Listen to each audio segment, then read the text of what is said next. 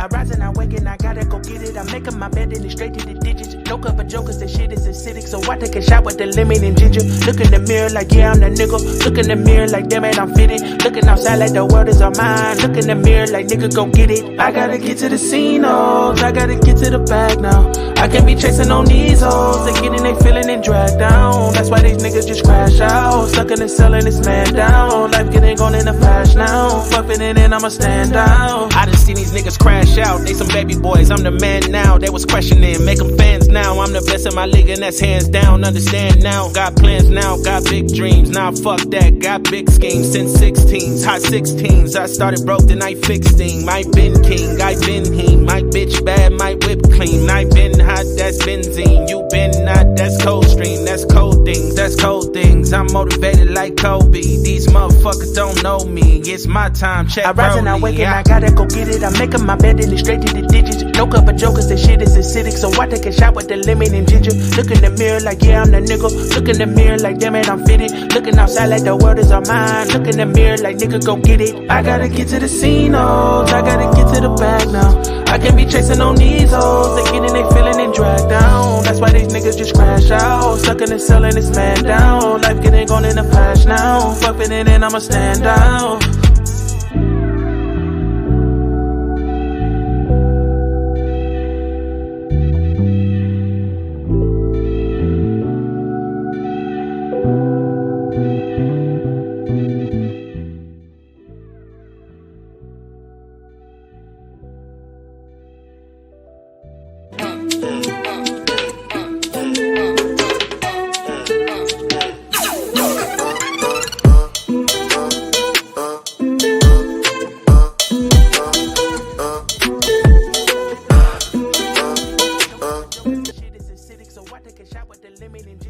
Good evening, everybody. I hope everyone had an amazing day today. So tonight we are looking at a white wine that is called a Riesling. Most Rieslings originate in the Mosel area of Germany, but tonight's selection comes from the beautiful state of Washington. So the Riesling we're looking at tonight is Chateau Saint Michel. I don't know if you can see the label, but anyway, this is a sweet Riesling, and Riesling is considered one of the best wine grapes simply because it can produce a wide variety of wines from bone dry to cavity sweet. So this Riesling, like I said, it comes from Washington State. It has notes of apple, caramel, and cinnamon. So think of your apple pie. Trying to get it in the camera. I'm sorry, you guys. So think of your apple pie. This wine is great with spicy foods, whether that's Mexican, Asian, or Indian, because it's a very mild white wine. If you're a new wine drinker and you want to try something different, this is an excellent choice, which is a Riesling. So we've looked at a variety of white wines. We've looked at Sauvignon Blanc. We've looked at several Chardonnays, but you can add this to your collection of white wines. It's called a Riesling by Chateau Saint Michel. Cheers, everybody. Enjoy the show.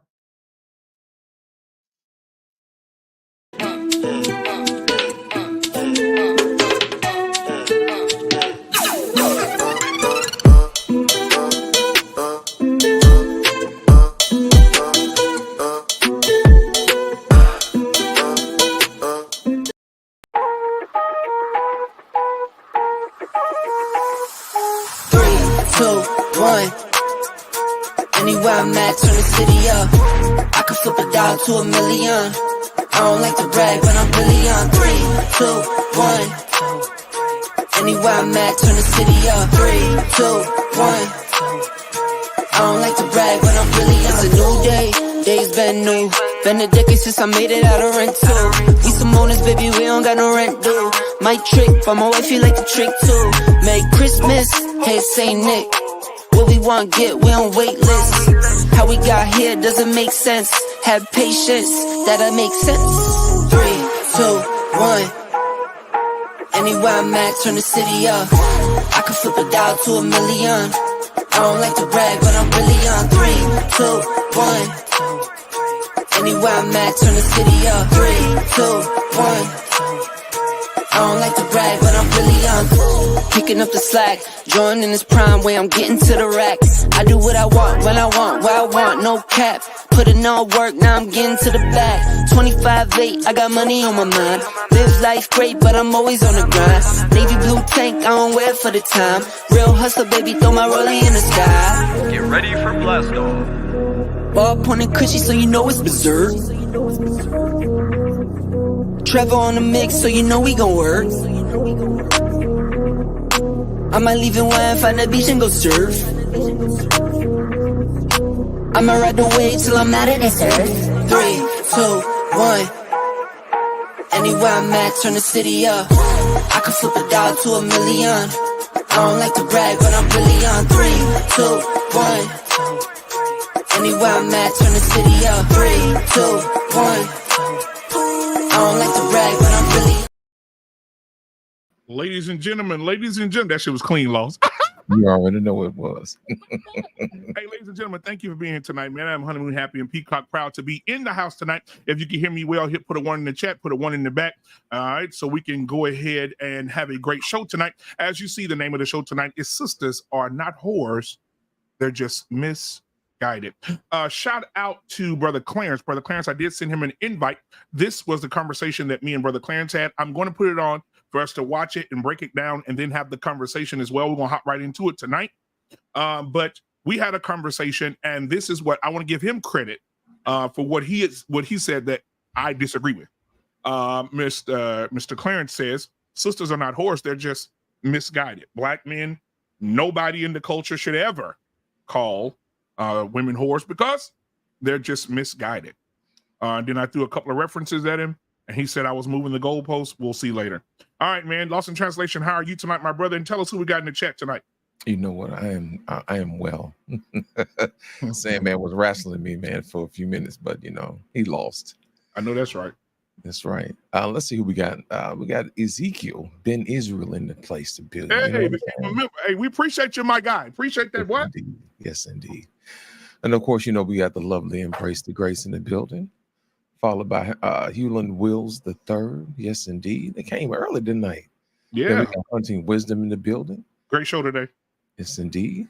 And let's see. Of course, we got you in the building. Hey, you know what I'm saying? Yeah, sir. And then we also have Truth and Purpose Nexus in the building. Oh, we're starting to see some folk come through here now, man. Man. Then, of course, we got Green Beans in the house. That's my boy right there. Green beans, tomatoes. That's right. And then, of course, we got to love the A-Team in the building. Yes, sir.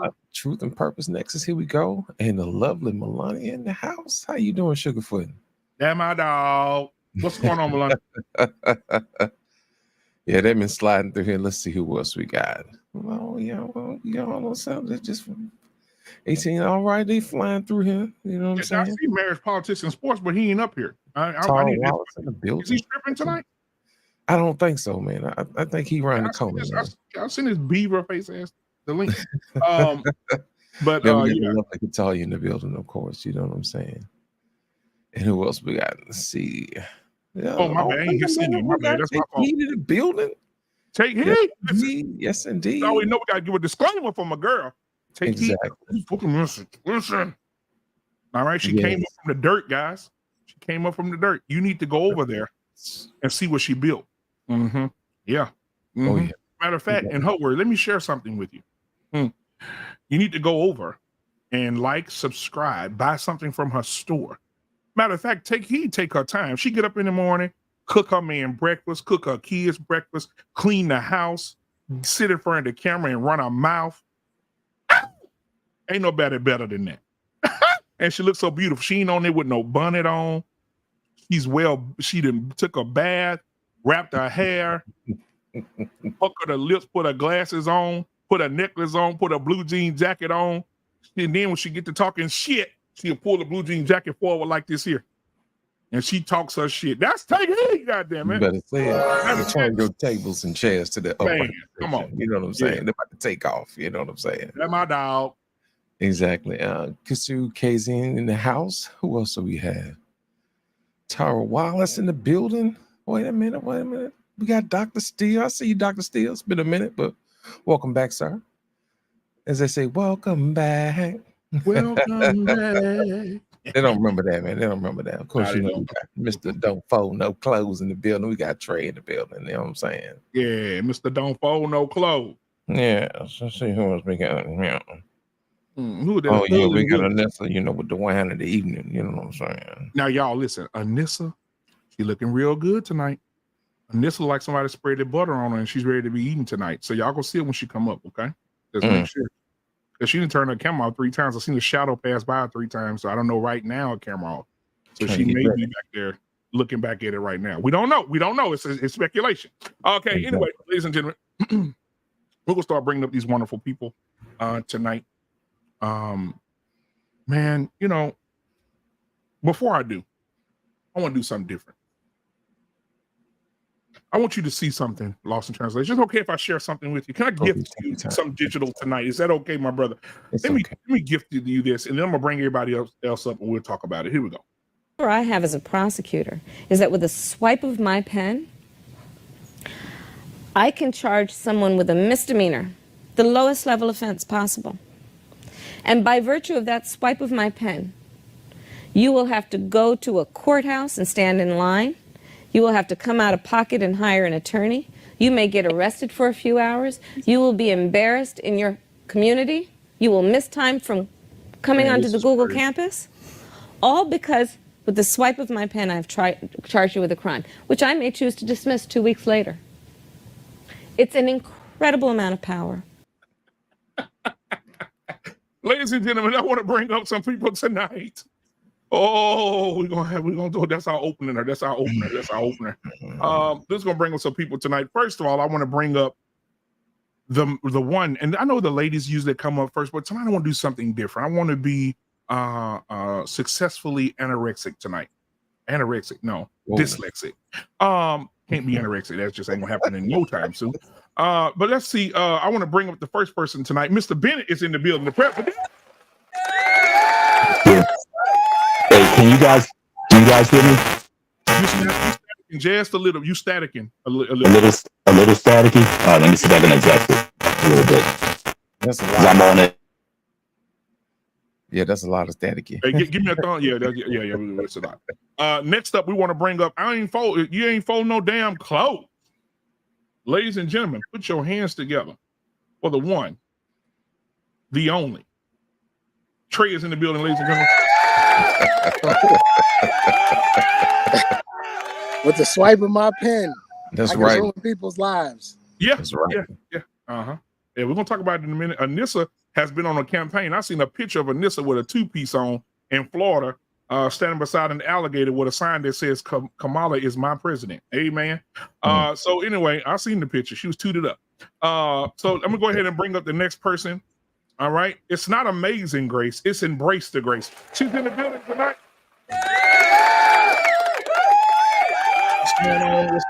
What's going on? All right.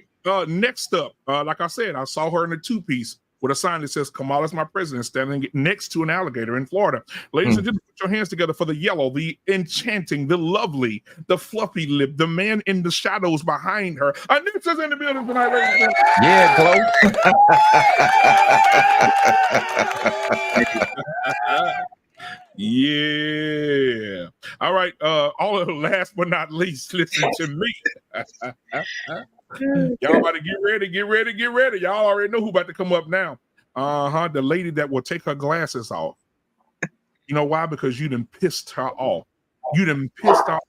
But she don't care. Take a picture, write it down. I don't give a fuck. You hear me? Do what it do. Take heed in the building. Here we go. So good to see you. The guys will be back up in a second. Ladies, oh, there he is, Trey, right there. Mr. Ben's on the way. Let's see here. Our Payne will be here momentarily. He did have to strip tonight. So he said he's taking his thong off, putting on his underwear, and he'll be up in a second. Okay, we're waiting on him to get here. So, ladies and gentlemen, I know y'all saw the video, right? I want to get your thoughts on the future president before we get into the meat of the show, Paul. I want to get your guys' thoughts. I want to start with take heed to the message first tonight. Yes. It's gonna be a little unorthodox tonight. Oh my. What are your thoughts about your president saying, with a swipe of her pen, she'll ruin your life? Can you play it one more time? I just want to make sure you heard You it. need me to do. Here you go. What I have as a prosecutor is that with a swipe of my pen, I can charge someone with a misdemeanor, the lowest level offense possible. And by virtue of that swipe of my pen, you will have to go to a courthouse and stand in line. You will have to come out of pocket and hire an attorney. You may get arrested for a few hours. You will be embarrassed in your community. You will miss time from coming onto the Google campus. All because with the swipe of my pen, I've charged you with a crime, which I may choose to dismiss 2 weeks later. It's an incredible amount of power. Wow. Can you imagine? Can you imagine? And she happy just saying that like that too. So proud of herself. Wow, that is crazy, ain't it? But this is who y'all want to be your king. This is who you want to be your king. Hold it. Pause. But I see you. This is nasty. I don't even know what to say. I'm heartbroken, But this is the one y'all talk about. Take heed, you're wrong. You're wrong, take heed. You keep coming after her, you wrong. This is what y'all say to me. But you can listen. One thing that I know about being a project kid, you can smell shit from a mile away. Damn. And it's aggravating to me that we could sit here and just let people play in our face, dance in our face, and we think it makes sense.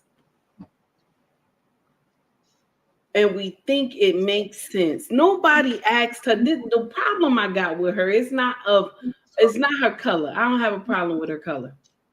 She started this colorism bullshit. It wasn't us. For all the time she was a senator, she was repping her Indian culture. She was repping it. Then when she became VP, she said, I am the first Black vice president. That's what she did. She started that. But everybody like, nah, take heed, you wrong. The thing is that Black folk had never had a problem with the color of the president. Black folks never had. They've been voting white men into power since our ancestors got the right to vote. My problem is that you chucking and jiving. Just be who you are. Just be who you are. That's all we need. You know what I'm saying? For us to make the right determination. But she got the divine 9 behind her. And they all telling us, if we don't vote for her, we not on code. We don't know no better. All this nonsense they saying. And it don't make no sense. And Ricky Smiley, even his ass got the nerve to get up and come, I'm gonna block all you mother so-and-sos if y'all say something about Kamala. First of all, we your bread and butter, sir. If nobody don't go to your shows, where you getting money from? You want to block everybody? Block the world then. Because it seems like y'all just want us to vote for her and she ain't done shit. The divine 9 get on my damn nerve. I'm sorry. I know it ain't all of them, but damn it, y'all get on my damn nerve. I'm ready to block all y'all motherfuckers too. And you know what, Techie? Ricky Smiley, if you listen to the entire interview, he started crying. Oh, but Ricky going through something too. He lost his son and everything. He said, I remember women cleaning the house. Y'all don't want to vote for color. All this. I feel bad for that part, but about his son. But he shouldn't be coming out in social media like that now. I'm done. I'm finished. All right, ladies and gentlemen, Anissa.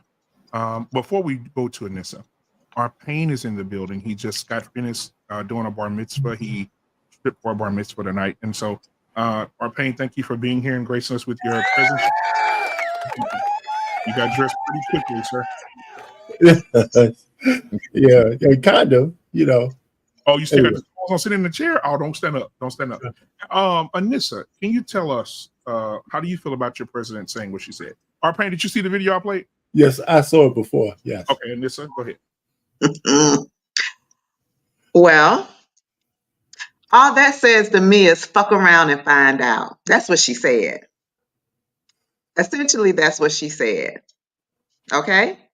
Now, one thing I have learned is you got to be careful about listening to these sound bites that y'all like to put out, okay? Because most of the time you're giving the bite to support your narrative, and it's a bite that's taken out of context. So, we didn't see that whole video. I know how y'all like to do up here. But my thing is fuck around and find out. She's letting you know what she's capable of and what she has the power to do. Just like if you go in front of a judge, the judge can sentence you to the minimum or he can sentence you to the maximum. It is his discretion. The best thing you can do is keep your ass out the system and you won't have to go through that. But she was just letting you know that as my job as a prosecutor, I have the ability to make things as hard for you or as difficult for you, however you want to play that. Fuck around and find out. That's how I took that. Stay your ass out the system, stay your ass from downtown and all of that, and you won't run into those problems. I think that's what she was saying. I am capable of doing this. That's how I took it. I don't want nobody to address in this. Everybody give your point of view, and then we're all collectively going to take her to the king. That is what Kamala said. With the stroke of my pen, I can make this easy for you, or I can make this hard for you. Which way you want to do it? Because you know good and well, you got some people go down there, and they don't, they're not smart enough to humble themselves, and whatever the case may be. And that prosecutor might say, look, you come into my courtroom with this foolishness, this is what's going to happen to you. Just like that judge can say, you come in here with this foolishness, I'm going to sentence you to the maximum. You don't say that to the judge, do you? Because that's his discretion. He's going to act with what is his scope of power. That is what that judge is going to do. That's all Kamala was saying. This is what I'm capable of doing. But since y'all never played the whole videos or anything, that's all I can say on what I saw. And you know what? And nobody's going to play a 35-minute video of her laughing, rolling her eyes back on her head, looking like a retarded salesman. But embrace the grace. That's what you played. That's what I thought. I thank you for that. We're gonna get you in a second. Embrace the grace. What are your thoughts? No, matter of fact, before we go into the top of the bunk bed, let's stay at the bottom because we didn't get Arpain. Arpain, what are your thoughts, sir? Well, I saw that. I don't know. I mean, I don't have. Listen, this is not 100% wrong, but if you get some kind of power like that, why do you have to even go there? I mean, there's a lot of prosecutors. They don't just come out and say that. Every prosecutor has that kind of discretion. So what's the purpose in you even saying some shit like that? Even whatever the context might be. We know that you have a certain amount of power. What are you trying to just warn people that, if I'm on my period today or going through menopause, don't catch me on those days or some shit during menopause because I'm gonna F you over. Listen, that really doesn't have, just giving you a little insight on what kind of president she will be. All the stuff that she does, all the stuff that she says kind of gives you the insight on what kind of leader that she would be later on. You can't just discount that. So, let's take that for what it is. I think the bloom is going to come off the rose and this sweetheart deal that the media is giving her right after the convention and all that kind of stuff. And then we get down to brass tacks. What are you really about? And we'll see what happens. But yeah, like she has a chance to become president. We just got to face that. I'm done. All right. Embrace the grace. What are your thoughts? Well, my thoughts is that she's a straight up bitch, and she knows it, and that she has the power to abuse her power, and she's letting you know. Yes, I can see Anissa's point of view. Fuck around and find out. I'm a bitch, and I can do what I want, when I want, how I want, and I don't care because I have the power. And again, our pain, you said it so gracefully. If you know you got power, why do you have to brag about it? Be humble. Everybody knows the power that district attorneys have and judges, but you don't have to brag about it. Do good with it. You know, but instead, this is what she wants to do. This is her aura, her persona. So welcome to 2025 president. That's your president. Oh, PhD. She can fuck your life up as a signature. Brother Trey, so good to see you tonight, my guy. It seems like you got the fire in your belly, and I want you to extinguish it right now with your comments on this video. Go ahead, my brother. 2 times in my life, I was given ultimate authority. April 6, 2004, I enlisted in the military. I was given a badge and a gun. Actually, I was given 2 guns. August 27th, 2014, I was given a badge and a gun, which gave me the right and the powers and the authority to take your freedom from you, to put you in handcuffs, sit you in the back of my cruiser, and go sit you in a cell. And never, not once, did I ever tell somebody, this is how I do it. She is out of pocket. She's wrong. There is no need to tell anybody when you have legitimate power. See, I had legitimate authority, legitimate power. All you had to do was look at my uniform and look at my badge. You knew what I was capable of doing because nobody's not clueless to authority in this country. We know how this country runs. There's no need to tell anybody, this is what I can do to you. Now, I'm going to give her a slight bit of grace because I'm going to assume that this was some sort of scared straight type shit she was trying to do. I'm going to assume that she was sitting in front of a group of young professionals at the Google spot in California, trying to deter them from crime.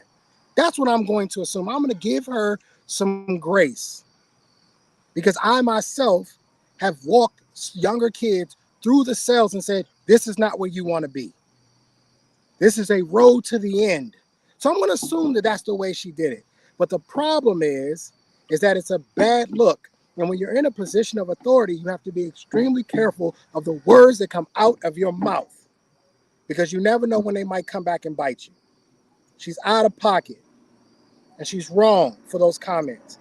Nobody's challenging your authority. We know what prosecutors can do. We know. I don't think anybody out here doesn't understand the power a prosecutor has, especially when you're the top dog. By the way, the attorney general of every state is the #1 cop. I don't know if y'all know that or not, but they are the #1 law enforcer. We know what kind of power you have. I have an attorney general of Maryland in my family by marriage. I know what he's capable of. He was a former congressman and he was a former lieutenant governor of Maryland. I know what the man's capable of. We don't need to go around telling people this. This is scary because she could be sitting across the table from a world leader. She could be sitting across the table from somebody in North Korea, Russia, China, Japan, Germany, any of these other countries. They got keys just like we got and can press buttons just like we can. It's scary to think that she has to usurp this power all the time. You don't have to do it. Positional power is enough. But I think she has a lot of penis envy, and we're going to find out even more come September 10th. Oh, Mr. Bennett, the president of the... Can you guys hear me? Absolutely, yeah. I don't know what you did. Why you did it? No, I just went to a hard mic. I'm gonna lean on the side of Anissa with this one. I haven't seen the full context of that video, so I don't know if she simply just who she's speaking to, if she's just explaining the fact that because I do have this power, I have to be very careful how I wield it because I can hurt people with it. I don't know the context of that, so I'm not going to speak any further to that. But no lies told. Kind of reminds that scene from The Godfather where Michael's talking to Kay about the mob is no different than any other politician or whatever. And then Kay says, oh, well, politicians don't have men killed. And then Michael says, well, now who's the fool? So, right. So no lies told. So, but until I see the full context of that, I'm not going to speak too much more to what her intent was. I have no idea. Okay. All right. So, last but not least, my brother lost in translation. What are your thoughts after seeing this? You know, it's my job because it's in my title to translate what I heard. You know what I'm saying? Unfortunately, I don't need context because I am context. You see what I'm saying? My whole thing is this. I know abuse of power when I hear it, you know. Even Jesus himself didn't abuse his power. You know what I'm saying? He helped people whenever he could. And I assure you, you can take whatever he said and cut it up and slice it how you want to. It never came off as fuck around and find out. You see what I'm saying? It never came off like, even when he was speaking to demons, you know what I mean? And the demons were speaking to him, there was still a level of respect. You see what I'm saying? Even they knew who he was. Jesus didn't have to announce who he was. In this particular situation, man, I know what it's like when people give you power unearned. You know what I'm saying? And they want to call you the DEI hire. That's what happens when true leadership is manufactured and given to you and you really didn't earn it. You know, for some strange reason, we have a problem with handling power from time to time, especially if you've never had the responsibility or if you've ever had to earn it, you know? And the thing about it is people who earn their power, they don't abuse it, man. They don't, because they understand what's behind it. You know what I mean? There's an immense pressure behind power and responsibility. Most men know this. You know what I'm saying? I don't understand why women don't understand this. You know, they love to say, well, I've done this and I've done that, blah, blah, blah, blah, blah. But my whole thing is, did you earn it? Because if you earned it, you know not to abuse it. You see what I'm saying? It's a privilege. Let me tell you, one time, man, I went to court, and this judge, of course, you know, he did his little thing or whatever. You know, he said, we're going to push it back. So after court was over with, I said, let me go across the street, man. I'm going to go get me a margarita, hang out or whatever. So next thing you know, he comes walking through the door. He sees me. And I looked him right in his eye. I said, yeah, this ain't the courtroom, buddy. Let me introduce you to real power. You know, when you don't have the full faith of the United States government behind your back and you looking at power in front of your face, that's real power. You know what I'm saying? When 6'4", a mountain of a man standing in your face and you ain't got no police there to protect your tail, that's real power, you know? But I decided I'm gonna let this slide, you know, because we're gonna do it the way I've been trained to do it, you know. Be careful what you ask for. That's real power. And my whole thing is this: when she want to mess around and find out, we're gonna find out. We're gonna find out what you're gonna be about. But like I said earlier, I know Sean Nolan when I see it. It's real cool to talk and say these things behind a microphone, and it's real cool to say these things behind the full faith of the United States government.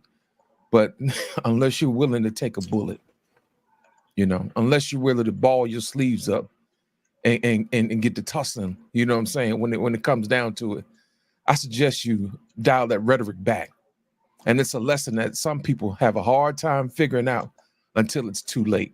You know, you don't want to push the wrong person and find out just because somebody gave you a little power, because it can be taken away. That's the reason why we got the Second Amendment. It ain't so we can just have guns just to have them. It's so that when the government decides they want to enact tyranny on its people, there's an answer for it. And I'm gonna leave it at that. Does anybody on the panel want to respond to what anybody else said on the panel? I know a few. Mr. Bennett agreed with Anissa.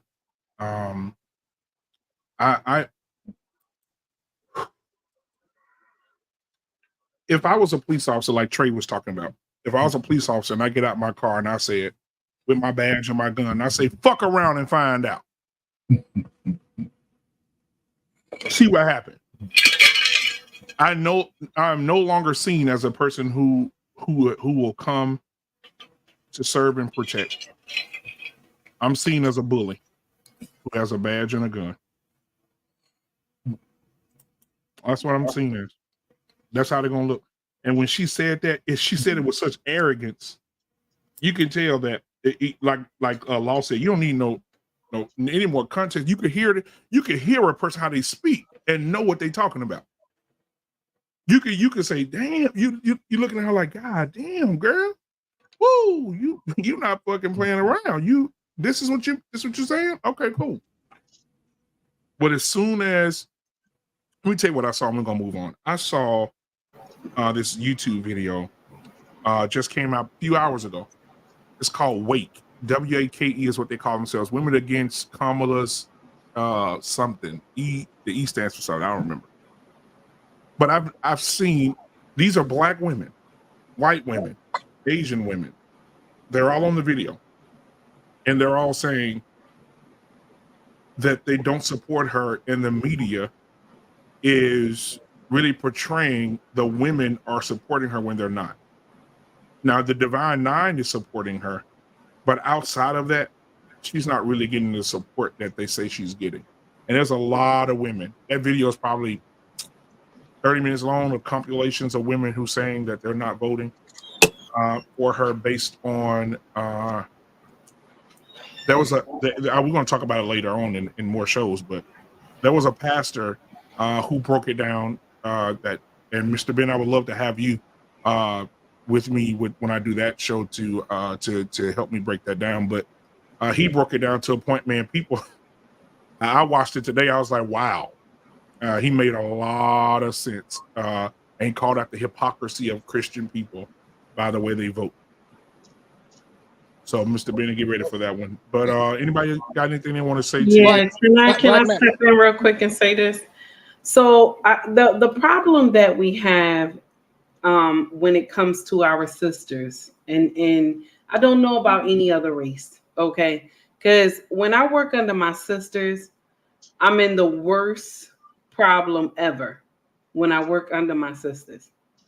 I can work under any other woman from a different culture, but when I'm under my sisters, they get like this whole type of demon that come all over them that I got to tell you, I'm the head bitch in charge and you got to listen to me. Even the educated ones is like that too. Okay? Even the educated ones will drop that just like that too. Okay? And it's sad though, but none of us see this. We like, oh no, she's our sister. We have to support her and all these things like this. Now, mind you, what Anissa was saying about it being a soundbite, yes, it had to be a soundbite because this is what YouTube does. It has to be a soundbite. But the fact still remains, why did she come off like that? We don't know. Like Bennett said, we don't have the true context. That's what I just said. I just said it. I'm agreeing with you, Anissa. I just said it. But the thing is that what other race of woman that you know would say they have that much power? No other race will come out and say that they have that much power. I'm just saying they don't. They don't. I'll share this with you. I know the woman that is the head of the nursing department for the whole RWJ. Right? She a black, very nice. Very nice black woman. She's nice. But there's one that is run the whole shebang. There's a white woman. She runs the whole shebang. And you don't know who she is, but she treats you like a human being. But if you cross that one that is just the head of the nursing department, she'll chew you out and treat you like you ain't shit. But that white woman, she got more power than the black woman. But she treats you like somebody. That's terrible. That's bad. That's one thing that our sisters have a problem with. Once they retain power, they become a nightmare. And this is the thing that I try to stress to everybody who say they want to vote for her. Get ready for the backlash. Get ready for it. Because everyone, let me share something with you. One thing that white companies learned a long time ago in the 80s, in the 70s too. If you want to prevent people from getting in a building, put a black woman in the front. Anybody that don't supposed to be there, she gonna make sure they don't get inside there. She gonna make sure they don't get inside there. Soon as she see a colored person, she gonna get nasty with them and everything. But if Mr. David walk by, hello, Mr. David, how are you? How you doing? How is your wife, Maria, and everybody? Oh, everybody's good. Black man walking here. Oh, what you here for? She can't even greet nobody. Our sisters is something kind of terrible. I'm sorry. And I'm not going to co-sign it and act like our sisters is sugar and spice and everything nice, and they are not. I do not want to be under I do not, and I know this is nasty. I don't care if anybody mad about it, but I don't want to be under a woman president. I'm sorry. I know the shit that we can do. I know that we don't hold mercy like men hold mercy. Ain't no way. And I'm done. Can I, before Ricky goes, can I get this out? The issue with her F around and find out, as you see it, Anissa, is that it's inappropriate for a woman in her position. That's me talking. Okay, that's just No, me. let him finish. That has nothing to do with Kamala. That's what I said. Let him finish. Go ahead. Correct. It's you talking, and I'm replying to you. I'm sorry, I didn't hear you. I'm replying to you. Okay. The issue with the F around and find out when people hold the authority to take your life and or your liberty is that that's not something that you can use. That's not how you're supposed to behave when you are in these positions where you can literally control someone's life. For those of us who have been in those positions, when handcuffs go on a person, you know I'm responsible for that person now. I had a woman one time called us for a man. We get there, we find probable cause, we make an arrest, we put him in handcuffs. She started beating him up in handcuffs. I almost dropped her on her head because I'm going to get in trouble now because he's my responsibility. He's handcuffed. He can't protect himself. He can't defend himself. So he's now my responsibility. These people have these responsibilities, and then they want to make sound bites. The fact of the matter is that whether it's a sound bite or not, whether we truly understand the context or not, and I gave her some grace, it's still inappropriate. No matter how you come across, it's still inappropriate. It's a comment that didn't need to be said. My question to you is how many times over the next 4 years, should she be elected, is she going to say some shit that should not be said? I got a bone to pick with Trump right now, talking about his rallies had more people than MLK. Nigga, you tripping. Shut up. Okay. I was just going to say, up. make sure you extend the measuring stick on both sides. Regardless if I extended the measuring stick on 50 different sides, it's irrelevant. I'm talking about Kamala. See, this is one of the problems that y'all. This is one of the problems that y'all have. The moment somebody points a finger at you, you say, "Well, what about? Well, what about? Well, what about? Well, what about?" Nah, we talking about Kamala. The video's about her. That is, and it's your opinion. You're entitled to it. And the fact of the matter is that women like you, this is your response. Your typical response is not me. What about them? That's what you just did. My thing is, this is your opinion. That's how you took it. It's your opinion. I didn't interrupt you, Anissa. I didn't fucking interrupt you one bit. One bit. I didn't say a word when you were sitting there saying that fuck around and find out nonsense. I didn't say a fucking word. Shut up. Just be quiet. I don't have to shut up, motherfucker. No, you need to be quiet. Be quiet. The fact of the matter is that we got women that are in positions of authority and you don't know how to handle it. You don't know what to do with it. Lost just said it. When you earn it, you understand that you have to treat people with respect. I could have dropped niggas on their head left and right if I wanted to. But instead, I approached them with respect. When I went in a man's house to go deal with an issue in his house, I said, hey, man, I know this is your house. Let's talk like men. Can we have a conversation? Because I got called here, so I have to do my job. But I'm not going to disrespect you in your own home. Even though I have authority. Authority is irrelevant. And I got more out of these men just by talking to them like men and treating them with respect. But I find it funny that women in positions of authority seem to forget this.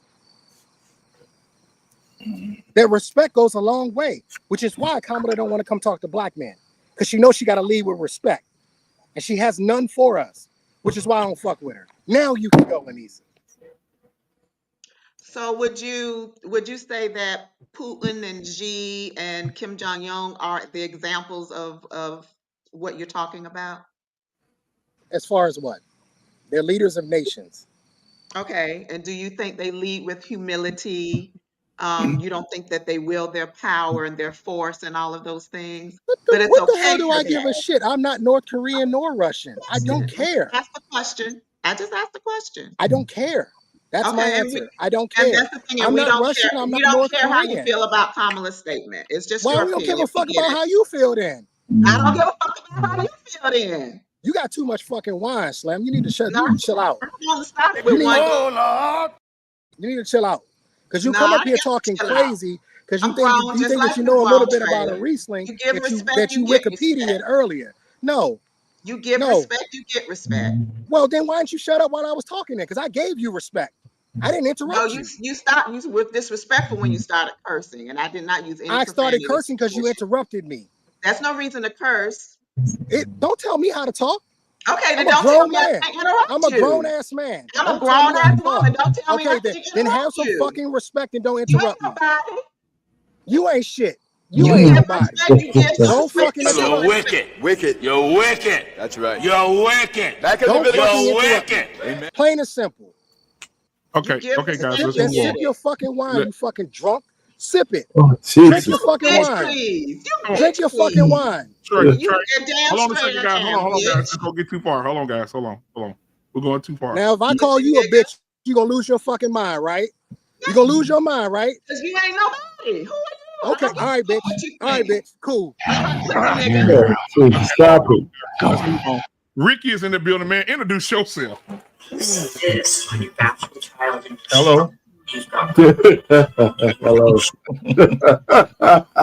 My God. What's good, everybody? Before you go, thank everybody for being here tonight. Hit the like button, hit the subscribe button. I know you just walked into church and saw the deacon and mother conversing over who's going to serve the supper. So we ask that you guys come and hit the like button, subscribe button. Let's see here. I'm looking in the chat. Okay, they're going there in the chat too. Okay, lovely. Yeah, all right, hit the like button, hit the subscribe button. All right. Ricky's in the building. Ricky, did you see the video? Of course I've seen it. Yes. Oh, okay. How did you feel about the woman in blue, the queen of the divine nine? If I could be totally transparent, as I am always with you guys, Western women don't know how to deal with power. It's just that fucking simple. Y'all can keep lying to yourselves about people. Y'all know it ain't true shit. Let your mama be in charge of some shit. Can't get the kids no rest. Everybody running everywhere, left, right, A, B, C, D. It's what it is. Y'all don't handle power well because y'all don't respect it. It's just what it is. Y'all think it should be given and not earned. That's why y'all don't respect y'all men, but that's a whole different conversation. Right? But let's put it on what y'all call it, because y'all boulets and y'all college people so smart, right? What she said was foul, and y'all know it was foul. It was fucked up. It's bullshit. Because if anybody else, if Trump said that, some shit like that, with a stroke of my pen, I could just put your ass in jail as a president. With a stroke of my pen, I can get rid of this and that. Y'all have your asshole in a bunch, right? But did her policies not reflect her very thought when she was over there in California? Didn't she lock up or attempt to lock up parents for truancy for kids? Is it not stories of the very man that she let rot in jail that she knew was innocent on YouTube everywhere right now? So it's not a matter of if she will, it's a matter of when she will. But the history of a person don't mean nothing. To y'all, hoes can be Muslim and shit, and they knew their virgins and all this other shit, right? It don't matter that a person was born a boy, right? As soon as they choose they want to be a girl, they good to go, right? All y'all do is tell on yourselves. That's all y'all do. Y'all try to take the moral high ground when y'all the fucking demons. But I digress. All right, now listen, guys. If the people in the chat, if they're not talking about people's wives or children, allow them to speak their mind. It's okay. All right. I like the discord that's going on in the chat. Just allow it. Just long as it don't go crazy. Because if you don't like somebody, don't delete their messages just because you don't like them. Just allow them to speak their mind. Okay. Thank you. I appreciate that. Thank you, Uncle Rick, for that, man. I appreciate you, brother. Now, as we move on, does anybody else have anything they want to say? Take heed. Did you want to say anything? Okay. Embrace the grace. Sorry, the chat was chatting, and I'm not gonna let nobody call me names, so I'll snipe her ass in a minute. This ain't Sharon's channel, okay? This ain't that bullshit. Embrace. Simmer down. That's why we don't look at the chat, baby. I hear you, but we on the panel. That's why we don't look at the chat. The chat is the chat. They're gonna do what they do. They're gonna do what they do. We got your lovely face in the place in the square. With your with your slick. Don't do that. Don't do that. Okay. So, the moderators got the chat. You don't worry about that. You just talk. You up here to talk. What's up? Got anything else you want to add to the conversation? No, it's just a bunch of bullshit. And like I said before, and like Trey said, read my super chat, because I sent you a super chat. What's understood doesn't need to be explained. You don't have to boast that you have power. Everybody knows you have power. Just be humble. Be humble and shut the fuck up. I digress. My mic is muted. Absolutely. So you see the title of the show tonight. Sisters are not whores. They're just misguided. Now, the reason that this conversation came up is because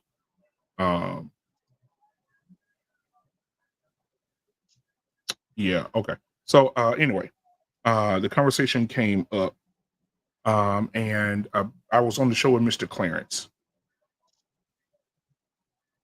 And Brother Clarence said that sisters are not whores, they're just misguided. And I had the conversation with him, and I have the clip pulled up here because I want you guys to take this journey with me on when he said they're misguided. We should never call them that for that reason. And I'll have it up in a minute. But before we do, I want to take a slight break here. I want to check everybody's temperature. I know the temperature got a little high, and I didn't ask anybody how they were doing tonight, and that's my apology. I always ask you guys how you guys are doing. And so we'll start with Take Heed. Take Heed, how are you and how's the family tonight? Everybody's good. Everybody's good. My king had some extra wine tonight. So I was fighting, trying to get out the room to get down here. So that's it, you know. It is what it is. It is what it is. So just, you know, I'm just here with you wonderful people tonight. That's all. All right. Thank you so much. Go ahead, boss. Arpain, you next, sir. How are you this evening? Yeah, everything's good, man. I loving life, man. Just hanging in there. Girls are fine. Everything's cool. Wife's cool. So we're just moving through time, you know. Gotcha. Moving through time. Uncle Rick, how are you, sir? I'm good, man. I'm good. School about to start up, so it's a busy time for me, but it's whatever. I just want to let y'all know you can no longer be burdened by what has been unburdened, right? You can only be burdened by what is burdening you today. What is the past is no longer whatever, man. Hey, everything's good, man. Everything's good. I got no complaints. Any day above ground's a good day, bro. Right Any on. day above is a good day. Good to have you, man. As always, Rick. Anissa, are you unburdened? What used to be burdened?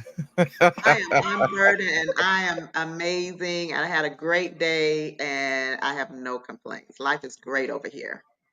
Absolutely. Embrace the grace.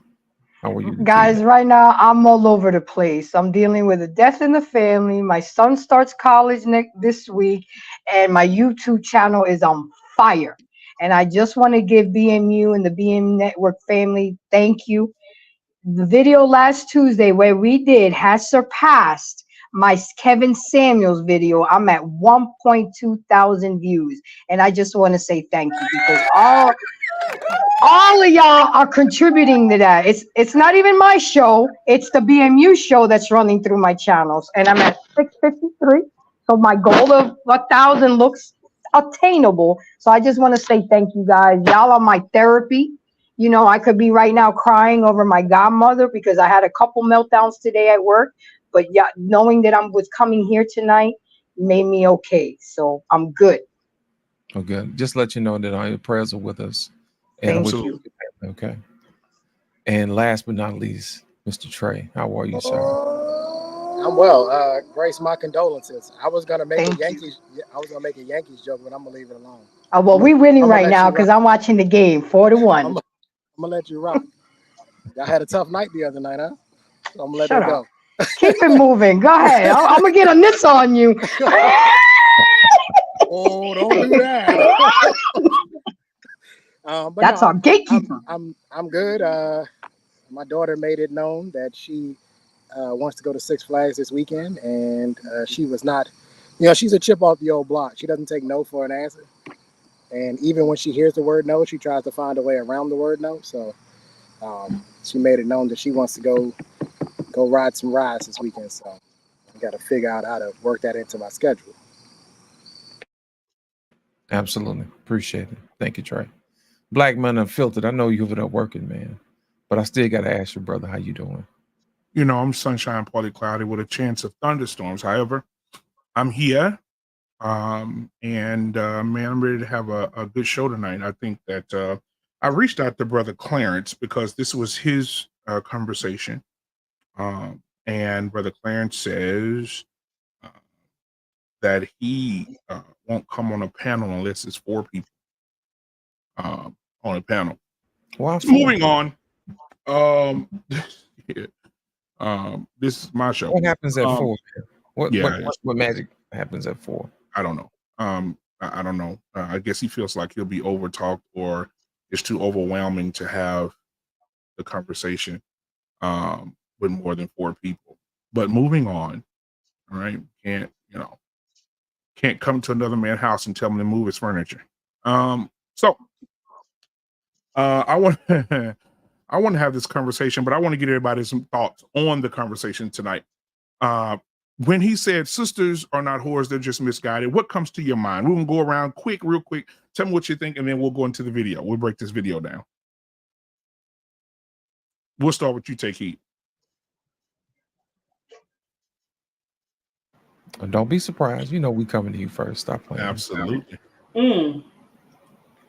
I don't really know what to say. I don't really know what to say because is she misguided? You know, maybe she's misunderstood. You know what I'm saying? It could be. It could be that she is, you know, misguided or misunderstood, you know, that she giving that pussy to everybody. I don't know. You know? She happy giving that pussy away. Okay, so I don't know. You know? Now let me stop lying. Listen, I was trying to get it. I thought it was working a little bit. The problem is that when we get out here and we don't know our worth, when you don't know your worth, you will get into some foolery when you don't know your worth. Especially if you're not raised in the house properly as well. Now, check this out. Some women can come from a good home and still be a hoe. Yeah, she just nasty. She a nasty hoe. You got the nasty hoe, you got the chicken hoe, you got the bottom hoe, and the top hoe. Okay? So women can come and be different type of hoes. I don't believe being misunderstood because sometimes women will get in here and be married and say, I'm lonely, and your daddy coming over to do the jobs that you want to do. Y'all remember that video? The daddy was coming over just taking out the garbage. And she thought it was okay to slang that pussy to daddy, that nasty wolf pussy to daddy. while her husband was at work on the road. So is she misguided? She a grown woman. Is she misguided? That she can sling that nasty wolf pussy and give it to her father-in-law when that pussy's supposed to have been for her husband? So does that make her misguided too? I think we giving too many excuses now. That's too much excuses right there. I'm misguided, but I'm fucking your daddy. I'm misguided, but I'm fucking your brother. I'm misguided, but I'm fucking your best friend and your cousin and your god brother, but I'm misguided. I'm fucking your boss and your best friend, but I'm misguided. I'm done. I'm finished. Oh my God, Anissa, your thoughts? Well, take heed. I didn't know it was that many kinds of hoes. You got a top hoe, a bottom hoe. What else? I didn't know all those hoes existed for one. Not a variety of hoes. I know. Well, interesting question. I think it's so many things that could lead a person, to that. Interesting. I had a conversation with a young lady the other day, and she was about 16, and she was of mixed race. Her dad was black, her mom was white, and she said that her mother taught her something. And she said that her mother taught her that whoever controls the cookie controls the relationship. So there are some young women that are actually misguided by their parents, by their own mothers, who don't teach them right, who don't teach them to value yourself and value your body. And this is how a lady conducts herself, and prepare to be a wife. There are some young ladies that are actually being taught the wrong things. And unless they can turn themselves around, unless they can get around a good mentor or a good example, that could very well be the path that they are on. And we see it. We see it every day. We see it on both sides: black women, white women, Hispanic women. So women, there are a lot of women that are definitely misguided. A lot of things that are sometimes, unfortunately, personal choice. All of us are in sin, every single one of us, and some of us are weak, and some of us have not surrendered ourselves to a belief higher than ourselves. And when you haven't done that, you'll do just about anything with anybody. So there are so many reasons, for it. I hate generalizations, things that I hear like all black women are this, that. I can't stand that, because that's absolutely not true. I hate when I hear comments like that. But I think that a great number of women probably are misguided. And they're sad, but there are some women that might just choose a certain way of life, whether it's to their own detriment. That's my take on it. Anissa, that just mean the mama is a hoe now. Huh? That just mean the mama is a hoe. If she told her that whoever controls the cookie, that's just an old hoe move. That's all. The mama a hoe. Anissa, come on now, Exactly. you just answered it now. I just said it. So if your mother is raising you that way, that is your guidance. That's the woman that's guiding you. So that is a young girl that is going to be on the wrong path, unless she makes a turn, or something happens, or someone comes into her life to say, no, this is not how you should But behave and Anissa, how why you are carry we yourself. doing so much word salad now, right there? You just already It's not answered it. You salad. should have just said the mama is a hoe. That's it. I'm done. I'm finished. You think you just fell out of a coconut tree? Wow. Embrace the Grace. What are your thoughts on the title? My thoughts on the title is that they're being misguided to become whores, because being a whore is a learned behavior. You had to have seen it somewhere. And then when you see it and you mimic it, and then some of them end up liking it. So you learn things from the music that they hear, the way other people dress, the way they mama move, the way big mama moves. It's a learned behavior. A little girl is now all of a sudden just a whore. She's either raised to be that way, or she saw somebody acting that way and she learned that behavior. And unfortunately, there's a lot of that in the melanated community. You know, I got to use my verbiage carefully here. You know what I'm saying? But it's a learned behavior. We're not born being whores. We are taught to be whores. We're taught like that, like Anissa said, that young girl was said by her mother. You know, she's going to learn that behavior and she's going to apply it, and she's going to control the cookie, and she's going to control men that way. And because she's a white woman, well, she's mixed, she'll be able to really run it. And she's right. But it's sad that a lot of women get their behavior from their moms, and then it's okay. You learn from you're a product of your environment. Now, some refuse to go down that route, but most do, if that's what they grew up around. And anybody can, you know, let me know. Do you disagree or agree with me? Especially the men. I think that I said this a while back, not a while back, but I said this at a family gathering, and I think all the women wanted to jump me. I said the reason that all of you are having problems with your husbands and your children and your daughters don't like you and your sons don't like you is because until you go sit down in therapy with your mama, who is the root of all your problems, you will never, ever be in position to be what you were created to be a good mother, a good nurturing mother, so on and so forth. But you got to go get some therapy. You got to sit down with your mama. You can't go sit down with the therapist and talk about your issues when your mama is the issue, and you're going right back to your mama. All right, so let me go next, please. Of course. All right. Real quick. I think the title's a little misnomer because it puts an or in there. Either you're a hoe or you're misguided. The truth of the matter is this should be an and. You're a whore and you're misguided. And what's even worse is if you're a whore and you're not misguided, because you're doing it on purpose. So that's all I have to say. We just let that just kind of resonate. Because most women are whores and they're not misguided. They just want to be whores. Exactly. That's it. Exactly.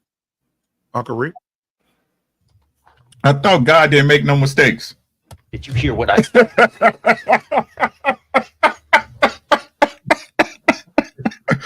Hey, something else. Uncle Rick, you ain't shit. I'm just gonna put I'm asking questions. That's all. I'm asking questions. You an adult, aren't you? What I say before, sis, what I say before, right? You're not an adult till you able to realize that your teachings ain't true 100%, right? And you make those choices yourself. Ain't that what I said? Mm-hmm. That's why it's crazy how we can throw environment out the window for the exception, right? Oh, Jay-Z, he grew up a drug dealer in a game, but he made it. He's a billionaire. People do what they want at the end of the day. Mm-hmm. Ain't no Misguided. She likes selling her pussy for money. Mm-hmm. Ain't no Misguided. What is y'all talking about?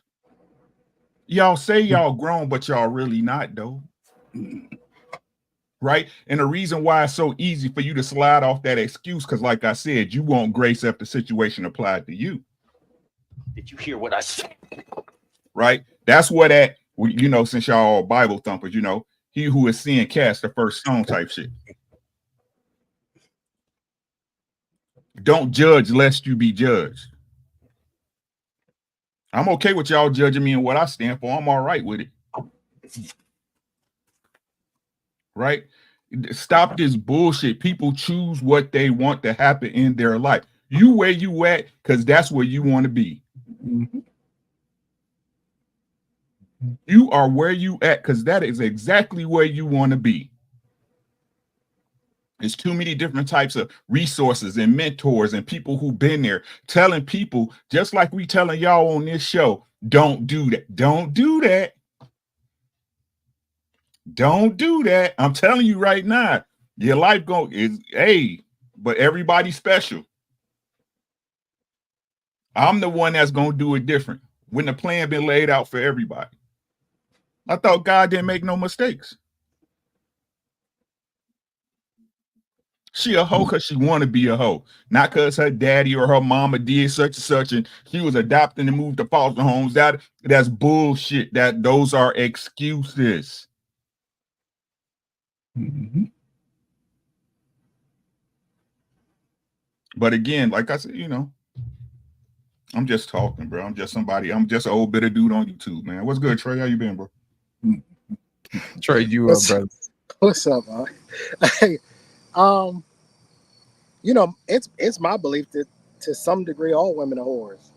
To some degree. That's The strong. exchange of money for sexual activity is a tale as old as time. There's nothing new about this. So to some degree, I'm a firm believer that all women are gold diggers. Some are just better at hiding the shovel.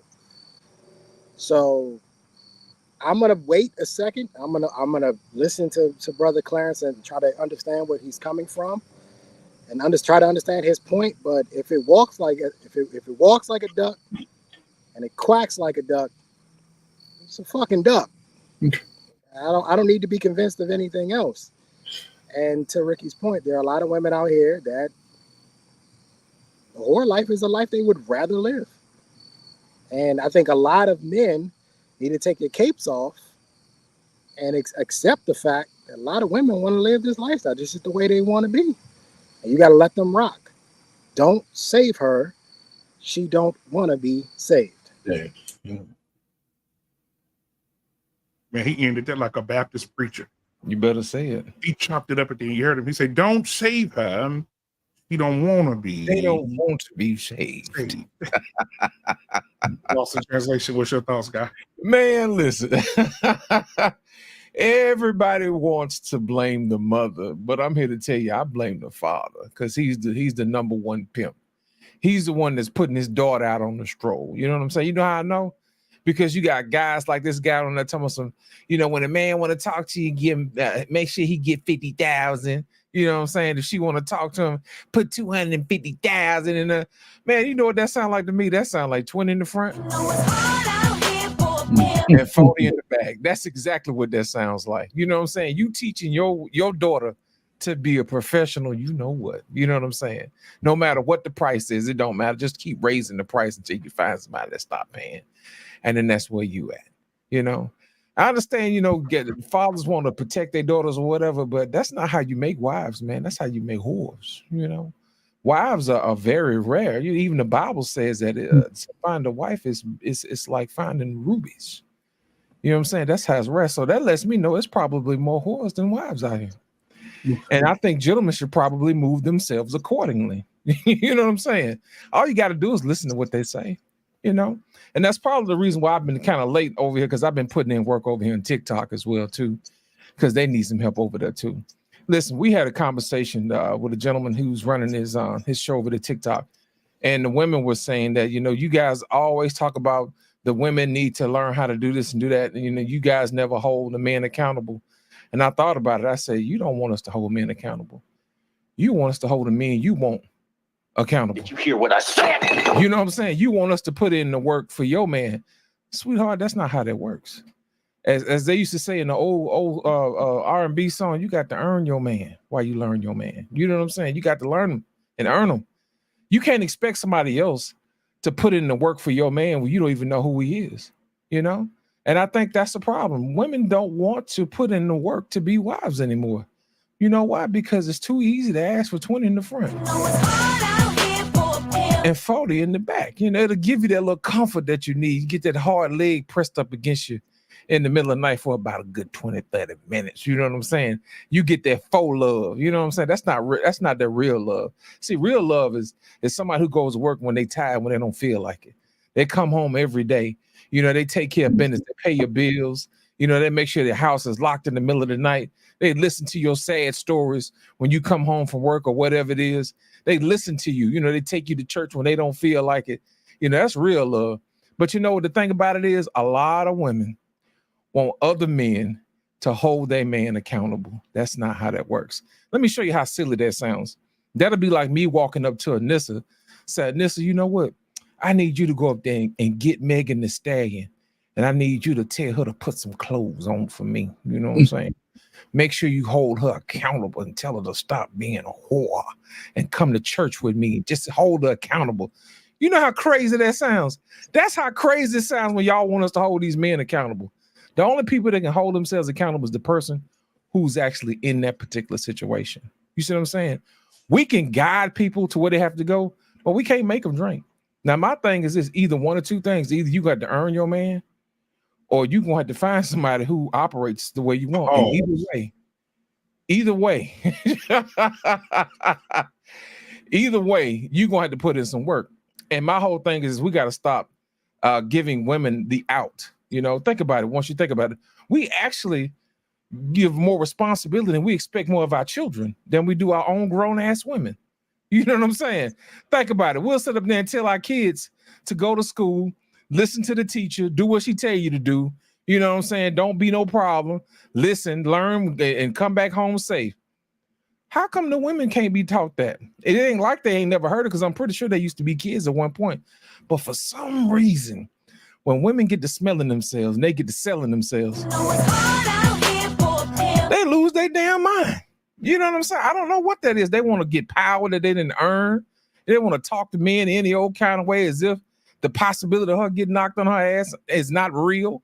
You know what I'm saying? My whole thing is that a lot of you women are being protected. You know, you're being protected for absolutely. I still can't understand it. Maybe it's because, you know, we made society a certain way that, you know, you can walk around and say these things. But I assure you, you keep moving the way you're moving, you're gonna find out. You know what I'm saying? Just like Kamala got up here and started talking that trash. Come November, she's going to find out. You know, that these people are not going to just hand you the presidency. You're going to have to earn it. You're going to have to come up with some type of policy. And guess what? Your record is on the table for discussion. You know, it really is. I don't understand why people want us to forget about your past. No. You know what? Is your record. You know what's amazing though?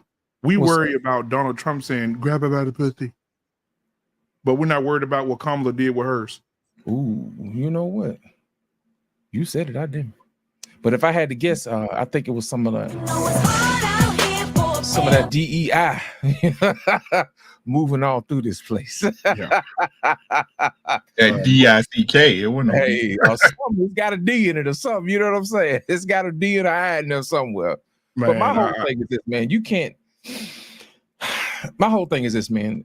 When you don't earn, you know, your position in life, you don't get to tell everybody else how to do it. That's just how it is. Men don't respect that. You know, you can get up here and talk all that trash about Trump is this and Trump is that, but your ultimate job you're going to be held accountable for is what you do against these other world leaders. And I hate to tell you, they're not going to see it the way you see it. And I hope you got a plan, because I don't want to glow in the dark. Go ahead, Black man. I'm just. I can. You know, I'm ready for the debate in September. Oh, yes. I know Trump is going to bring his absolute 100 game. He's going to talk about her daddy. He's going to talk about her being Indian or black. He's going to talk about her Willie Brown. He's going to talk about her record in California. That's a lot. You think so? You think so? Absolutely, I would. No, I don't think so. He could beat her right on her record. I think if he does that, man, he's going to lose the election. If he does what? If he does what you said. Well, look at all the shit he did in the first election. He won that motherfucker. No, he didn't. Let me tell you, man. I hear what you're saying, but if he uses that strategy, he's going to lose. Okay. Let me tell you, and all Trump got to do is be quiet, and he won. I mean, he could kill her. He could kill her on the record alone. And that is impossible for Trump to do, is to be quiet. All you have to do is be quiet. You know why? Because as long as your bread $9, all he got to do is be quiet. Be quiet. As long as your gas $5 a gallon, all he got to do is be quiet. That's all he got to do. What he needs to do is take a page out of her book and just stick to the script. That's right. Hey, if he just sticks to the script, he'll be fine. Because this is what I was gonna say when you were talking about Wake, Black man. While I want to believe that there are women that are against her, well, I'll just be quiet. I don't trust women. So the fact of the matter is that we'll know We'll know in November. I'm just being honest with you. I don't trust them. But we'll find out for sure in November. Because here's the thing. Let's go back 30 days, right? Let's go back to her announcement. How hyped were they? I mean, they were hyped. $100 million in 3 days. Trey, right? that was manufactured. I know. And there was one big company that pretty much footed the bill for it. I get all that. But I'm just saying, right? There was a lot of hype around it, right? That hype is starting to wear off, right? And it's starting to wear off because this is how women do. They bored. They got bored. It's not fun anymore. See, it was fun. Oh, we got a woman. And now it's getting boring. Reality's starting to set in that people are going to have to start asking questions about her policy. People want to know some real shit now. Okay, cool. We got you. You in. What you going to do about these taxes? And what you going to do about this gas and this bread and this milk? And schools is expensive and inflation. And the market is damn near it wiped out 1.7 trillion. What are you going to do? We haven't got an answer for any of that. Right. I'm not completely sure we'll get one on September 10th either. So now the polish of her is starting to wear off a little bit. I want to see what women do at the polls when they inside their booth when it's just them. I want to see what they're going to do then. That's when we'll be able to make a real determination. I honestly believe this thing ain't gonna be close. I'm being honest. I don't think it's gonna be close, right? I think what everybody is failing to realize is that the things that people are asking her to handle are things that she is part of the administration of right now. Yeah. Right. But like I said, it goes to show me how people think. Right. She is the current vice president. This is still their administration. And y'all let her sell a story about what she gonna be. No, you can't do it. You couldn't fix it now. What makes you think you're gonna be able to fix it then? Right? Her and Joe Biden is under the same ticket, correct? Correct. Yep. Right. So that meant that they ran on each other's policies, correct? Exactly. So what is y'all talking about? Yeah. But again, if you all about identity politics and shit, you want to see a woman president and she black or Indian, whatever the hell, y'all keep doing that. Like I said. Well, y'all were talking. Go ahead. I'm sorry. It's just a microcosm of the way our people deal with their life, right? We are our own worst enemies. Our people always want to vote and pick against their best interest because it's not cool, because it doesn't look right, because it doesn't feel good. Facts. I heard some woman sitting up there talking about this black woman. She said, I had more hope. What the fuck hope do to anybody? Hope ain't shit. Hope requires no work. I hope this happened while you sitting on your ass. Hope ain't got nothing to do with getting things done. Nothing. Yeah. I honestly think this election is going to bring out more voters that hadn't voted in a long time. That old cripple, they're going to be bringing motherfuckers that's in hospice to vote, to keep her ass out of the White House. That's a fact. But y'all talked about something just a few minutes ago, and then we'll get into the big video about her being a copycat, about her sticking to the script. Listen to this. Over and over again. Listen to this. It really is good to be back in Wisconsin. It is so good to be back in Michigan. Listen, let me tell you, I am clear. The path to the White House runs right through this state. And listen, I am clear. The path to the White House runs right through this state. I took on perpetrators of all kinds. I took on perpetrators of all kinds. And had a summer job at McDonald's. So hear me when I say. So hear me, Detroit, when I say, I know Donald Trump's tight. I know Donald Trump's tight. And are we ready to fight for it? And are we ready to fight for it? And when we fight, we win. Oh, damn.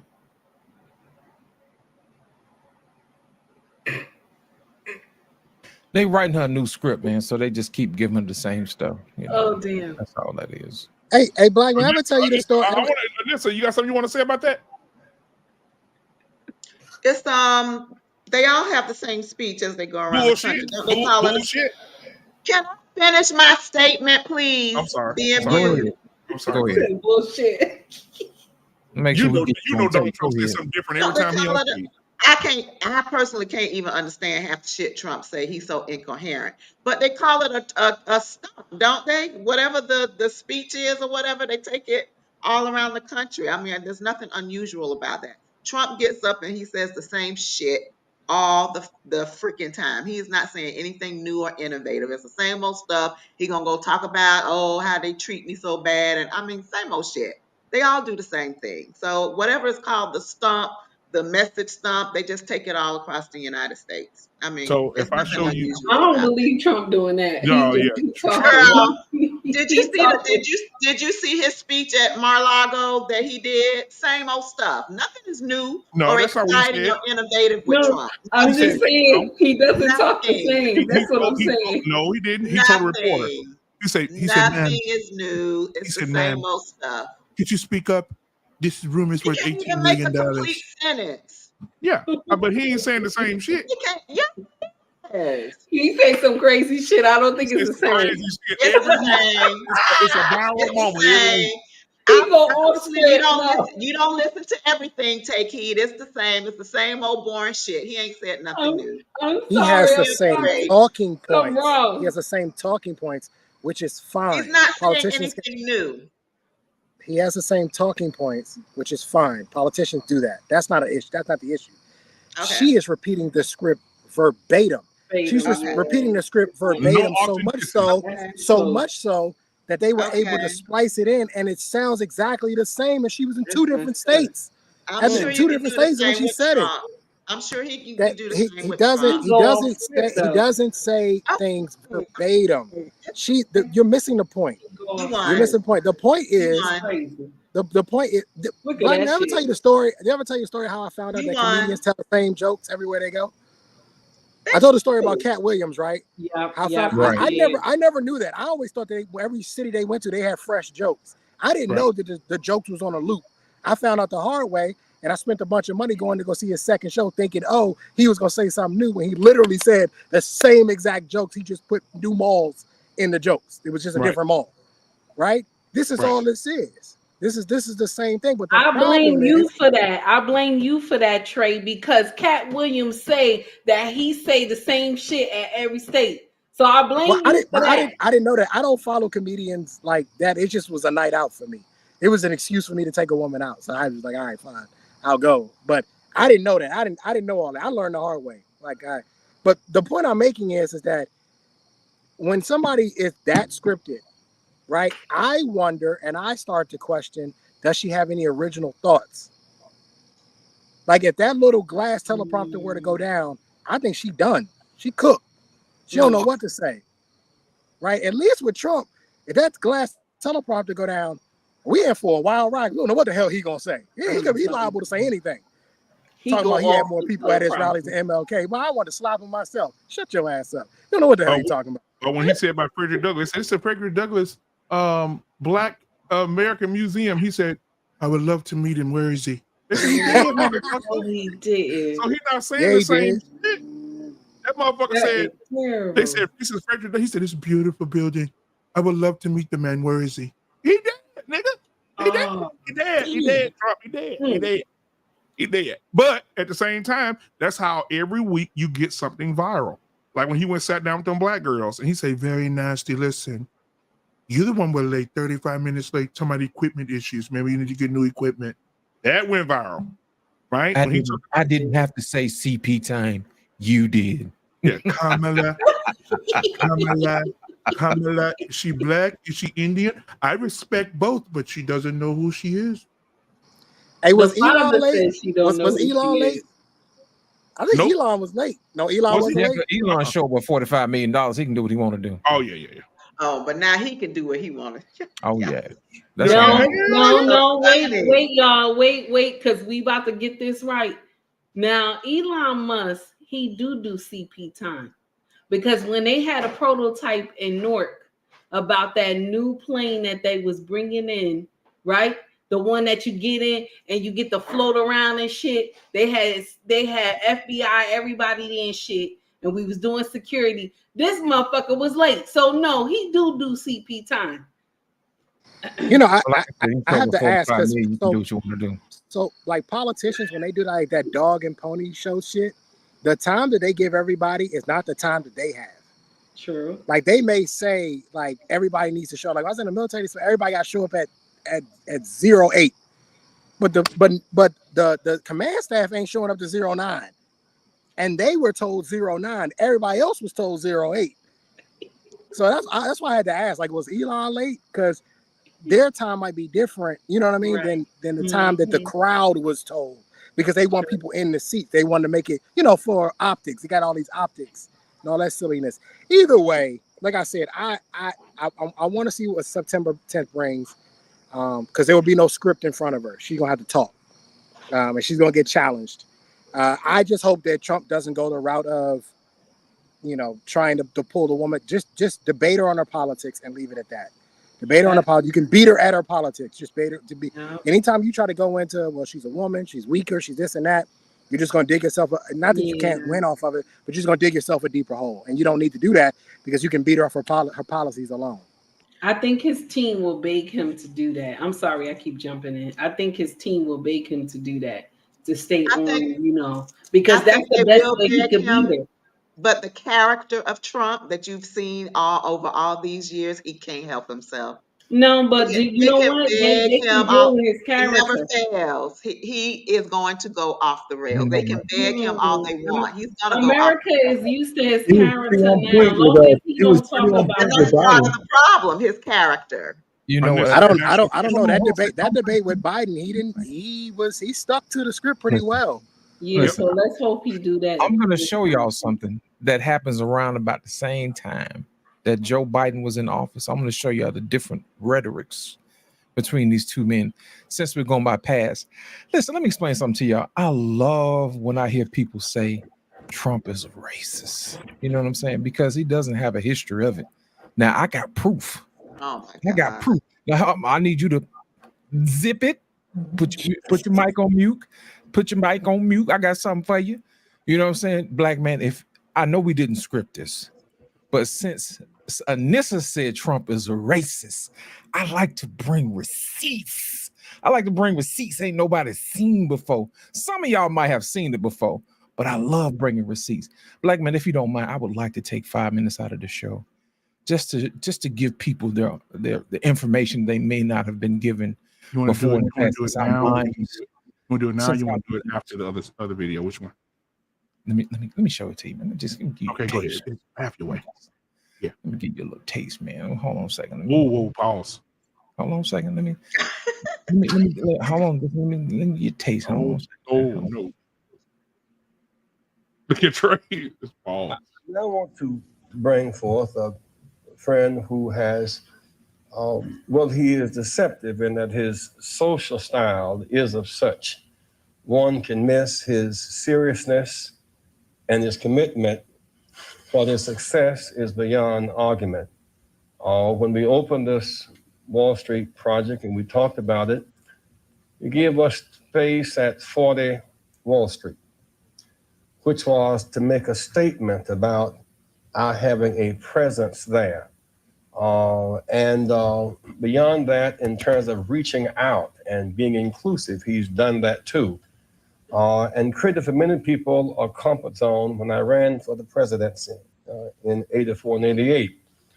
And many others thought it was either laughable or something to avoid. He came to our business meeting here in New York because he has this sense of the curious and a will to risk to make things better. And so aside from all of style and his pizzazz, he's a serious person who is an effective builder of building for the builder of people. Last year, he was a part of our workshop, of our panel workshop on what are the challenges and opportunities. And so a year later, Donald Trump, for a few minutes, challenges and opportunities.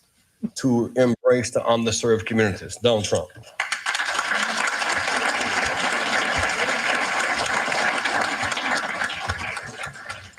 Well, it is an honor to be here, and I was with Jesse last year, and we had a lot of fun, and it was a little different.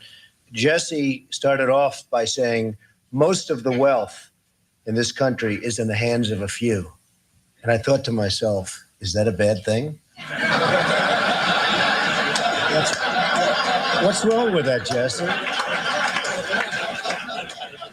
But he did have an expression last year, and I was just telling Roger, he had an expression last year, the wall on wall must fall.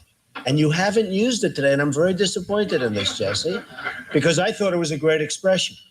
And I heard the expression about 14 times, and then he came to me at the end of the session, and he said, listen, I want some office space in your building on Wall Street, because the wall on wall will fall.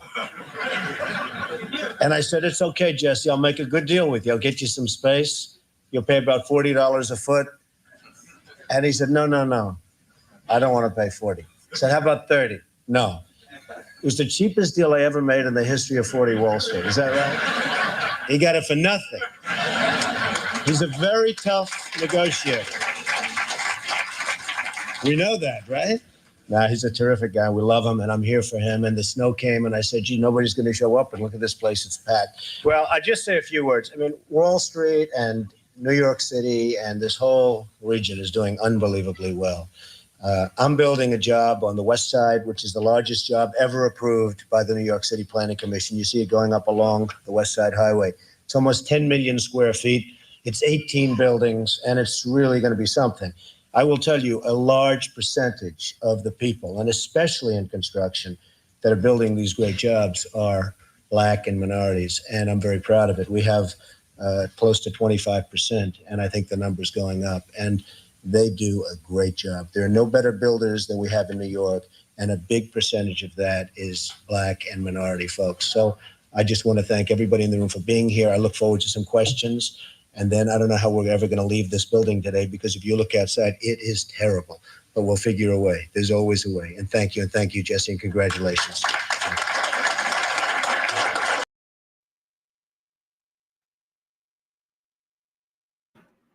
Ladies and gentlemen. Sound pretty racist to me. I don't see what that proves. I heard racism in there too. Where did you hear the racism? I want to hear this. I heard the racism in there because he gave Jesse that square foot. He gave Jesse all that square foot for free. Okay, that's racism right there, damn it. Way before he ran for president or had aspirations for running for president, he's racist. You can stop it. He called us blacks and minorities. Yeah, he racist. Yeah, he said blacks and minorities. The thing They're is, taking all the black jobs. Yeah, that's racist too. Yeah. Let's be clear. Trump about the racism the most. That Biden is more racist than Trump ever has been. What'd you say, Arpane? Trump, Biden has been more racist through the years than Trump has ever been. We already have a nigger mayor. We don't need any more nigger big shots. Thank you, Arpane. You said something right there. Them damn sound bites. Look at them things just biting. You know what I'm saying? So before we move, I want to get to Black man. You gotta find one where he said he don't want his kids to go to school with black kids. Yeah, he's on the steps right there. That one he's repeating something. He's reading something. But there is that's not his actual words, but it is his actual words of him saying he didn't want his kids to go to school with black people, with black kids. Wow. But we need to find and have a show about that as well. Ladies and gentlemen, I want to introduce to you. Thank you so much, Lost in Translation, for showing the young. Imagine that Donald Trump running for president right now. Woo, that'd be over. But thank you for that those wonderful words. Helping your favorite Democrats, the Rainbow Push Coalition before the rainbow got pushed into something else that we don't recognize. I would like to see how much Joe Biden donated to that cause with Jesse Jackson. That's a story for now. We got to do a little research. Okay, so here we go. I want to play this. This video is I am on the panel with Brother Clarence, and he tried to sun me a little bit, and he said, "Don't." I'll just let you guys hear it. Here we go. Well, It's black man, please don't call our sisters hoes, man. Please. Are they not? They misled. They are misled. Oh, they misled. Oh, okay. They are misled. Oh, okay. So don't call deadbeat dads deadbeats. They misled. I'm not saying deadbeat dad. How did you jump from Amber Rose? Jump from Megan Thee Stallion to a deadbeat dad? Okay, hold on. Hoes are not. I'm saying men are not hoes. We talking about calling our sisters hoes. Okay, that's what we're talking about. Well, men are not dogs. They just misled. Well, you could take that up with the people that call men dogs and all that. I'm taking this up with you because I know our sisters have been misled, and they use other sisters like this sister right here, Miss Megan Thee Stallion, to mislead them based on the good point that you made. Why would you? What you think you're gonna do with a 40,000 with a what do you call it, health degree, as opposed to shaking and twerking on stage?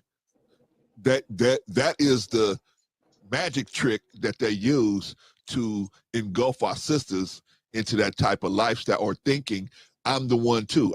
I can do what she does too, right? So a lot of our sisters get caught up in that kind of lifestyle, thinking that the more attention they're gonna get, there's gonna be someone that's gonna give them the great nod and say, I'm going to throw all this money at you, right? The Oprah Winfrey, when King World said, you know what, tomorrow, you sign this today, tomorrow you're going to be richer than you ever thought of in your dreams, right? They think that band is out there for all of them, but it's not. He's not. But they misled. No, they're delusional. You don't believe our sisters are misled? No, sir. I think because you know why? You know why they're not misled? Because God is showing us right now. God is allowing these women to be straight up and honest with us. And they're getting on these platforms, they're creating YouTube channels, and even in real life, women are saying, I like being a hoe. This is what they're saying out their mouth. What rational person would say I like being a hoe? Let me tell you why. That's weird right off the jump. I understand. And I said, and I agree with you 1,000% that it is weird. But I heard a woman say the other day, I was at work. I slept with a guy at my job that was not my husband. And then I called my husband to come pick me up from work and went home and slept with him too. Yep. I know how to work this thing. I know that's not misled. That's making the decision. You're making a decision. You making a decision. May I interject? May I interject? Hold on, Marcus. Let me make this point and you could go in there. See, men do the same thing. So I'm not saying and sometimes a man ain't looking to do that, but he just his desires catch him up and makes him go down this road of foolishness. And I'm saying our sisters, they do the same thing. They get caught up and they go down this road of foolishness, man. That doesn't mean they ain't misled. Of course they're misled, because what person would want to be that type of person if their mind was right?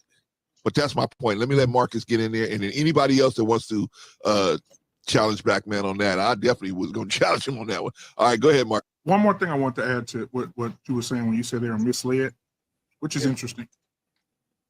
So when we look at our people, which is embarrassing to even say this, but are unleashing of babies, so you can know this on your own. You don't have to listen. I don't want you to listen to me. I want you to go research this on your own. It'll blow. I will. I will if you give me a chance. Yeah, go ahead. Okay. Do you believe that this world, even though it has a physical plane, that there's a spiritual component to it as well? Mm-hmm. Okay. In every other group, racial group, because now you done broke it down to a racial group, right? Yes. By the way, Vaughn, I will address that, because I'm just saying that we shouldn't be calling her, that's like if your mom is a hoe, you wouldn't call your mother a hoe, right? Somebody else is going to do that. Somebody else is going to do that, and they're going to do that. But these are women. But hold on there. But real quick though, you just addressed that real quick. Let's stop there real quick. I think that's the problem in the Black community. Okay. Because think about it. The men we know for a fact the men are are thrown in the trash. Men ain't nothing. They deadbeats. They don't show up for their kids. They leaving single mothers by themselves. But when it comes to the women, they're misled. They not hoes. They're just going through something right now. The men are misled as well. Okay. You're misled as well. You think that, why do you think gangbanging is such a high level? It's at such a high level because the men are misled. They think they're each other's enemy. We think we are our own enemy. And our open enemy is out here, creating the atmosphere for us to be fighting ourselves, making the guns available, making the drugs available, and making the prisons available for us to just slide right in all of those categories, right? So hold on. So let me put this in there real quick, because the thing that I was going to add too is that when you look at right now, if my mom, if I'm a 40-year-old man and my mom comes out and says after 40 years, when you were younger, this man, I told him he was your daddy, but I really knew in my heart that he wasn't your daddy, and I slept around and I got pregnant by another man, but I never told your daddy. Right? Look at if you go to the National Blood Bank of America, they blood tested 200,000 men according to DNA tests. This is facts. Go Google it. And out of those 200,000 men, 36% of those men were married. And out of those 36% of men who were married, guess what happened? What? Though they were not the father of the children that they were raising. The average child was 14 to 17 years old. These men were in the house. Their wives were sleeping around with other men, getting pregnant by other men. And these men who they married to was raising them. So when we say women ain't hoes, I mean, I don't know what else you're going to call them. I don't know what else to coach you. What else we're going to call them?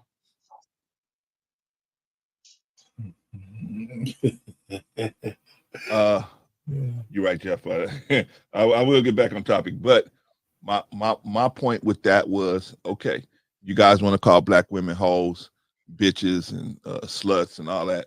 No, just stay with hoes. I can't. Okay, well, whatever. You're not the only person on the line. I mean, a lot of other people out here. If y'all feel like that's appropriate, that's what y'all do. But I'm gonna always stand up for the black woman. I don't feel like she has had a fair shake at living a righteous life, in my opinion, in America. I mean, really all over the world, wherever she has come in contact with Caucasians that wanted to commercialize slavery and Arabs that want to commercialize slavery, she has never had an opportunity to live her full righteous life, right? So, in my opinion, that means that she's living somebody else's thinking process. She's thinking through someone else's mind, not her own. And so she may do these things, but that's not her. That's her, in my opinion. But hey, I'm gonna get back on topic, y'all. Yeah, because with all due respect, that is excuses. That's excuses. That's what? Because there's a lot of women out here that grew up in very bad situations, and they're very successful. They're not in the streets. There's a lot of men too. Yeah, there's a lot of successful women out here. There's a lot of successful women. Yes, there's a lot of successful men.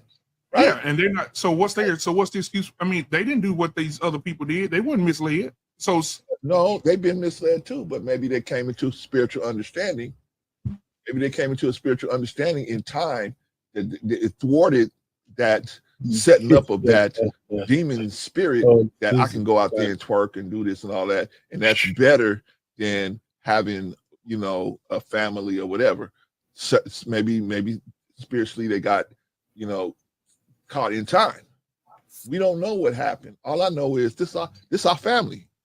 This is my family. So why am I calling my family a hoe? Even though I know they might be doing hoish things, but I don't know, man. I just like to follow the example. People get judged. I never saw Jesus call somebody a hoe, a trick, a tramp. None of that. I never saw Jesus do that. But I see the people that say they believe in Jesus running in hard at our own people. And I'm like, how does that work? The Bible spoke of holes. If you say the Bible had holes in it. What are we talking about? No. But that we all believe in truth, but we hold back on the truth to comfort others. Well, I don't know. Is that what Jesus that we all believe said? Bitch, hoe, trick, slut. How I don't get it. How is make that make sense to me. So, And so then we're gonna be I back can on make it make topic. sense. No, I can make it make sense. Give me just a moment.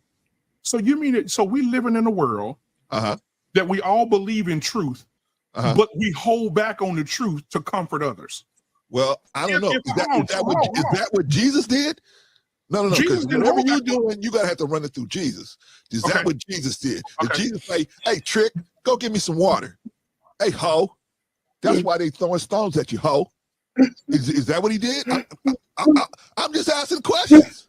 So hold on. Okay, no, you can ask questions. That's fine. I love that. So my thing is this, because I see that you're in defense mode for these hoes. So let me say what they are. Wait a minute. You ain't answering my question. No, I'm going to answer your question right now. Yes so or no Jesus never used words that were made up today. There was no trick and holes back in anything similar to that that would represent the same ideology from back then. The woman at the well was a hoe, remember? And But he said, he described her as a hoe. What did he say in particular? I'm asking you. You're the one. I thought that being a Christian, Jesus was supposed to be the prototype of what we're supposed to be trying to behave like to our other people. So if Jesus ain't called nobody a hoe, and he said go and sin no more, then I don't understand how can we say, well, I believe in Jesus and I'm with Jesus all the way, but I'm gonna but Jesus didn't do this, but I'm gonna do this what Jesus was admonishing other people for doing. I'm gonna do what they was doing. Now how does this work? Hold on. Now you walking in a land. You walking in a landfield. I mean, a landmine here. A landmine field here. Let me tell you why. Because the same way you saying, did Jesus say that, and you using Jesus as a tool right now?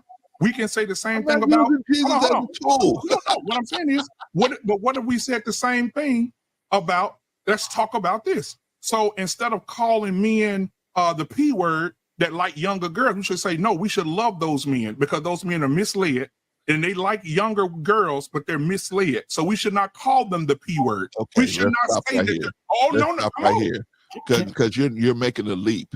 I'm not making a leap. You are. You're comparing apples to oranges. The Bible says the dudes that do P stuff are not the same.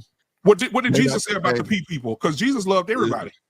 Of course. Okay, so why can't we love everybody? Why we gotta call them names? Why we gotta call them names? I'm not saying you should. I'm just saying our sisters. That's what I'm talking about right now.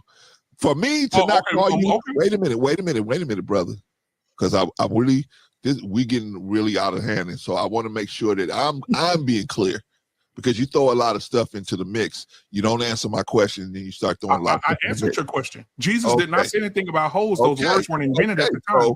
So why would we do it? But anyway, let's go. If we're following Christ, then we shouldn't talk about anybody. It should be no YouTube shows. You said it, I didn't. So I'm just saying. I'm just saying. I said you said it. I did.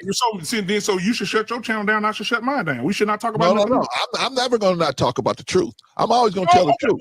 Well, I'm talking about the truth too. If a woman goes out and gives her body to multiple men, what is she? Like brother always says, truth as a, you don't use the truth right. It's a weapon. It's going to be you weaponizing it against somebody. It's actually a form of manipulation, because I'm going to keep you thinking down about yourself and me thinking up about myself, and now you got to think up about me instead of you always keeping yourself at a lower thinking process. So how can you grow if you keep yourself at a low point? But this is another conversation. Maybe me and you should have a separate conversation about this, black man. You're right, but I'm gonna land my plane here.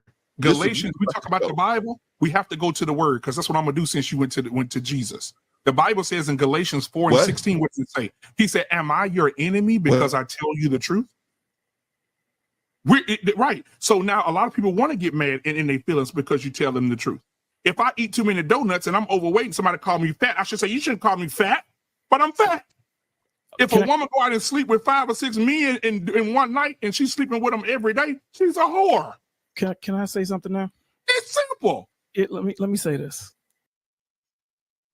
All right, thank you guys for your patience. That was the gist of the conversation. I knew I was cooking with Crisco. I left the great value on the shelf. So guys, you tell me what y'all think about the conversation, then give me your thoughts about what his ideology and what his thought process is. What do you think about the conversation, Trey?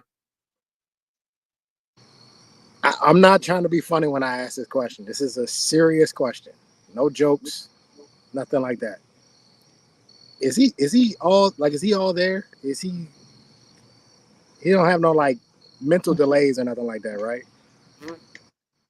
I'm being serious. Dog, stop trying to hide your laugh. Like, I'm serious. Because as I'm listening to this conversation, I'm like, is he okay? Yeah, he's all there. He's a all right. Smart guy. Cool. Well, then in that case, then he's a part of the problem.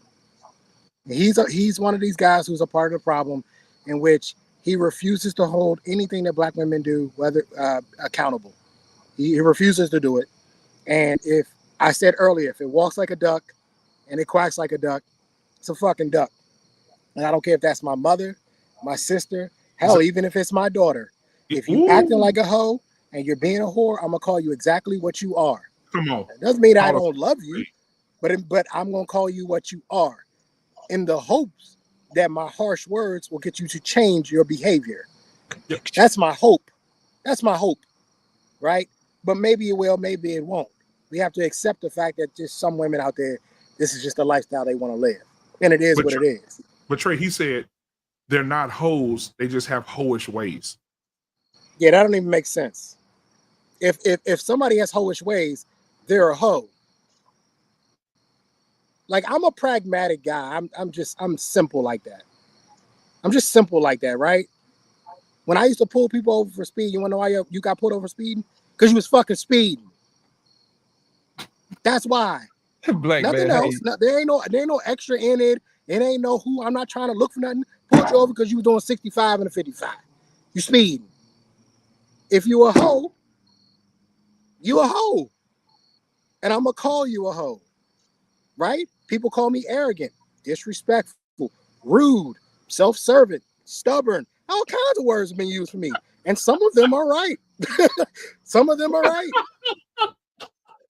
It is what it is. Hey, black man, you not fat. You just have fattish ways. Like, what are we doing? Fattish ways. Now we all know when somebody's saying something in a manner where there's a maliciousness behind it, right? There's malice intent behind it. Right? You're saying it because you're truly trying to hurt someone. We know that. Right. But sometimes you're saying things because you're trying to evoke a response out of them that will hopefully change their behavior.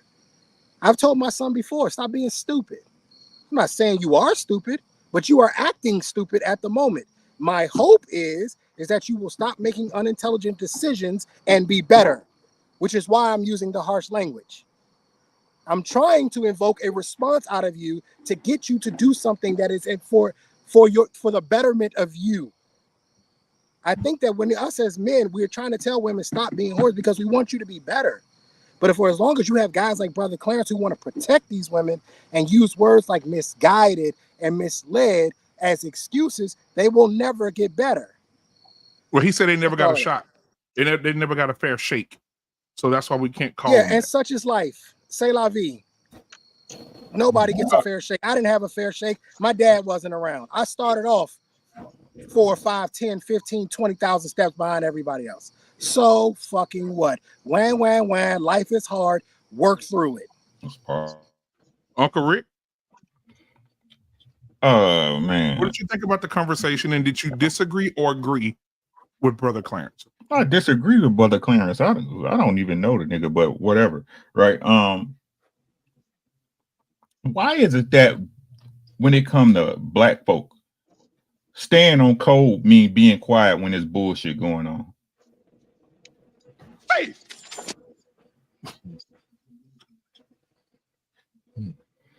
Somebody robbed a man down the street. You shutting up. Stay on code. Men and women out in these streets acting like heathens. Shut up because they black. Stay on code. Mm-hmm. Somebody who don't have your best interest never had your best interest at hand. Definitely ain't gonna do shit for you. Told you they ain't gonna do shit for you. Stay on code. It ain't never stay on code to support a black business. It ain't never stay on code to make sure you stay home and raise your children. Make sure your kids ain't out here uncovered. It ain't never, hey, sis, stop being a hoe. It ain't never, hey, control your box, right?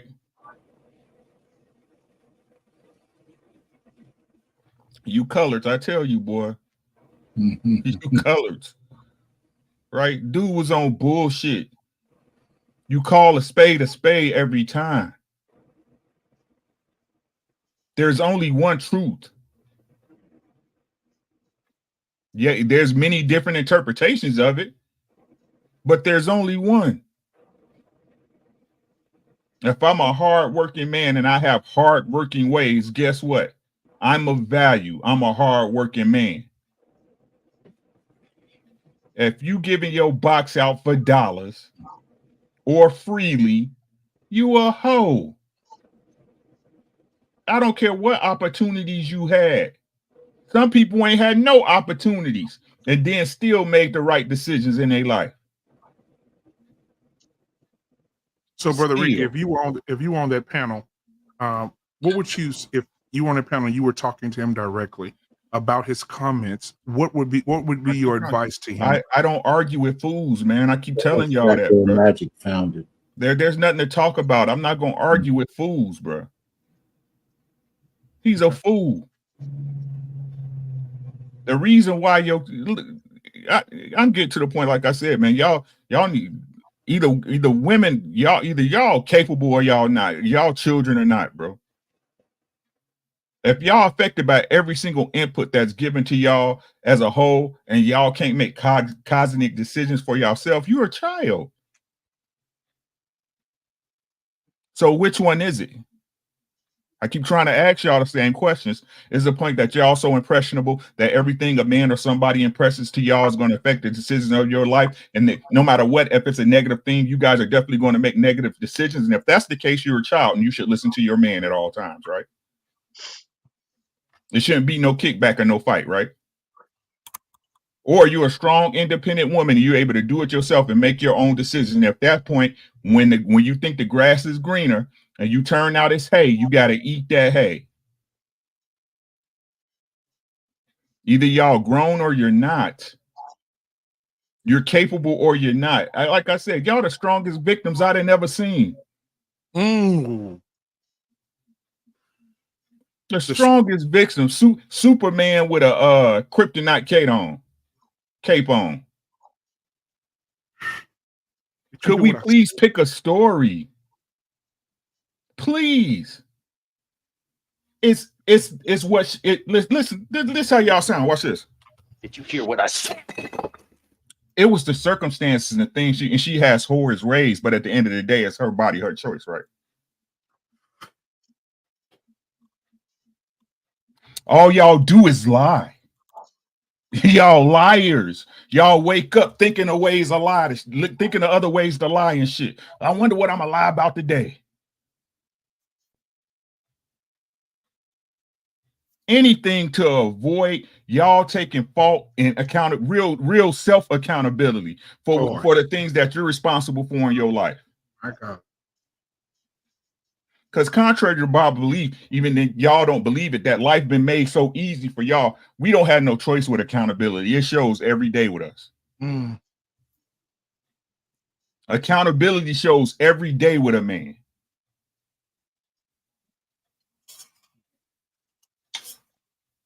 But no, he don't know what the fuck he talking about.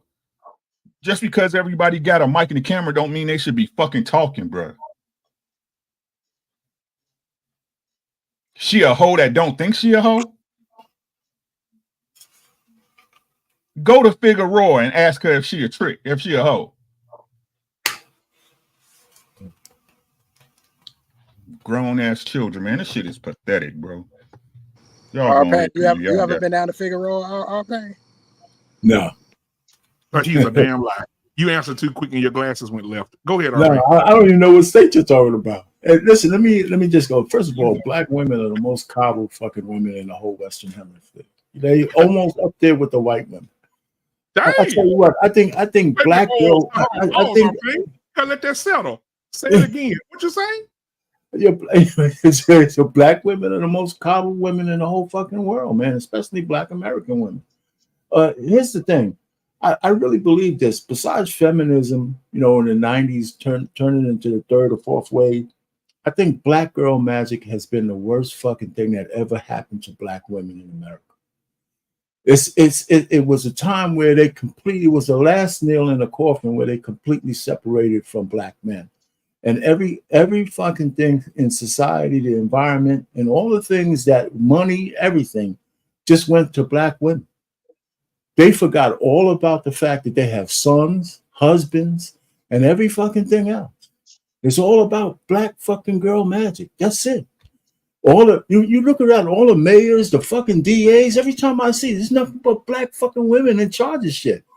And everywhere they're in charge, there's some fuckery going on.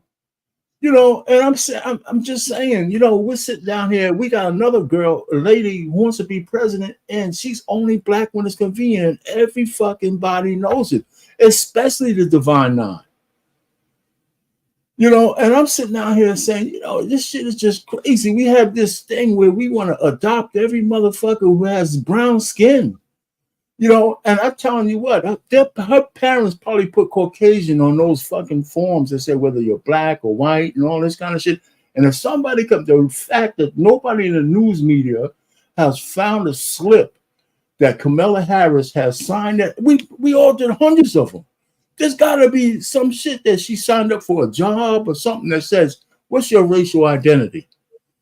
That has her name on it. It's got to be there somewhere. And the fact that none of these goddamn reporters have found it is bullshit. She probably put down white or Caucasian or non-black on many of those goddamn forms. So I'm telling you, listen, I got a black wife, black daughters, all that, but black women have fucking drank all the Kool-Aid they could possibly have, including killing themselves with Jim Jones down there. It was mostly black women. So you could lead them to any goddamn thing. Just make them feel good. These hoes ain't loyal. You gotta find. So they're hoes because they want to be. It's called empowerment. So I'll just land it there. Can I say something before? Yes, sir. Because y'all know I stay in the chat, so that's what it is. I know what you did. This is what's crazy. This how crazy y'all is. They Right? don't ring in the chat, man. I knew. No, listen. I'm gonna be totally I'm always honest with y'all because I ain't got no reason to lie. Don't none of y'all pay my bills, right? But I'm gonna be 100% transparent. For black women to think it's black men's job to earn them back when the black woman is the one who pushed away from the black man is asinine. Black women pushed away from family. Black women pushed away from covering of a man. Y'all did that. What makes y'all think y'all have the right to set a standard on any black man at this point?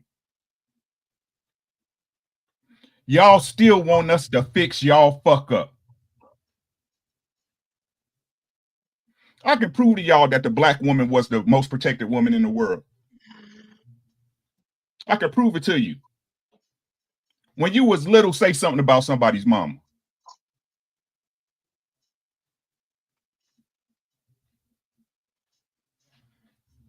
Say something about a black man mama that you don't know this day.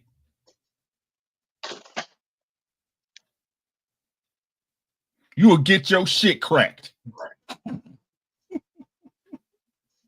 Y'all walked away from it. Now you trying to set a standard for a man that y'all say y'all didn't need in the first place?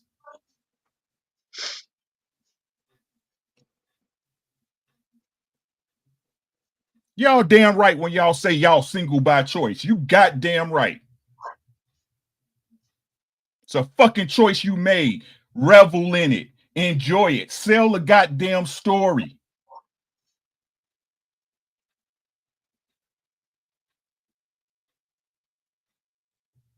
This is some bullshit. This is a y'all problem on this one. This is a y'all problem. When we was the fuck ups, when our daddies wasn't shit, We got an earful every goddamn day waking up out the bed. When y'all was taught that y'all was perfect and y'all could have it y'all way, like fucking Burger King and McDonald's, and the world is your oyster. It's disgusting. When y'all was lied to by y'all very mothers who didn't know who your fucking daddy was on ganging them. 80% of y'all out there is get back babies. Your mama was getting back at the man she said was your father. Dang. That boy telling the truth. Your mama was the side chick, the side booty, trying to catch up a man who had a family already. Need to go get But swabbed. it's his fault for fucking you, right? Yeah. Whereas if it wasn't no pussy to get, no pussy would get got. Y'all liars, bro. That's all y'all do is fucking lie. Lie, lie, lie. I couldn't create shit if she ain't let me fuck. I wasn't gonna grape her. I wasn't gonna pin her head down to the mattress and make her give me none. The same way you ain't got no gun to me saying, hey, take me out to this $300 steak dinner. Hey, pay my mortgage. Hey, make sure my car running. Facts?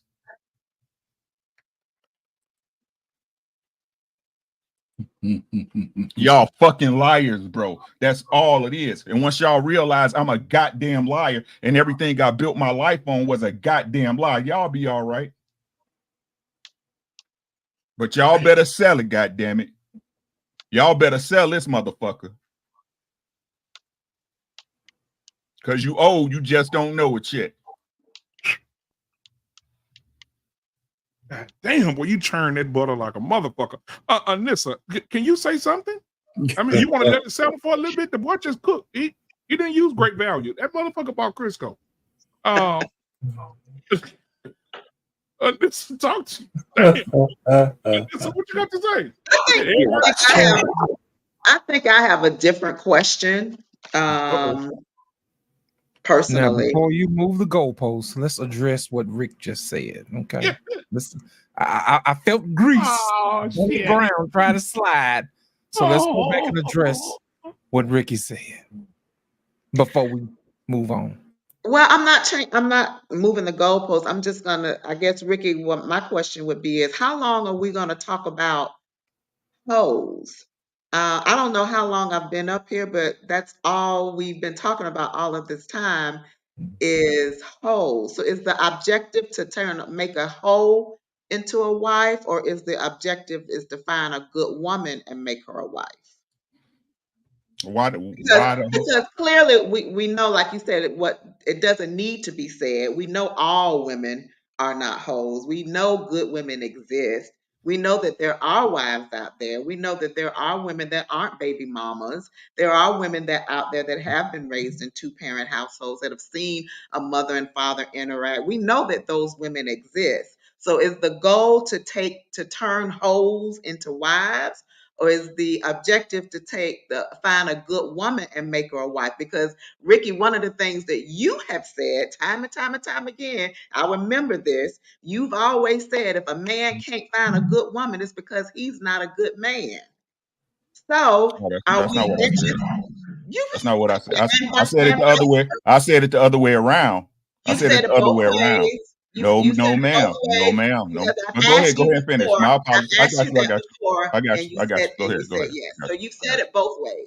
I got you. So I guess what's the objective? How long do we talk about hoes? Do you want to, you're supposed to be about family and let's get marriages and let's get together and all of this stuff, but we still dwelling on those people that aren't there, aren't ready, and aren't prepared. The last thing I want is a broke man. I never come up here talking about broke men. The last thing I want is a Pookie and a Ray Ray. You ain't heard me talk about Pookie and Ray Ray. The last thing I want is a jailbird. You ain't heard me get up here and talk about jailbird. Well, we consistently get up here and talk about the women we don't want. That's the part that's confusing to me. Anissa, Guess what? Millions of people are about to vote What's for a the hoe. objective? That's what I'm saying. Millions of people are about to vote for a hoe.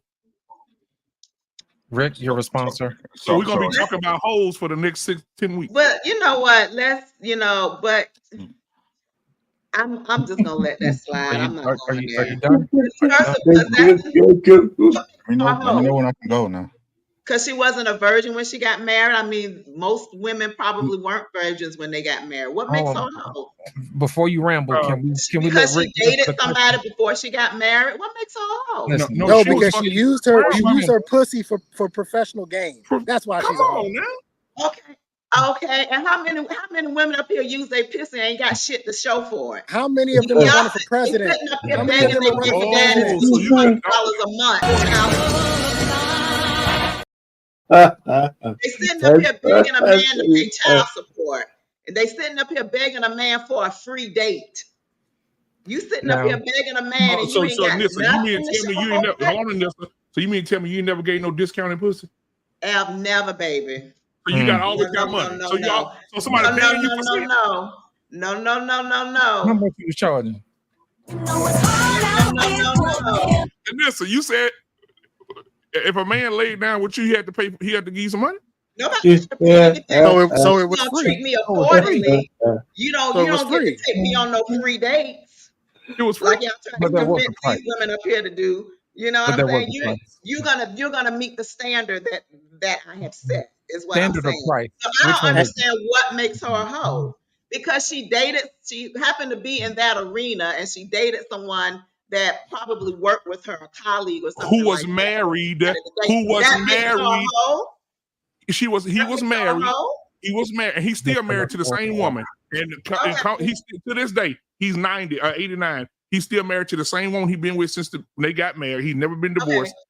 But Kamala was so bold. She was kissing this man in public, putting her tongue down his throat in front of people. She didn't give a fuck. She disrespected the fuck out of that man. Out of So that man wife. are we gonna hold the sexual Come on now. histories of are we gonna hold the sexual histories of both people accountable here? We just convicted a man based on his sexual history. Right. He just got convicted. So let's bring it of all up then. Let's bring it all up then. Let's bring all But the that's shit that's not he's done. surprising All the that's wives he's cheated Anissa's on. tactic. All the Well, women what he's about them? That's her Okay. tactic. Well, what about them? What Okay, about them? She just did it again. Hold on a second. I want Rick to answer the question before she continues ahead, to Rick. tirade. Rick, go ahead, sir. I hate to turn your mic off, but you was getting emotional. And I want Rick to answer her question. Come on, Rick. I was just waiting for y'all, right? I'm sorry. So whatever you said about me that I said is true. I'll give you that, right? Yeah. So let's simplify, right? What do I say when it comes to finding a wife, right? He who finds a wife finds a good thing, right? Ain't that what I say? That's right. scripture. That a man has, I say it too, right? But that also a man has to be of a certain ilk to be able to have a wife, to provide her with the space where she can be her and take care of your home. Ain't this what I say as well? Yeah. Right? He said if you're a good man, you should be able to find a good woman. And if you can't, it's because you're not a yes or good no. man. Yes or no. You said Yes that. or no. And vice versa. You've said the same. Exactly. So let's keep it there, right? Right. So at this point, should I be telling young men that watch this show and men that are looking for a mate that wives are prevalent out in today's society in the Western world? Is that the truth? No, I don't think that's true, and I don't think that it's true that husbands are prevalent. So let's stay there, right? So again, it doesn't matter if you believe husbands are prevalent or not, right? You have to convince a man to marry you, not the other way around. So that's a moot point from a woman's standpoint, right? Because again, right, if I have to be the one to take care of you, I have to find a woman that's going to fall under my provision. Right. Right. So more than likely what you're saying right now, and not hold on, baby. Hold on. Just hold on, baby. Right. Hold on. Right. So what you're saying right now, right, is that you haven't found a man that is willing to provide provision for you as a husband. That's why you're not married. Right. So again, right. No, but go ahead. I'll let you finish. at this point in our time of being, right, with the understanding that the Western woman has, right? I'm not saying black or white anymore because this is a Western psyche, right? I'd be disingenuous to not to tell these young men at this point to find a wife, a good wife, is something rare. That there's more hoes out in this world right now than good wives. Protect yourselves at all time, young men. Because on these very panels and in these chats that I frequent all the time, you so-called good women, and not picking on anybody here, so-called good women are hyenas. The so-called good women are fucking chameleons.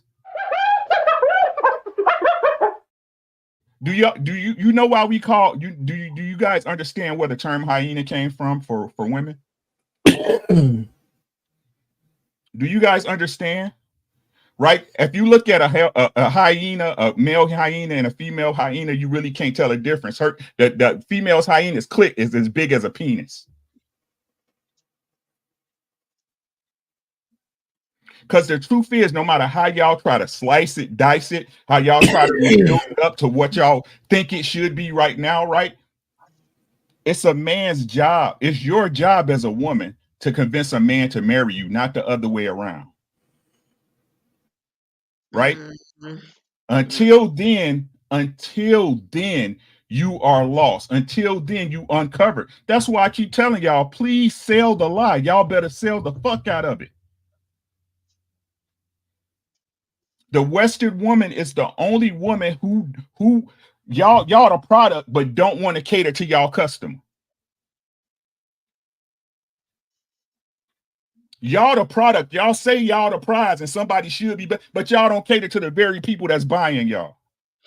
Y'all try to tell us what we should want. When at the end of the day, you're not gonna buy my dinner. You ain't gonna stay with me if I ain't paying some of the bills or paying the mortgage or giving you a space to be a woman, like I said earlier, where you can flourish and have your kids and be in your femininity and your womanhood and be the lady that you supposedly are. Y'all liars, sis. Go lie to somebody else. You can't lie to me. I got a woman I took care of for 20 plus years. We gonna die together. She had to earn it. Because you the prize, boy. You the prize, Rick. No, what I'm saying, she my prize too. Fuck what y'all talking about. That's my boo-boo. I'll break your fucking neck. Come on. This nigga. And then call the police and the sheriffs and wait on them. You hear what I'm saying? Yeah.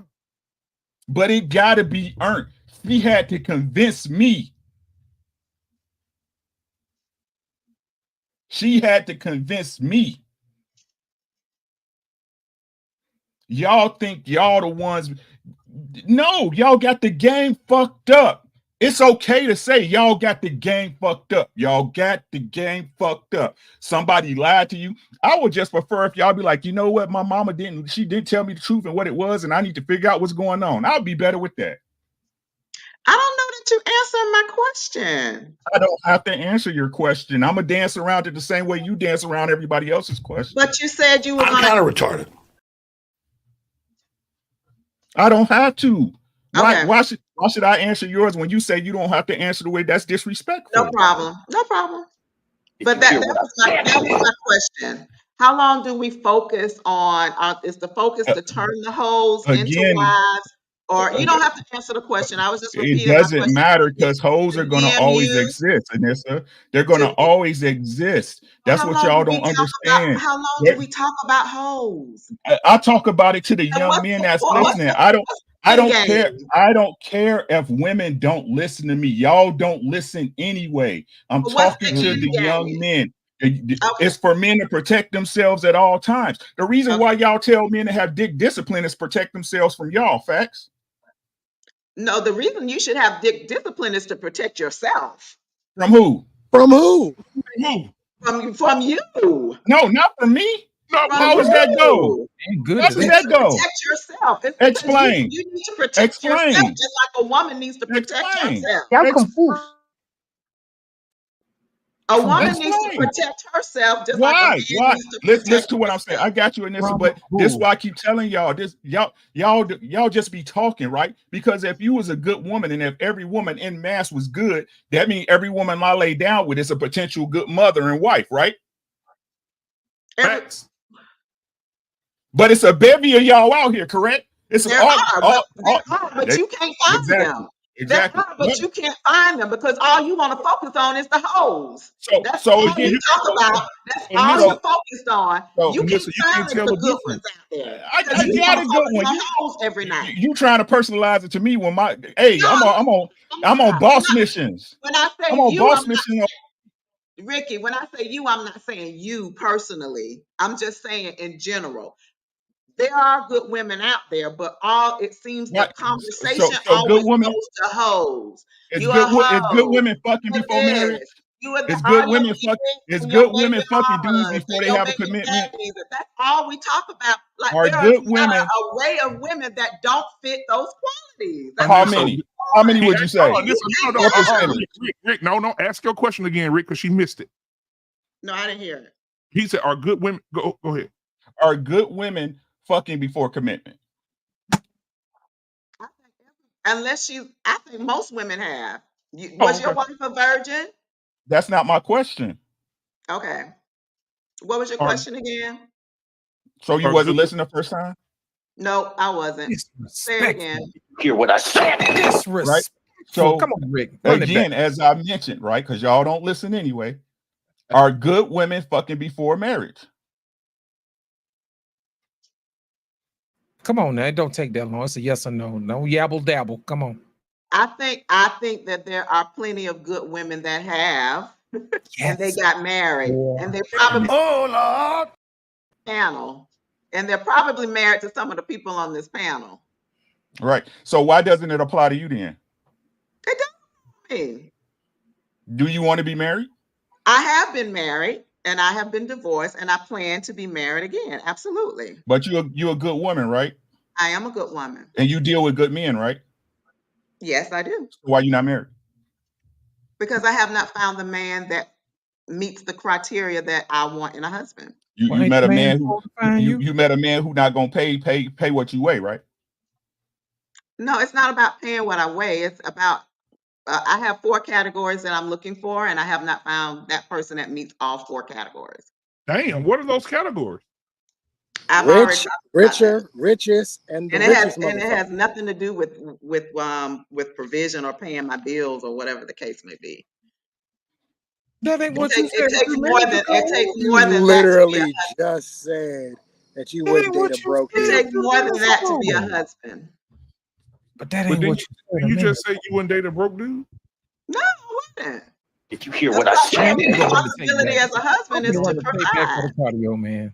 You just said it wasn't about provision. I said that's not the only thing. I said that is not the only thing that makes someone a You husband. didn't say I the don't only think you thing. know what you want. Oh my God. Ricky say You his work all is do done. not listen. Ricky Say say my I his work said work is is it is done. done. not the No, only thing that needs to no, happen for Anissa, someone to be a I keep husband. trying to tell Anissa, y'all, hey, it's okay. It's Y'all don't okay. listen. Hey, I An- see an- you, an- Anissa. It's cool. I see you. It's good. Anissa, that's exactly what I'm doing. I'm actually Goddamn shame. listening to you, I did and it not say doesn't that. make any If I sense. said that, I misspoke. What I said was I had 4 criteria, didn't I? I said provision is The mouth not is on the a mission. only thing that you're looking for in a husband. Mouth That is, running wild. I said something different. That's what I meant to say. There are 4 Is it things one that of the I'm 4? looking for. I can't speak for other women. I'm just speaking Is it for one of myself. the 4? Provision is a part of that, but it is not the only criteria. The mouth That's what running I wild. meant to say. And The I'm mouth sorry, Trey. running What did you wild. ask me? Did you say something? Yeah, I was saying the mouth running wild because the ears don't work. Boy, Anissa, you lucky you cute. I'm telling you, boy. If you was ugly, you wouldn't get nowhere. You I'm wouldn't get good nowhere. though. But I know. Yeah, I know. I can see how Anissa has if a man has slid criteria, a by a woman few should have dudes. criteria as well. Now, Anissa, let me ask you a question, darling. I honestly believe this. What do we need more of? Do we need more wives or do we need more whores? Whores. We need more wives, man. I We asked need more Anissa. wives. I asked Anissa, which one do we need more wives or more whores? We need more wives, which is why I can't understand why the conversation always goes to the whores. So who makes wives? I'm not done yet. I'm not done yet. I'm not done yet. Okay, if we need more wives, right? Why did your candidate for president trot out one of the biggest whores as someone who speaks for her on the campaign trail, Miss Megan Thee Stallion? You know what I'm saying? I'm just curious, you know, if we're promoting family values, I'm sure that Megan Thee Stallion is the bastion of family values. I'm sure she's a married woman who we need to take example of. So could you answer us, why did your presidential candidate wheel out one of the, you know, professional whores of our time? I have no idea. I cannot answer that question. But my question is not about Meg the Stallion. My question is about this panel and what you guys say that you promote and what you're trying to build and the message that you're trying to convey. That was my question. Anissa, So that's okay. Hold on. Everybody knows who the devil. Nobody can give me an answer. Everybody knows who the devil. Hold on. Many months that I've been on this panel, that's all we can seem to talk about. Women ain't shit. Anissa, if you give me a moment, I will crush your conversation. I will crush your thought process.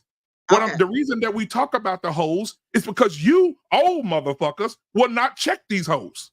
You will not check them. So the men got to do it. Because the Bible says it's for the elderly women to check the young women. You motherfuckers so selfish, you won't check the bitches. So we got to check the bitches. And so we keep talking about the bitches because you won't check the bitches. It's simple. You said it yourself months ago on the panel, months ago. I ain't got nothing to do with me. Whatever they do out there in the streets is on them. I'm not talking to nobody unless they're in my circle. Okay, that's then. Right. Well, as long as you're being selfish, it is not my job to go on a campaign to try to save all the hoes. That's impossible for me to do. I can influence the people that I can influence. But my are you a Christian? Are you a Christian? Why are you so focused on a hoe? Just go find you a good woman. Well, Anissa, are you a Christian, Anissa? Yes or no? You're a good woman. Hold on, Anissa. Let me ask you a question. If you're that guy, Anissa, I have a question. Anissa, are you a Christian? Yes or no? Anissa, are you a Christian? Yes or no? Anissa, are you a Christian? Yes or no? But why can't you Anissa, find are you a Christian? Yes or no? Why can't you find Are you a Christian? Yes or no? Anissa, answer the question.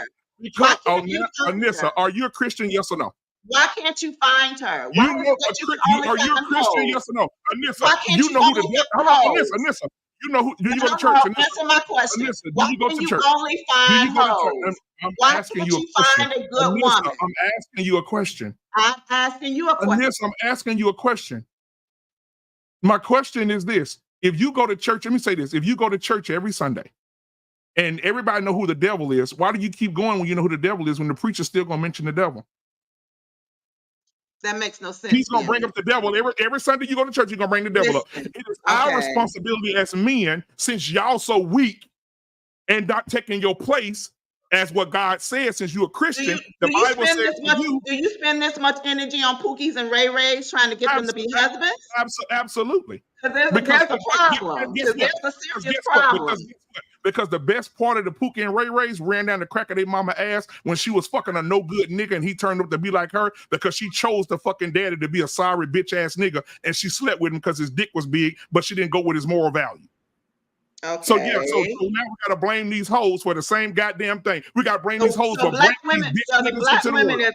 are the fault for everything. Yeah, Y'all have no accountability. The most unsafe place in the world is the womb of a black woman. You killed 23 million babies. You killed 23 million babies. The number continues to count. And the little boys out here feminine because they're looking after their mama. Their mama want them to look like their husbands. Half of the boys sleeping with their fucking mama. Y'all need to go get y'all damn kids. Well, Anissa, let me ask you a question. All my kids under one roof. Anissa, let me ask you a question. Once y'all play with those women, go get them. No. Let me ask you a question. You said that the women in your circle are the bastion of womanhood, right? Yes, you said that those are the good women, right? When you gonna, when you gonna throw that ass in the circle and let some of those good women get some of these good men so we can stop talking about these hoes? Did you hear what I said? You know what I'm saying? If you're gonna be a part of the solution, that's my question. If you're gonna be a part of the solution, I can go deeper than that, Lost. I can go deeper than that. How about all the older women who let their husbands pass them in their 20s and 30s? How about they know when to take the fucking exit and know when they're not gonna get a fucking husband and try to tell the other young ladies how to get a husband because they couldn't get one?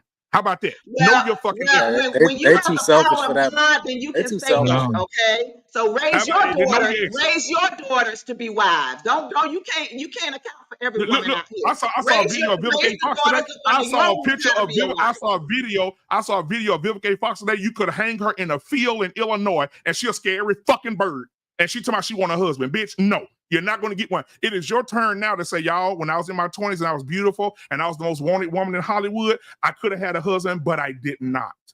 And so now I look like squirrel food and I can't get a husband, but I want to teach you how to get one. The elderly women who play games in their 20s, 30s, 40s, and 50s, and now they want a husband in their 60s should shut the fuck up, sit the fuck down, teach the younger women how to be a wife. That's what they should be doing.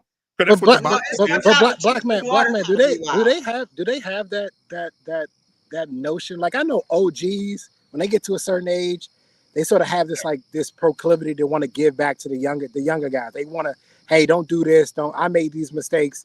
You know, the OGs will definitely sit you down and really sort of break the game down to you and to try to help you not fall into the pitfalls they fell into as they were going up.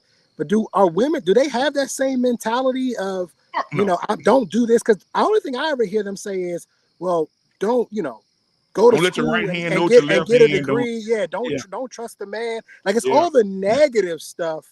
Yeah. It's not necessarily the positive stuff of, okay, well, if you find this type of man will do these things for you and yada, yada, yada. Do they even, I don't think they have that. Trey, let me help you out with that. Trey, the reason why you won't hear that is because they're in competition with the very women they're trying to teach. Did you hear what I said? Think about it. If they don't have a husband, why should they give you the keys to the kingdom and they ain't secured theirs yet? It's a different dynamic. Of the young girls.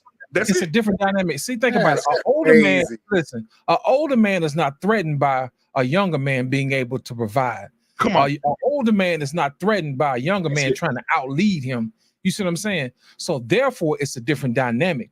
With women, it's a different story because they expect somebody to do something for them. And if you're messing around and you're taking away their supply when they haven't secured those, there is no incentive for her to tell her or give her wise counsel. Did you hear what I said? Because I've had OGs say like, hey, she like this, take her to this spot. She'll really like this spot. Take her over here. Like they don't hate. The old heads, they don't hate. They be like, hey, do this, do that, do that. They show me the game. Hey, she'll really like this. Do this for her.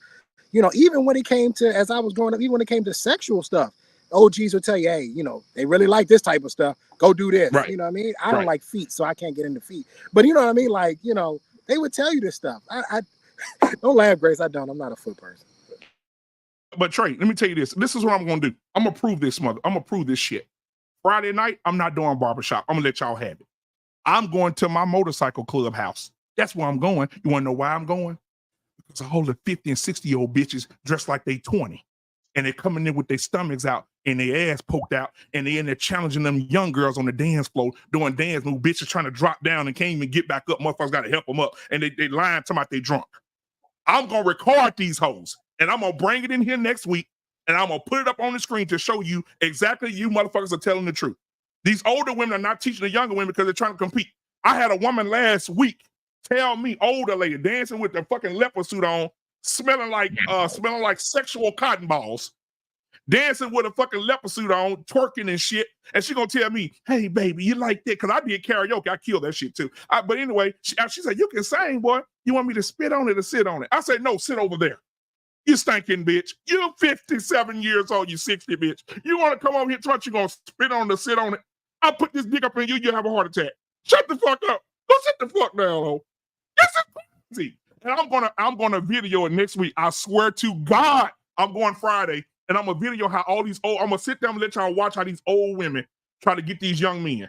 And there's some fine. Listen to me, my wife, baby, forgive me. There's some fine ones in there that's 23, 24 years old. You think these niggas 50 years old looking at you? They don't want you. And these are successful men coming in there, got money, pulling out. You know them old cats. Hey, baby, you want a drink? $40,000 Harleys, boy. Yeah, coming in with $40,000 Harleys, big ass, loud ass radios. Shit. I'm gonna record it. I swear to God. It's gonna be my mission. I'm gonna record so I can show you these old women trying to compete with these 20-year-old girls. You know what, Black Man, what's funny is that they act like we don't deal with them on a regular basis. You hear what I said? We know all y'all games and tricks. Who you think we learning from? Spit on it or spit on it. I Bitch, know, you can't even lube your mouth up. Get the fuck out of here. Grace, I Fuck, saw your I'm hand though. Come on, jump in here. I don't want to leave the ladies out. Come on. Go ahead, Tay. I'm sorry. Go ahead. God, Okay, I'm gonna attempt to answer the question for Anissa. And Miss Straight Up No Chaser says something that made sense. She said women need to admit the state that they are in. The majority are hoes versus wives. So that's why the men talk more about the hoes than the wives, because there are the majority. The women are not teaching their young daughters how to be wives. They'd rather be a baby mama than a wife. Big mama ain't teaching their daughter, and their daughter ain't teaching their. So what are the men supposed to do, Anissa? I mean, are we going to be part of the problem or part of the solution? So that's why they keep talking about the hoes, because the hoes are the majority, not the minority. And then it's the men that have to find you, not the other way around. You say you have 4 criteria to find a husband. You're never going to find one that has all 4 for 4. You're not. And especially at our age, you're not. Or you, huh? Exactly. And that's why you're still single, because you want to get 4 for 4. It's not going to happen at our age. It's not. Speak for yourself. Speak for yourself. Are you married yet? How you married yet? Not yet. And how long have you been unmarried? I'm a PhD. I mean, let's keep it real. Not yet. Not yet. Not yet. I mean, the clock is ticking. Okay. You gotta you gotta at least be happy with 2 for 2. But to expect worry about your thing over there, and I'll worry about this one over here. I'm not worried, honey. Trust me. I'm just speaking truth. I know that the truth hurts, but I'm just letting you know 4 for 4. I don't know what your options are, but I know what my options are. So, but you're still single. What options do you have? Exactly, but I got a man. I don't know what your criteria is. Your criteria is probably different from mine, but you have somebody, right? Yes, right. Absolutely. You aren't married yet, and I'm not married yet. Exactly. So we're in the same boat. Right. Absolutely. But the point is that the reason why the men keep talking about hoes is because the majority of women are hoes, period. And it's up to us, your older women, to teach the younger. It is our responsibility as Christians. To teach their daughters. No, it's a village. You see, you think so individual. But then when you're in trouble, you want people to come help you. Let me speak. It is my turn now. Oh, Jesus. You want, when you're in trouble and you need something, you want people to come help you. But you have a very individualized mindset. You're not collective. You're not part of the tribe. It's just hooray for me and fuck everybody else. But God forbid, one day when you're in trouble and you need help, people around you are going to walk around with that same attitude. Fuck Anissa. I'm not helping her because she's never helped us. She don't give a fuck. It's not my fucking business. You can't walk around and say you're a child of God and a Christian and have that same attitude. We are here to help others. When we're older, it is our responsibility to teach others, to advise others, so they don't go down the wrong path. I have a son. He has very slim pickings. Why? Because the majority of women are raised to be hoes. No matter what color, black, white, polka dot, the majority of women are raised to be hoes, not wives. And that's why the men keep talking about hoes, because that's what there's only theirs to talk about. And because the women, we're not doing it. The men are taking charge. So what are we going to do? Not teach the younger women to be better? Not teach the women to be better versions of themselves? Just let them be rampant and be hoes? See, you say that because you don't have children. If you had a son, you would think different. If you had a daughter, you would feel different, because you would feel responsible to make sure that you teach them in the right way. But you don't have kids. It's always been just about you. And I just want you to open your mind that we do have to work as a collective a tribe. I'm like, shit, what happened to it takes a village? What happened to that? Are you What finished? happened?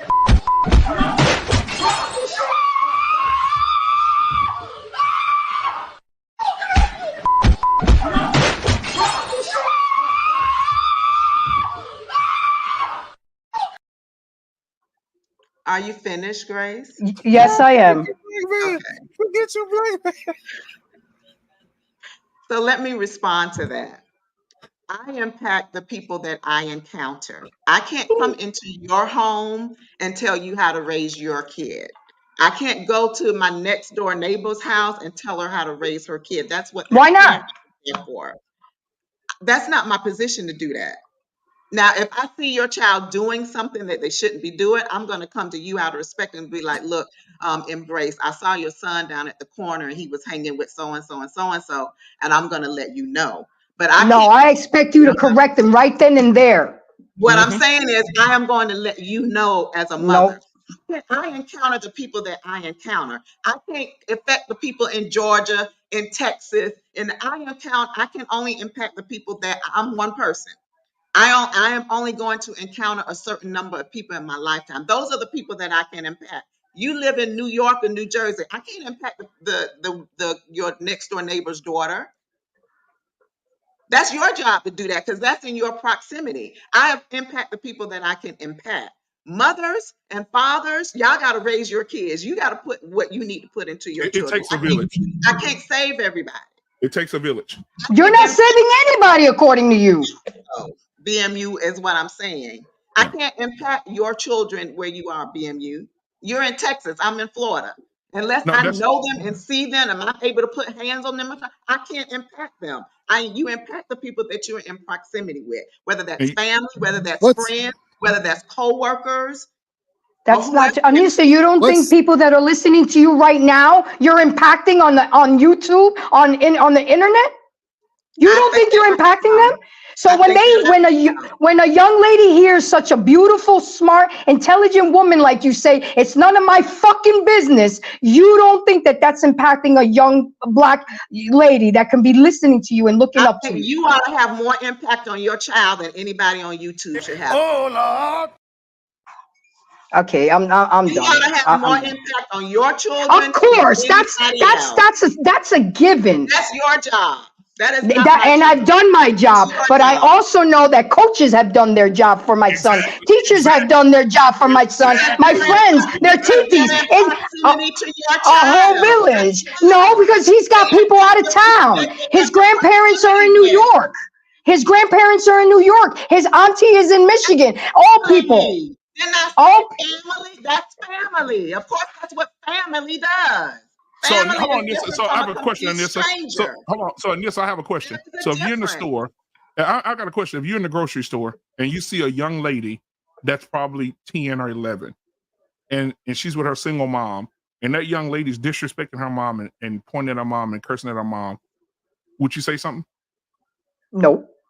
The only thing I could say now, you have to be careful with these mamas now, because these mamas will cuss you out. So that's why we keep talking about them hoes. No, what I'm saying is, So take the chance. happens. But you know that happens, right? Yeah. Who are you? Absolutely. They might tell you to mind your fucking business. It's my kid. Keep your nose out of it. You can. And then I'll turn around and say, no wonder where she gets it from. She gets it from you. And now you're correcting both of them. A whole fight and altercation right there in the grocery store. And that's okay. That's okay. But if you're going to make a difference. I'm not on that type of time. I'm not fighting no mama about her own child. I ain't going to do that. Vanessa, let me ask you a question. Earlier, you said that. I have seen that happen. I ain't on that type of time. Nope, not doing it. We got Marcus Evans with $2 super chat. He said, "Brother Ricky with the gems." Yes, sir. We got Del Monte Green Beans $5. He said, "Arguments." Argumentations. Yes, sir. Thank you, man, for the $5 super chat. We got Marcus Evans again. He said, "Take heed and embrace are the only women that have sense." Good Lord. Oh, wow. Del Monte Green Beans $5 says, "Shit, they all look the same. Put a neon sign across your forehead." You can't tell the hoes from the good women no more. You cannot. It's out of line. Big Ant 11 $10 super chat. Anissa, just stay single and go to the kennel, and you can find a puppy to meet at least 3 of your criteria. Good Lord. I have 4. I have 4. Demonte Green Sorry. Beans $5 super chat If you says she got 2, rocking. that's fine, but I got 4. Demonte Green Beans said $5 super chat says she rocking with Captain Pinto Bean.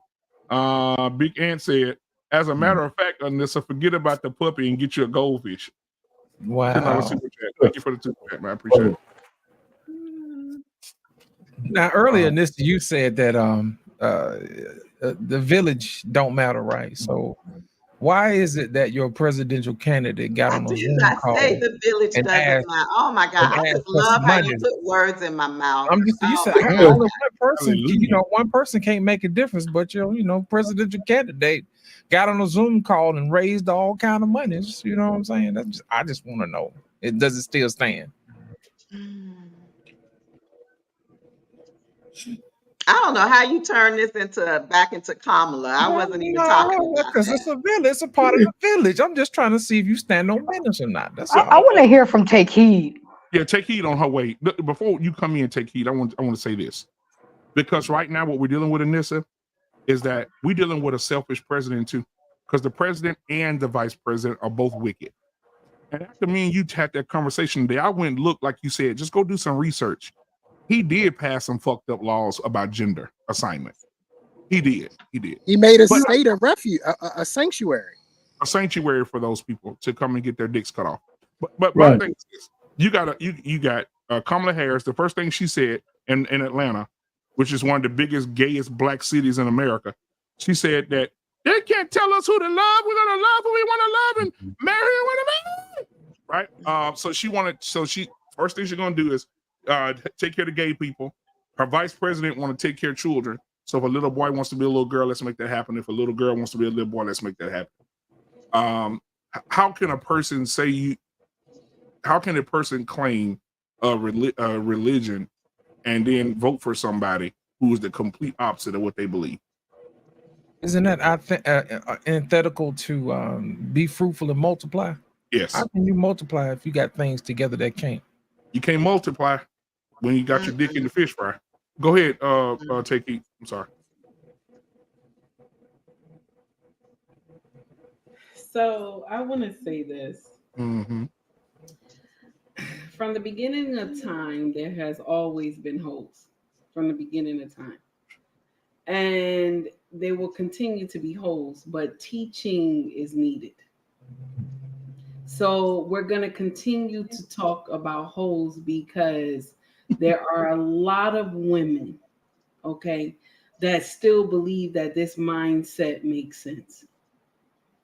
Now, Brother Clarence, I think that's his name, right? He said that they are misguided. But the problem is that I'm misguided when I fuck my husband's brother. I'm misguided when I fuck my husband's father. So this is a problem here.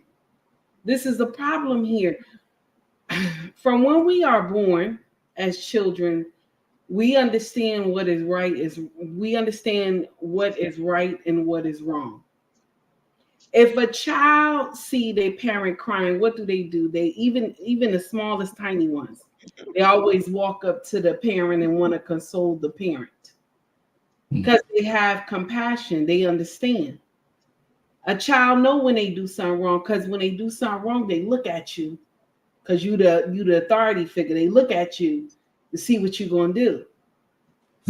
So we have the understanding of hoism is wrong. Shout out to Kosha. Hoism is wrong. So I don't like the fact that Brother Clarence said that we are misguided, that Black women have been through some shit, and this is why they have been. This is why they are the way that they are. But mind you, the same nonsense that Black women have been through, Black men have been through worse. But yet, all of them not out here doing the same foolery.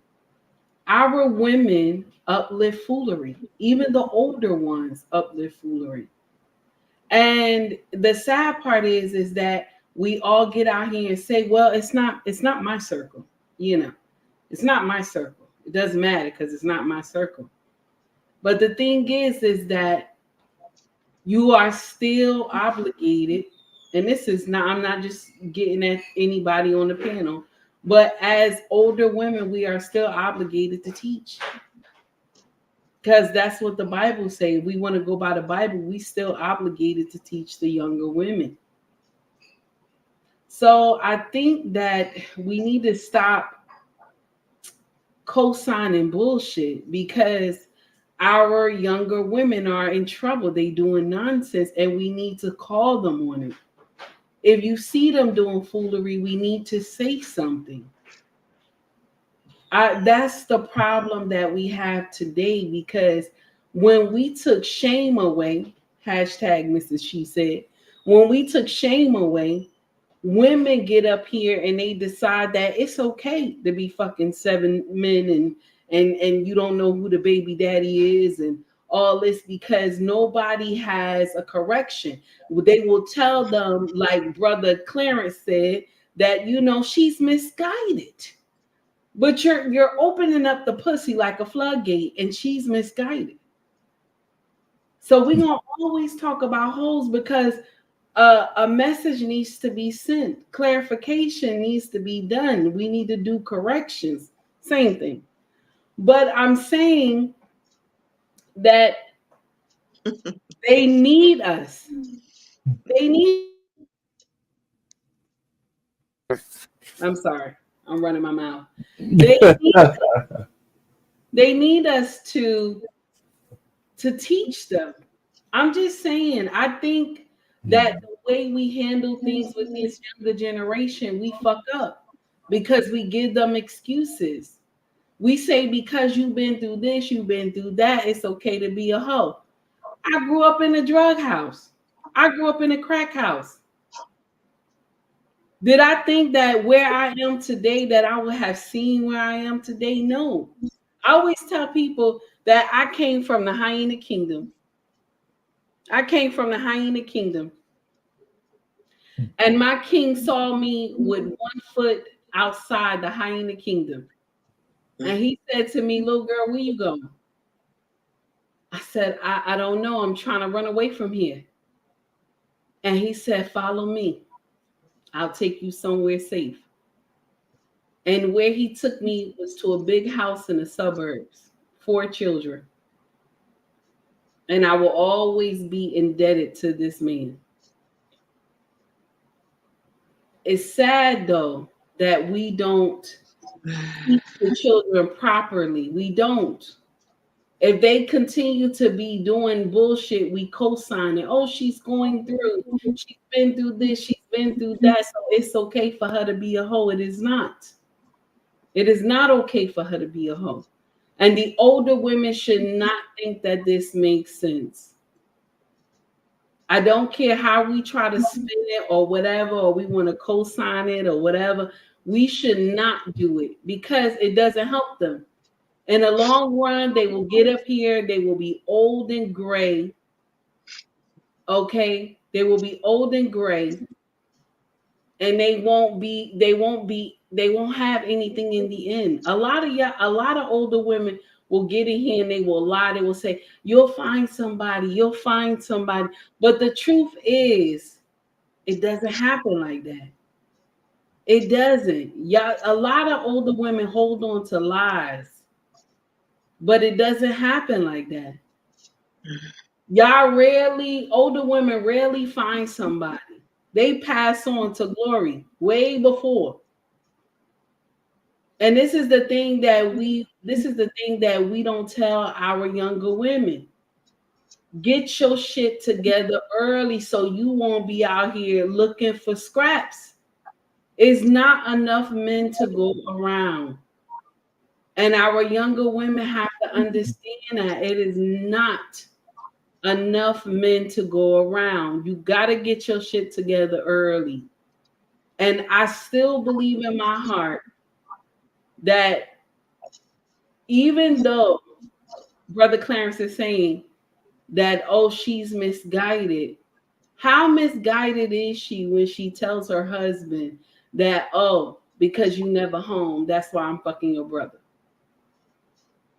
How misguided is she when she say, because you never home, I'm fucking your brother and I'm pregnant by your brother? How misguided is she really? So I don't like when we co-sign bullshit, because now that gives her the right to fuck up and do whatever she want to do, because, oh, I'm misguided. I get out here as old as I am because my husband ain't never home. I talk about, oh, I'm fucking somebody he know because, you know, he never home. Is that misguidedness? No, that's called right there, you a hoe. That's what it's called, you a hoe. That doesn't make sense. Now, I'll share something with you. What I do promote on my channel is that a woman should be a hoe. But I say to her husband, she should be a hoe to her husband. She should use whatever tools she got when she was doing nonsense and be a hoe to her husband. Because that's the only one that will swing her from the chandelier for a lifetime. Everybody always miss that part. I just dislike when we get in here as older women and we sit here and we have our younger women believe no matter what age you are, you're going to find somebody. That is not true. Y'all got to get out of that lie. You got to get out that lie. Because it is very rare to marry at an age that's by the wall or close to the wall. It is very rare. It does not happen like that. And we got to start telling these girls that that does not happen like that. We're lying to them. But y'all, you know, us older women, we don't want to believe it. This is the thing that irks my nerve, because if I never got married when I was in my 20s, found my husband, but met my husband, a little trouble at the laundromat, met my husband, okay? Do I think that I would be able to have someone right now as old as I am? No. See, I can say that. I can come and say that. I could tell that truth. Because you have women, like I always say this, these newer models coming out looking like smooth honey buttermilk. Okay? And yes, you may still look good in your old age to y'all older women, okay, that's listening. Yes, you may still look good for your older age, but your mind is not there. Your mind is not there. Your body is incapable of doing what you used to could do when you were younger. Let's look like we understand the assignment. We don't want to believe that. We believe that God, we always put God in. Yahweh gonna send me somebody. He gonna send me somebody. God has sent this man 4 times. A lot of y'all women miss him. Y'all miss them because you have certain standards of what a man's supposed to be. And mind you, if men had certain standards on what women are supposed to be, baby, I would have never got married. I'd have never got married. Because one thing, my king never imagined that he would marry a woman that had a child already. He never believed that. A lot of men don't want that type of foolery. A lot of men want a woman that can still have children. But we sit up here and we give this false ideology and we think that this makes sense. The truth is, younger women, if you have ears, open up your ears and listen to what I'm telling you. Don't wait till you get old to start talking about you looking for marriage. Don't wait till you get old talking about you looking for a baby. Don't wait till you get old talking about you'll submit to a man. Don't wait till you get old talking about you got provisions. And mind you, you've been fucking since you was 20. Don't wait till you get old that you can't do nothing no more and then talk about you want to marry. Because let me share something with you.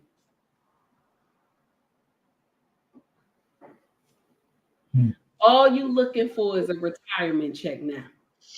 And I'm done. Can I just add on that real quick, BMU? Another thing is the reason we want to stop all these hoes, because all these hoes are creating sexless marriages.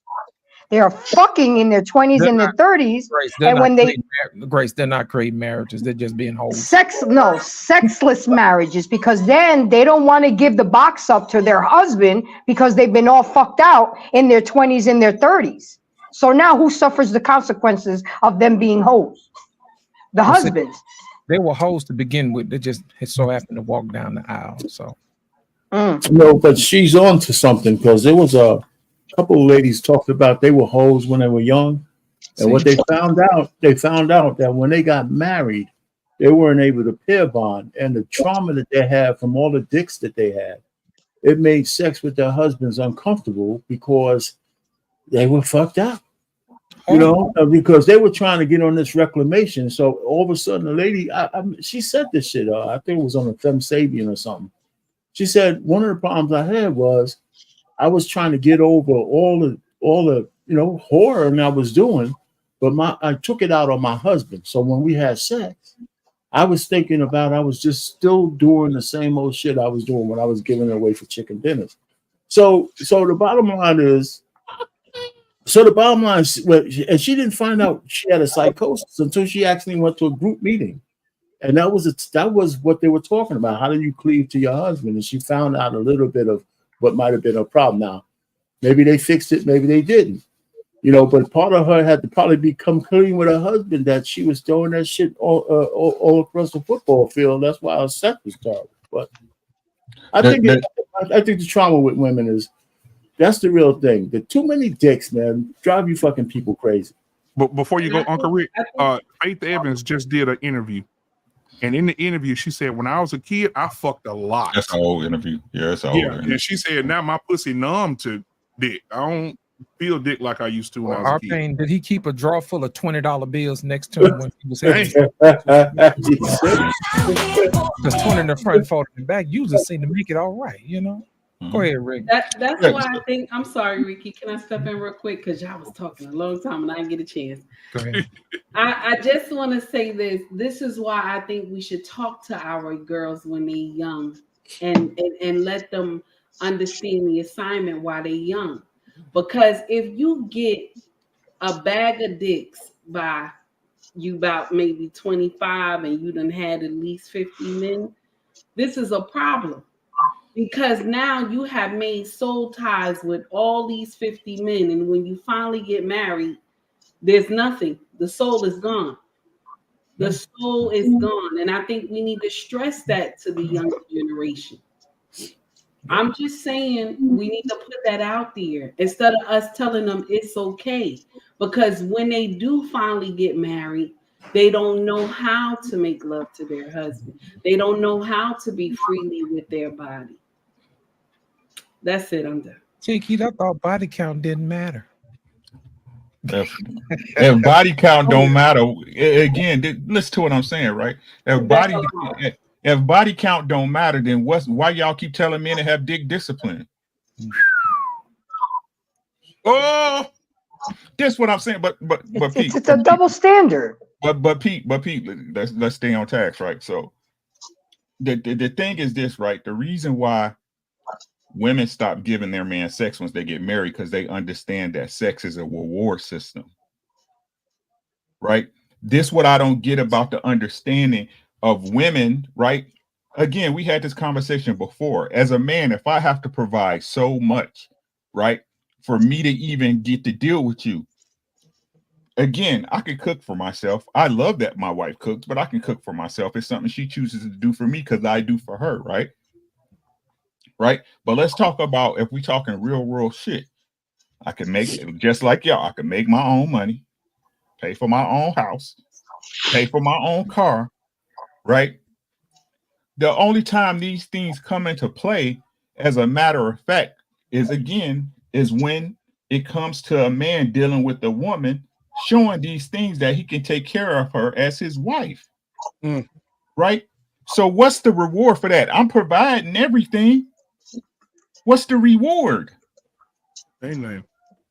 It is one, right? It's a tangible shit that we want. You know, hopefully a woman is caring. She's a muse. She's an inspiration, right? She's a godly woman. She can support you as needed, right? Those are things we want to find in a wife. But the reward is what? I get the fuck. This is just the fact. This is what's crazy. Why women? This is what's crazy. Why I don't get women's understanding. Like y'all talk like hoes, but then try to say y'all not hoes, right? This is what's crazy to me, right? So if you know, women know it, right? Because y'all know when y'all got a dude that's an orbiter or in the friend zone, y'all ain't giving him no pussy as no reward.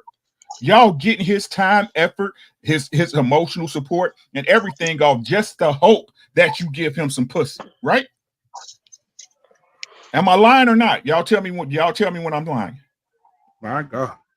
Right? So what y'all is telling men to do is stop taking the one real reward that a woman can give him. And then at the same time saying body counts don't matter.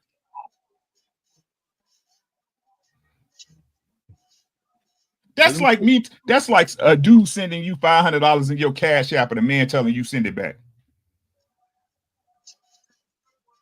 Y'all gonna be like, I ain't send it back shit.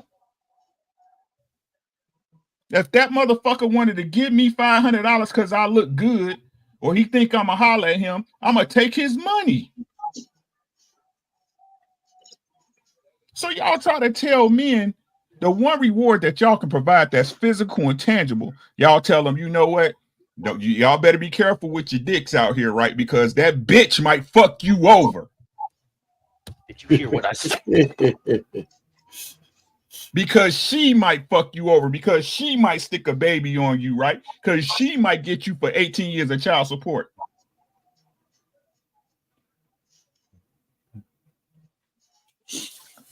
What is y'all talking about? And let me cook y'all noodle real quick, right?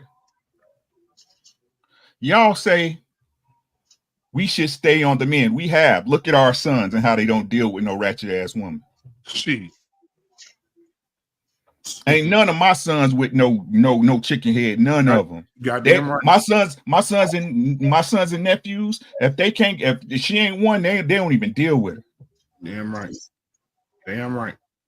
And for y'all to sit up there to say that right now, that's not the fact, that we don't have hundreds upon thousands of young men in these chats and on these panels that's telling y'all they ain't even dealing with women like that no more. Exactly. I won't even go up and holler at her. Ain't that what they saying? Mm-hmm. But we the liars though. We the liars though. These are things y'all seeing, but then when we pour them out because y'all don't like the delivery or the way it sounds, is he rude, he crass, he don't understand. No, this is what's going on. And all the while they got the Mexicans coming in and the Guatemalans, right, taking y'all credits.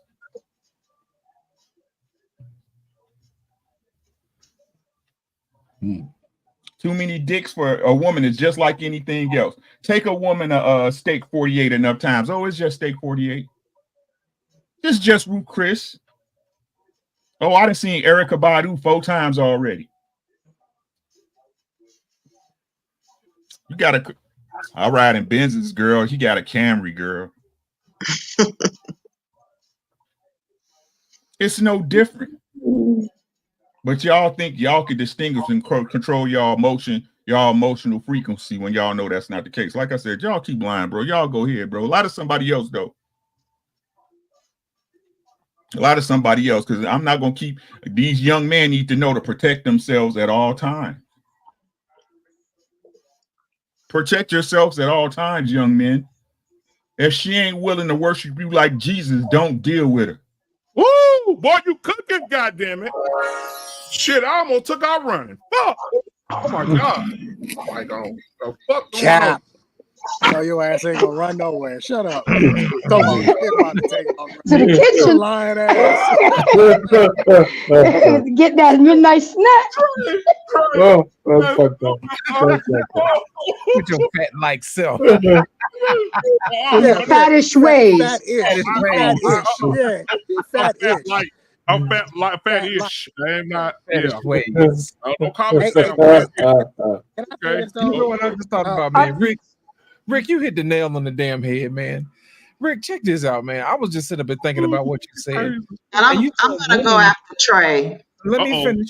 Let me finish. No, I said I'm gonna go after Trey. Listen, I ain't gonna ask you twice. I'm gonna just cut your mic off. Now listen. I don't play them games. I don't beg folks to do shit. I just tell them to do it, and they don't do it. I cut it off. Look, I'm gonna go back and repeat what Rick said before my thoughts get cut off. Rick, you said earlier that women use sex as a reward system. You know what I'm saying? When they probably should be using it as a healing center. You see what I'm saying? You should use that to heal your man instead of charging him like he down at the damn fair. You know what I'm saying? If you put in enough tickets, you know, you get a damn prize. That sound like, 20 in the front. 40 in the back, you know what I'm saying? That's the computer load. That's what that sounds like to me, man. You know what I'm saying? But my whole thing is this. That's the main reason why you said earlier that we have to make sure that we teach women the difference. You know, when you tell a woman, hey, you need to reward him, that all you doing is tell him you got a price tag. And all he gonna do is keep finding out what your price is until you decide to pay it up.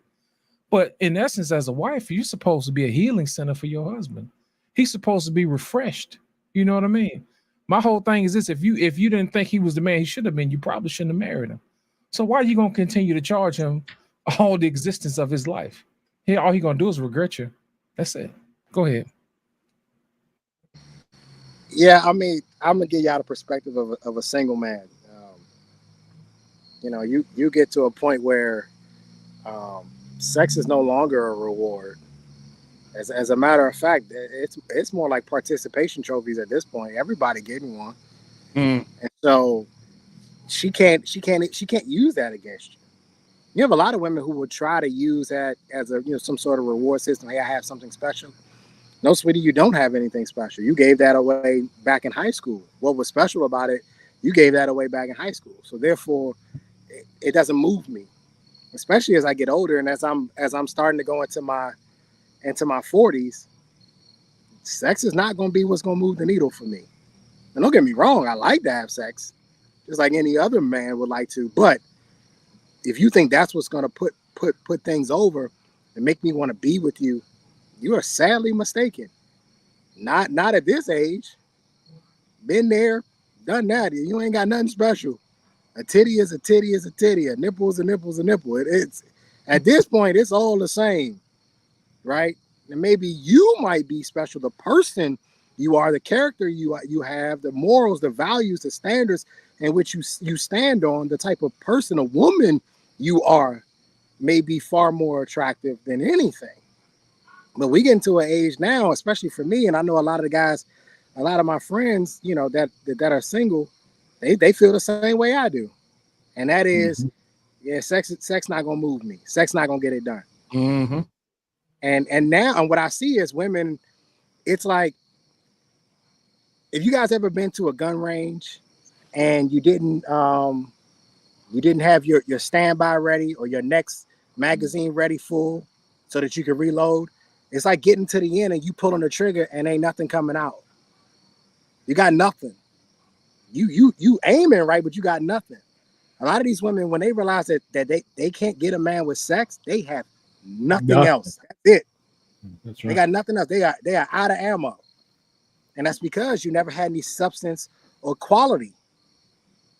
And so all you had to offer me was this reward system. Well, if I do this for you, you'll let me do this to you. You let me stick my thumb where I want to stick my thumb. You'll let me do this. You'll let me do all types of nasty shit to you because that was the reward system. But now when that's taken away from you, you ain't have nothing. So I feel bad for a lot of these women because a lot of the men are becoming so focused on becoming better men, values and morals and professionally becoming better, that you can't even woo them away with the sex anymore. Now y'all really in trouble. Because if you can't get to them with what's between your legs, you really got nothing. You coming up short at that point. And I don't see women with their head in a book. My daughter likes to. I'll finish here. My daughter likes to watch Beauty and the Beast. And one of the things about I always noticed is that her character was Belle's character was she always was reading a book. She was always reading a book. Her head was always in a book, right? And so I try to pay attention to see, well, what do women are they reading? Are they trying to become more knowledgeable about things? And maybe they're doing it on their phones or things like that. But the question is when it comes to quality, what are these women doing to try to become more than what's just in between your legs? I'm a And PhD. unfortunately, I'm not seeing it. And you know what? I'll say this before Nissa goes. I think where the shit went left is earlier when Anissa asked, why we keep talking about the hoes. Let me tell you why. I hate the transitional hoes. I hate the ones that was fucking everybody for nothing. And you get with her and you got to pour into her.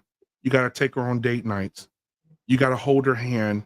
You have to be emotionally intelligent. You have to hold her tight at night. But Earl 5 years ago had you in the backseat of a car while his homeboy was driving, fucking the shit out of him. Why do I have to have so much moralistic value when you was fucking everybody before I even got with you?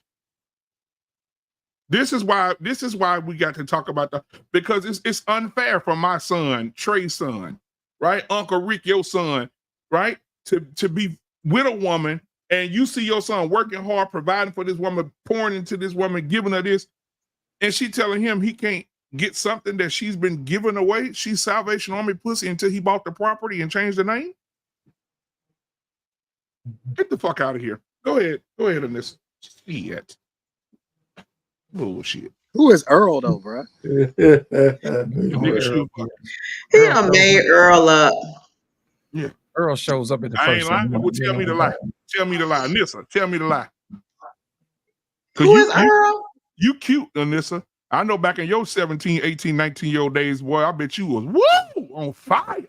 And I know for a fact that all that coochie you gave away before you got married, I bet you your husband still had to love on you, pour into you, take you on dates, take you on trips, spend times with you in front of the fireplace, drinking wine and eating fava beans, right? But the other motherfuckers didn't have to do nothing. This is what I was going to say. And this is why my perspective is the way that it is. Was it last weekend? I think it was maybe 2 weekends ago. Spent some time with some of my friends from college. It was about maybe 15 to 20 of us. And all of us went to the same college together. None of us had children out of wedlock. All the things that you guys love to talk about up here. Most of these women have children. They have daughters and sons. None of their children, none of the boys got knocked up from the girl, had kids out of wedlock. None of the girls are baby mamas. So I know that there are good women out here. And I know that there are good men out here. My question has always been, how do we get those good people together? We know that the hoes exist, but in my life, my circle of influence, my family and my friends, I don't see a plethora of the stuff that you guys are talking about. So my only question was, how do we get those good men and those good women together? Are your friends very successful? Like they're successful in life? Like what do they do? Well, all of us went to the same college. So all of my friends are nurses, nurse anesthetists, engineers, pharmacists. So they got enough money to hide their hoism. Well, they've been married though. Most of them have been married for quite a long time. They were chosen a long time ago, and they had kids, and they have built families, and none of their children are out here, like the examples that you guys like to use. So I guess my perspective was just, how do we get those good women and those good men together? Because they exist. I know Okay. that I know that. Hold on. I know that there are good men. There are not a plethora of good men, no matter what you guys say. Okay. You know, but how do we get the good men and the good women that want to be married and that want to have families? How to get those individuals together? Okay. So, Nissa, I'm ask you this. So, you said they were chosen. I just want to, I like to do things where people remember it. Photogenics. Listen. Well, what I'm saying is, it was. I chose the Go ahead. S23 phone about a year and a half ago. 24 came out. I got it today. They don't fucking matter if you get chosen. It's always going to be something better. Listen, and women are hypergamous. I guarantee you, in those marriages that you're talking about, somebody done fuck somebody. Probably. And you know about it. And you know about it because they showed you the dick pic. I don't know, things that maybe probably because we know what the rates, the stats are on people I was just cheating gonna in say that. marriages. You took it out of my mouth. So, and they are not exempt. But my question is, you had a group of women that were raised a certain way, okay? They had children and families, and they did the job to raise their kids a certain way. So now these kids are available and ready to be on the market. So how do you get the good men and the good women together? I really think that should be more of the focus. Interracial dating. Because they're out there and they question. exist. Let me answer that question. Interracial dating. The population that you're speaking of is And that only. might be fine too. Let me Everybody finish. just needs to open it up. You want the answer or not? I mean, come on. Go ahead. Now, here's the thing. The market that you speak of makes up only 30% of the population. Okay. The whole market, or the single mother market, or people who are out of wedlock, represents the other 70% of the market. That's where the attention needs to be at.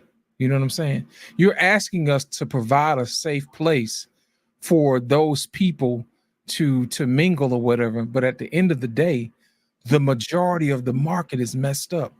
That's where our focus should be, fixing the majority instead of worrying about the little small set who already know what they're supposed to do. You know what I'm saying? It's like you go into class and you're only going to teach to the kids who got straight A's. Well, damn it, the rest of the class is failing. You know what I'm saying? We got to teach those who make C's and D's and F's and say, hey, look, what are you not getting? Yeah. You know, what kind of help do you need for us to help you out? Do you need extra tutoring? You know, do you need somebody to sit you to the side and say, hey, this is how you do it? Or we just going to say, forget you. And we just going to talk to the elites of the elites and give them more advantage and say, forget the rest of the world. Well, the problem with that is that the elites don't understand is that the rest of the world is ran by everybody else. You know, those are the people who go and bring you your groceries. Those are the people who make sure your lights are on. Those are the people who pick up your trash. Those are the people who do your dry cleaning. Those are the people who make your clothes and your shoes and anything else that they do. They deliver your beautiful Amazon packages, and they make all the other stuff that makes your, charmed life worth living. That's the answer to the question. We need to focus on what needs to be fixed instead of trying to fix what's already been fixed. I think that's the lazy way to handle any situation. That's all I'm saying. I disagree 100%. And you know what? You can, okay? Let me unless you were finished. I just disagree. I think that part of those 30%, those guys are doing the meaning. Those guys are working too. I don't call them the leaders. I'm saying if I think that. What would you call them, okay? What would you call them? Listen, let me just say this. I think that if there's a pool of people who are marriageable and it's not part of the 30%, not part of the 70%, I don't think we should waste time trying to fix 70% of people who don't want to be fixed. I think we should build it. If we're going to build a new community, it's got to be about people who are willing to be built to build it. Right. So if there was a place where, my daughters and people who have some vetted families wanted to meet where they might be able to hook up and stuff like, why not do that? I mean, it's easier. I mean, I think one of my biggest failings that I didn't have some vetted families. Got a whole lot of frat brothers my age. They had kids at my daughter's age. I'm mad because our culture didn't think that, I should try to be setting up those families. Hey, you got a son that's 21 or 25. I got a daughter around the same age. Why don't we just plan an outing? Let them meet each other. Maybe they hit it off, maybe they don't. That's the kind of shit I probably should have done. That's what I really feel bad that I didn't think about that shit. You know, so the 70% of the people, the ones who want to change their lives, they'll do it.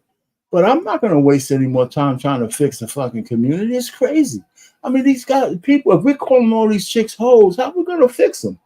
That's what I mean. Alyssa said that if there's a lot of hoes out there, why waste time trying to reclamate these fucking chicks? They got to do it on their own. If there's a whole bunch of Pookies and Ray Rays, we're not going to make them straight unless they want to get straight.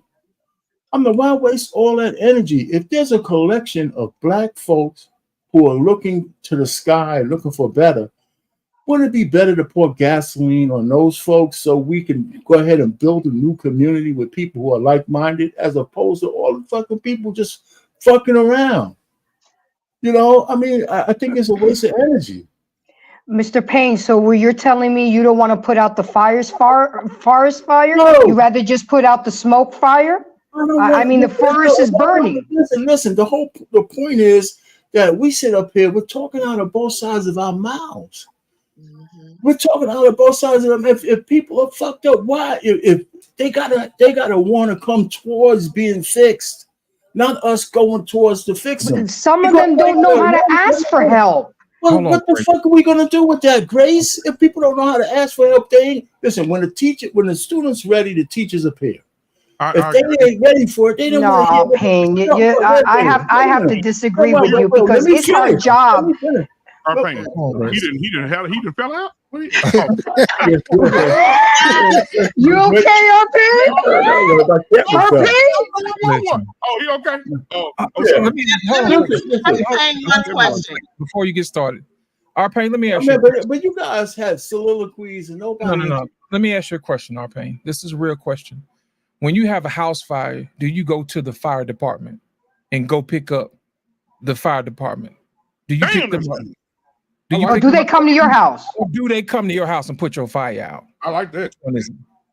There's not, if you want to go save the community, that's you. I don't agree with wasting time on that shit. Well, how much we gonna? Wait a minute. But what? It's not wasting time. What if Christ was like that? Just like Miss Straight Up Shit. What if Christ thought that way? We're talking about Christ. But we're supposed to be Christians. We're supposed to be Christ-like, Mr. Payne. We're not Christ. Take people like me and Trey. Trey deal with young men all the time, and so do I. Trey found a bunch of young men who want to be. But there's a lot of young men who came and said, "Fuck you, niggas." You just had a goddamn show talking about fucking paying child support by the Gestapo. Because the fucking mothers will say, "Hey man, you took care of these kids. Now I want to try." So all of a sudden now we want to go into the breach. We got to be consistent with the message. I've been doing this before Gestapo came along, so I've been doing this for years. You're not listening. Okay, if you got men, if you got young men that came saying, "Fuck you, coaches. Fuck you, niggas. I beat all y'all ass," and now they're in college saying, "Thank you for getting my shit." Yeah, but that's we're adding all kinds of shit in there. I'm saying you're talking about so what we're saying, if we got 30% of the folks who want to do better, who can, we can say, but we should say fuck them because they got this shit together already, and we should just work on the people who don't. So I don't, listen, if the people want to get fixed, they'll start coming towards people to do better. Okay, I don't mind anybody doing a community work. But we've been doing community work forever. I mean, how much progress is we going to be made? I mean, how much progress has been made? Maybe we got to look at some other things, right? We got communities are all fucked up everywhere. It's always because nobody wants to help out the community. That's why it stays fucked up. People have been helping out the community. It's always the boomers. Payne, can I ask you a question? I'm a boomer. I don't agree with it. Can I ask Payne a question? Let him cook. I'm sorry. Go ahead. Payne, how many daughters do you have? I have 2. Okay. So if you had a choice of connecting your daughters with good men that are ready and prepared to be husbands, or they had to rehabilitate a Pookie, Which one would you want for your daughter? The ones who are already there. I mean, it's easy as listen. I had a couple of guys. I just say, listen, what your kids doing? You know, because I know the parent, I know the family. What are your sons doing? What's your daughters? I got 2 daughters. What's your sons doing? And one got a girl. A couple have girlfriends. You know, I said, and I told this one of my good friends that what I was trying to do, and he says, you know what? I got a daughter too. I think about that as well. You know, I'm saying, you know, anybody who wants to save the community, that's fine. I mean, that's fine, but let's not say that the people who are doing well, we should just ignore them because that's the pool of people who are going to save the community. I mean, if you know, that's what I think. They're gonna have to rebuild this fucking thing. Can I say something real quick? Our pain. That's just kind of how the world works, though. You know, the squeaky wheel gets the grease, unfortunately. Yeah, I know. But I actually agree with you on this one, our pain, for the sense of you can't compare hoes because nobody wants to rehabilitate a hoe. No, they don't. Nobody. So in this particular case, you would actually have to stop the bleeding before it starts bleeding. Preventive you measures. Have to stop them from being a hoe before they ever become a hoe. There you go. There you go. And so this is a little bit different in that sense of, well, you know, you can get a bunch of women and say, okay, I've changed my, like, you know, Brittany Renner is supposedly a Muslim now. That doesn't change the 30 some odd bodies you had before, sweetheart. No. Now she's gonna get a clown. Some clown gonna figure it out because they always do when they're a celebrity. But it doesn't change what you've done before. The true medicine is in preventative medicine to make sure you were never a hoe to begin with. And so what I'm telling you, what has to happen is actually, and I've said this before, you have to forego a generation. You got to just let them go.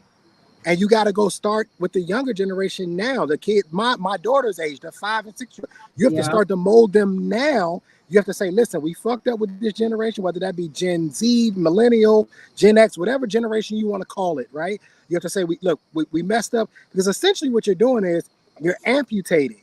You're just amputating. That doesn't mean that the cancer isn't in the rest of the body. It might still be in the rest of the body, but you're just cutting off Big Mama's leg, thinking the cancer's gone, when in actuality, it might not be. When the best thing to do is to teach Big Mama how to eat properly and exercise so that you never get sick in the first place. And I think that's something we gotta take a long look at, because I don't think you can really rehabilitate these women. I mean, what's the basketball player, the former basketball? She was a porn star before, then they ran out of money. What'd she do? She went right back to Joe Smith.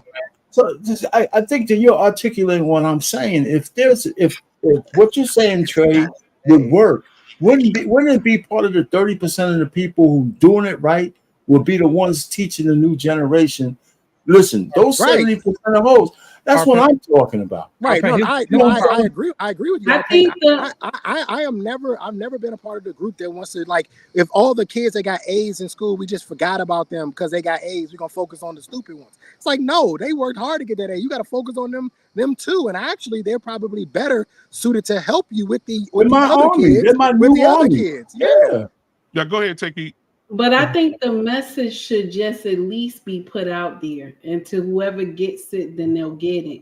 I agree with that. We should teach to the masses, not just say, okay, you group, come over here. Because if you teach to the masses, right, then the ones who have ears will come. So we can't just say, okay, this group we gonna teach to everybody. And then both could be true at the same time. Then.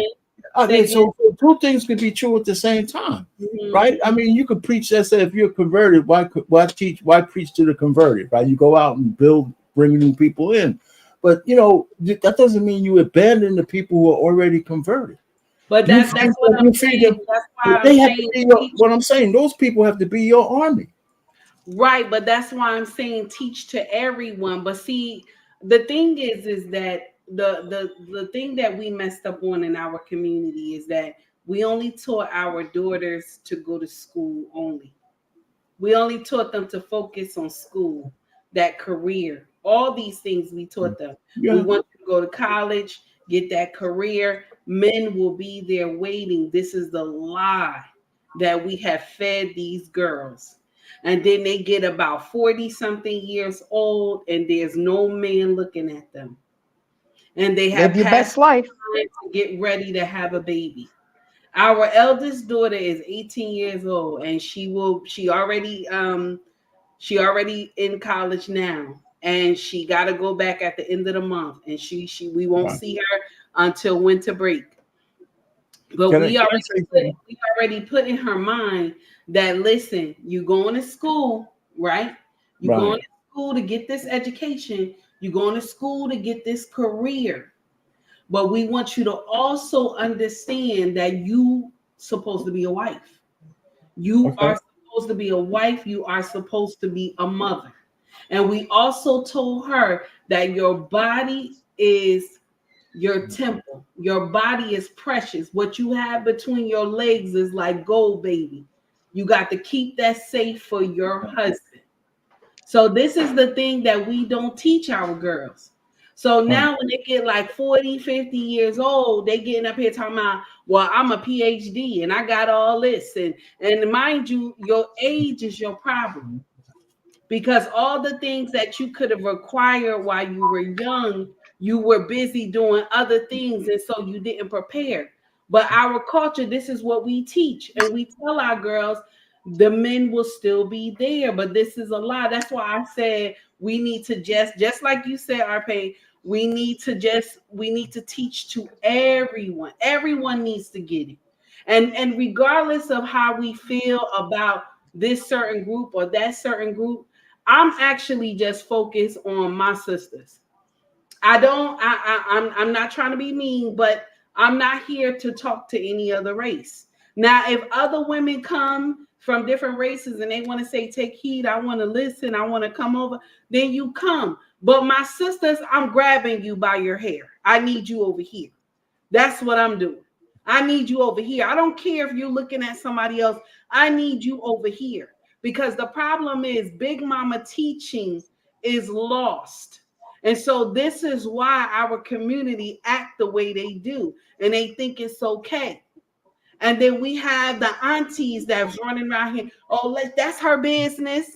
That's her business. She can do whatever she want to do. She can have all these children and have all these baby daddies, and it's okay. And it's not okay.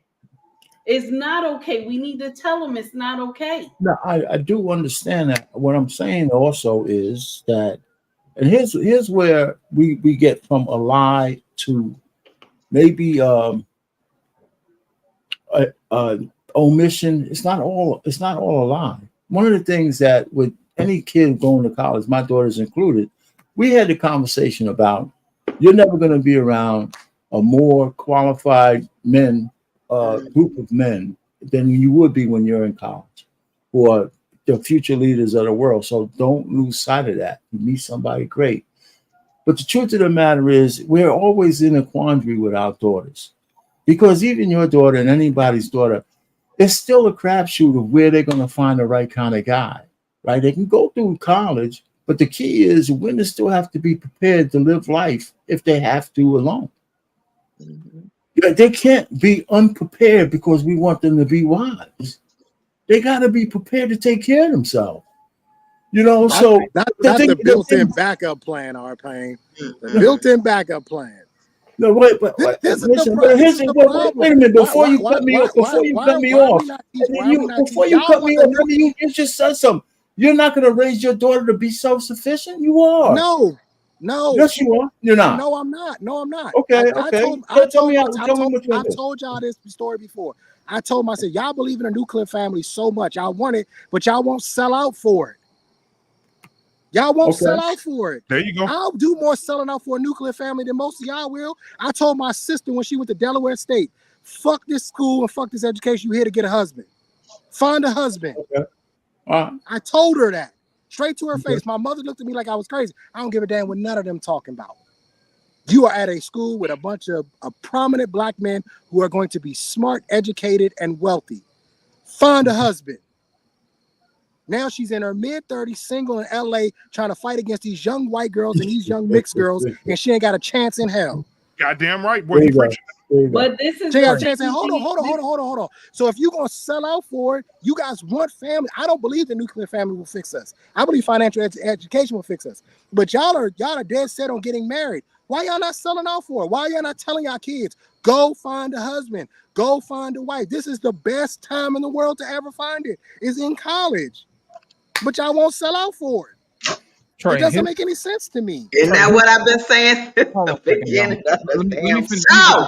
Let me get this out the way. Jesus Christ. Arnissa, you did not say that at the beginning of the show. I'm did sorry. I'm sorry, I Lord. said, You why are didn't y'all say that. focused? Why are y'all focused on the wrong people and Listen. not focused on Go what? cool off, Uncle Rich. I He said was that from cooking the tonight. beginning. Lying. I She didn't say lying. what Trey said, but from the very beginning, that's what I said. And y'all fought me tooth and nail. I'm While you keep talking listen, about hoes. I'm asking for the mic back. I'm not going to ask twice. Okay. Now I'm going to say this, and I'm going to say it with love. The problem with what you said earlier, Arpain, was that you said that the women should get together and find them some husbands or whatever. Anissa said she had girls in her circle who were looking for husbands. You said that you had your daughters who were looking for husbands, right? How the hell y'all gonna get them husbands if y'all never focused on the damn husbands in the first place? You see what I'm saying? Y'all don't. Y'all selling hoes, man. Y'all selling hoes. No. I disagree with you. What you characterize what I said. I disagree. Let me finish. Let me That's finish. not what we I said. thought you were Let finished. me finish. I'm not gonna tell you twice. Now listen. The reason why I say that is because if you want your daughters to have husbands, you would build them for them. You would actually support those who want to be husbands. You guys are just talking a lot of bullshit, man. Instead of saying, no, it's not bullshit. Hey, I Instead think of saying, so. Paint, let me Hold finish. on. I'm like I said, I'm only gonna say it once. Cut my fucking mic off then, man. And I will. Thank you. You're not gonna be rude to me. Now, I'll let you talk and I ain't said nothing to do. Now, my whole thing is this. Everybody wants to listen to Big Mama and what she got to say, but nobody wants to listen to Big Daddy. Nobody cares. That's what's wrong with our community. Nobody respects the damn wisdom of the father in the home. But yet at the same time, y'all still want his provision. At the same time, y'all want his help, but y'all don't respect what the hell he got to say. Look how we having these conversations today. I'm damn co-host of the show, and you telling me to shut the hell up. Where's the damn respect for that? Now, any other time, Arpain, I will give you your respect. But today I'm damn near demanding it because I had something to say. And I'm going to say it right now to y'all face. Y'all want to sit up here and say you want to focus on the 30% and y'all get together. But my whole thing is this. Inside of that 30%, how many of those are eligible men in there? How many of y'all have made sure that your daughters had somebody to select from and choose from? You didn't, because you didn't build them. That's like having a garden and going and expect to pull up watermelons when you didn't plant them. That doesn't make sense. So when we have these conversations, we're actually talking to the men. The women are going to do what women do. That's the reason why we have men have these conversations. I had a conversation with some men today. We had a conversation over on TikTok, and we were talking about men making sure that you hold yourselves accountable. And I said, look, let me tell y'all something. I said, the problem with y'all is y'all think that your sexuality is built up from being a man. That's not how you build a man. I said, you get you a book. I said, my homeboy wrote a book, and it's called The Sexual Miseducation of the Black Man. I said, you start there. You get your sexual education together, and then that way you can focus on what you need to do as a man. You can go build yourself up, giving men tools to make them better men instead of just telling them you ain't shit. The world has already told men they ain't shit long enough, and we're sick of it. So that's the reason why we had those conversations, because the women were saying we need better men. Well, guess what, damn it? We're going to provide them with that. Now, in return, we're going to expect you to be better women. And that's the reason why we have these conversations. We can't sit up here and have one-sided conversations and say that the women are all perfect and we'll sit up there and tell men are bad. That's crazy. That's crazy. If we want nuclear families, we have to solve the problem on both ends of the equation with the men and the damn women. But Trey, Lost. He who finds a wife findeth a good thing. Good thing. And finds favor with the Lord. So don't leave that part out, because everybody thinks just because they're a wife, the favor comes with it. No, you got to put in the work and the effort. They leave that part out. And that's the thing. And that's the thing. Like you just said it. You have to build them and plant that seed in them. Right. In order, because when he finds her, she got to be ready.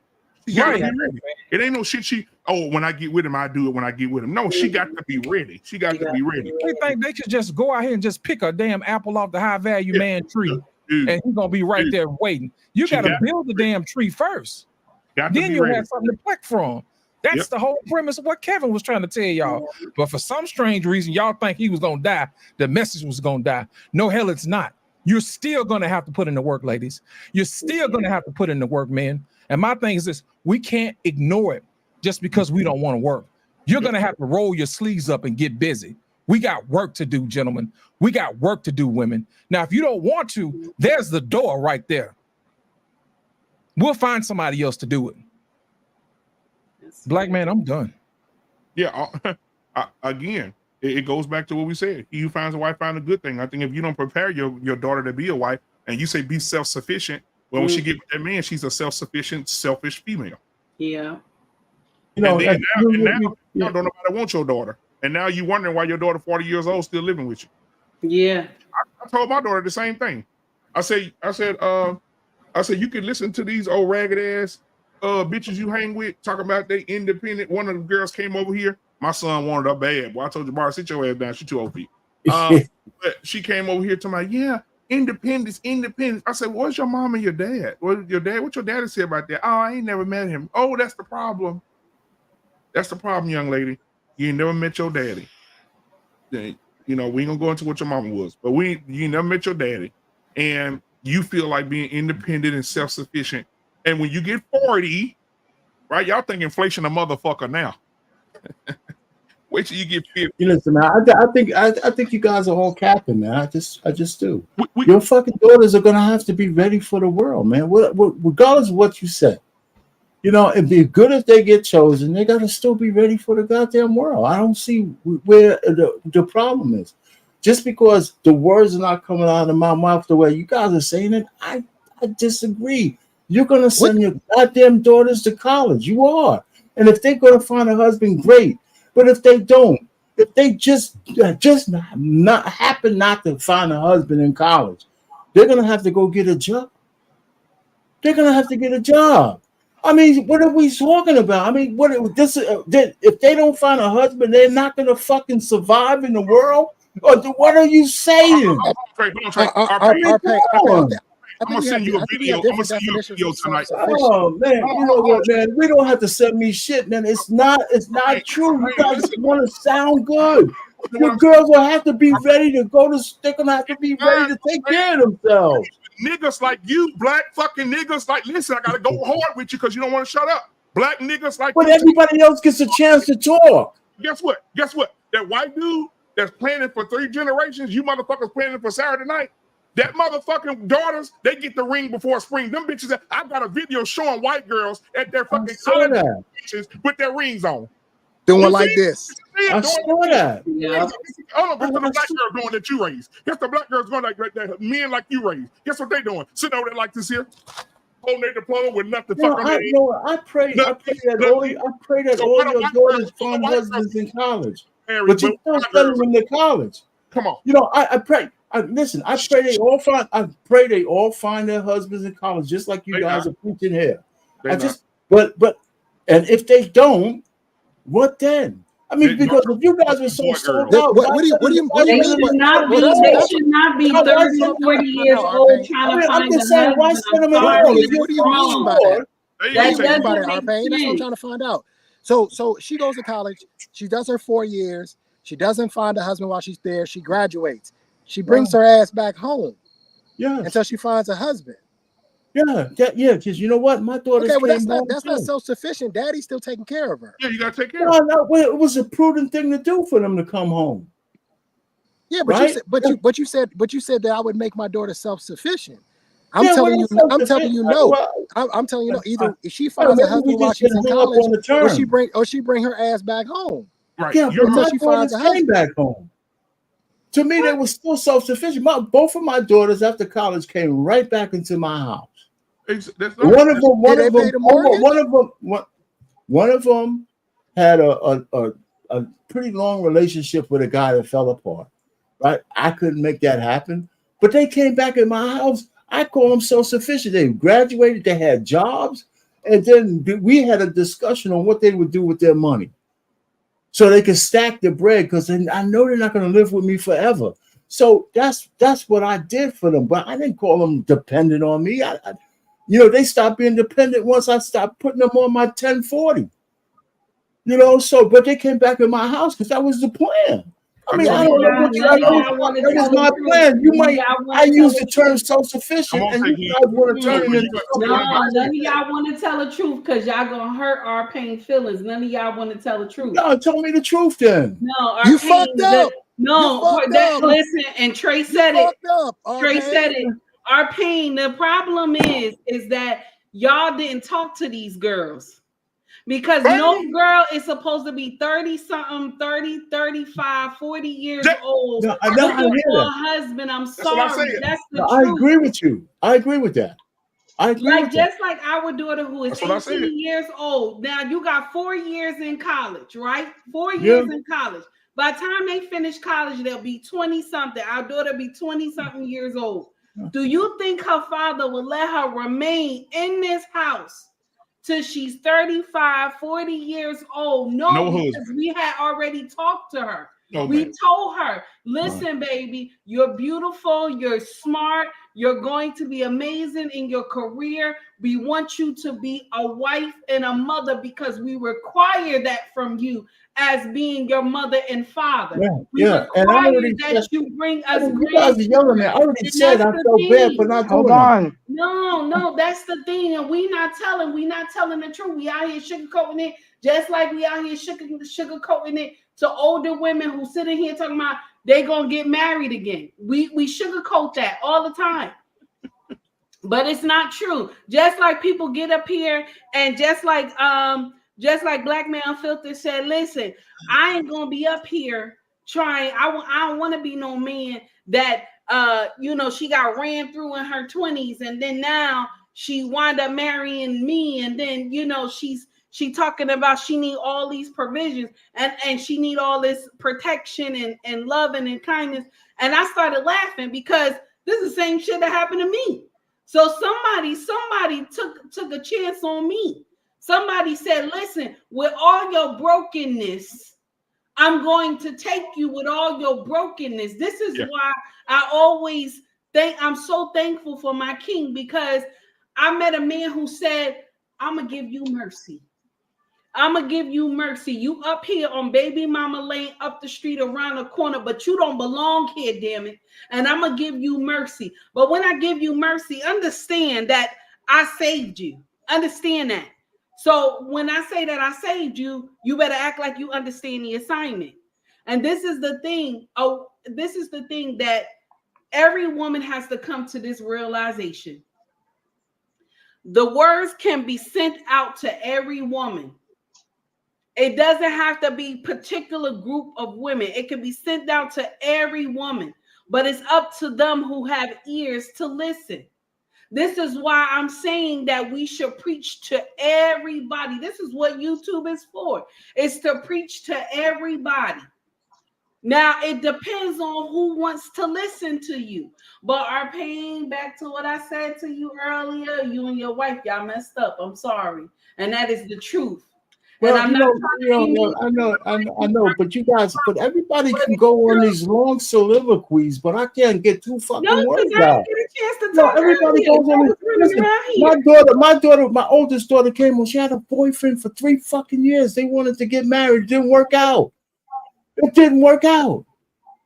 you guys just gloss over that shit, man. Motherfuckers ain't falling off of trees. For 3 years. Wait a minute. You just glossed over me telling you that. But 3 years a long time. We heard you. Work out. Did it take you 3 years to marry your wife? Did it take you 3 years to marry your wife? And shit didn't work out. I'm asking a question. When did you know that wife? No, but you guys said that I didn't want my girls to get married. My youngest one is still young. She is going to do what she got to do. We had these conversations. So I understand I want to get her married. I understand I wasn't fucking perfect on this shit. you know. But hey, man, even all of you guys, I hope to God your fucking daughters find somebody to marry. We sit up on these goddamn panels and say, ain't that all those guys ain't out there? And so if they run into one guy, I hope to God they do. But if they don't, I'm not going to call her a failure. I'm not going to call your kids a failure. You still don't know who they're going to meet. And in the meantime time, they got to be able to take care of themselves. I mean, Can I say something, please? Come on, I understand exactly what our pen is saying. Does everybody up here understand the will of God? You know what? I understand exactly what it is, but my Okay. whole thing is Can we you- gonna listen. Either we gonna I pray didn't for a husband. finish. Listen, Can I either you finish? gonna listen. Either you gonna pray for a husband or you gonna plan for a husband. Which one are you gonna do? That's the damn question. We can sit up here and go on these whole rants.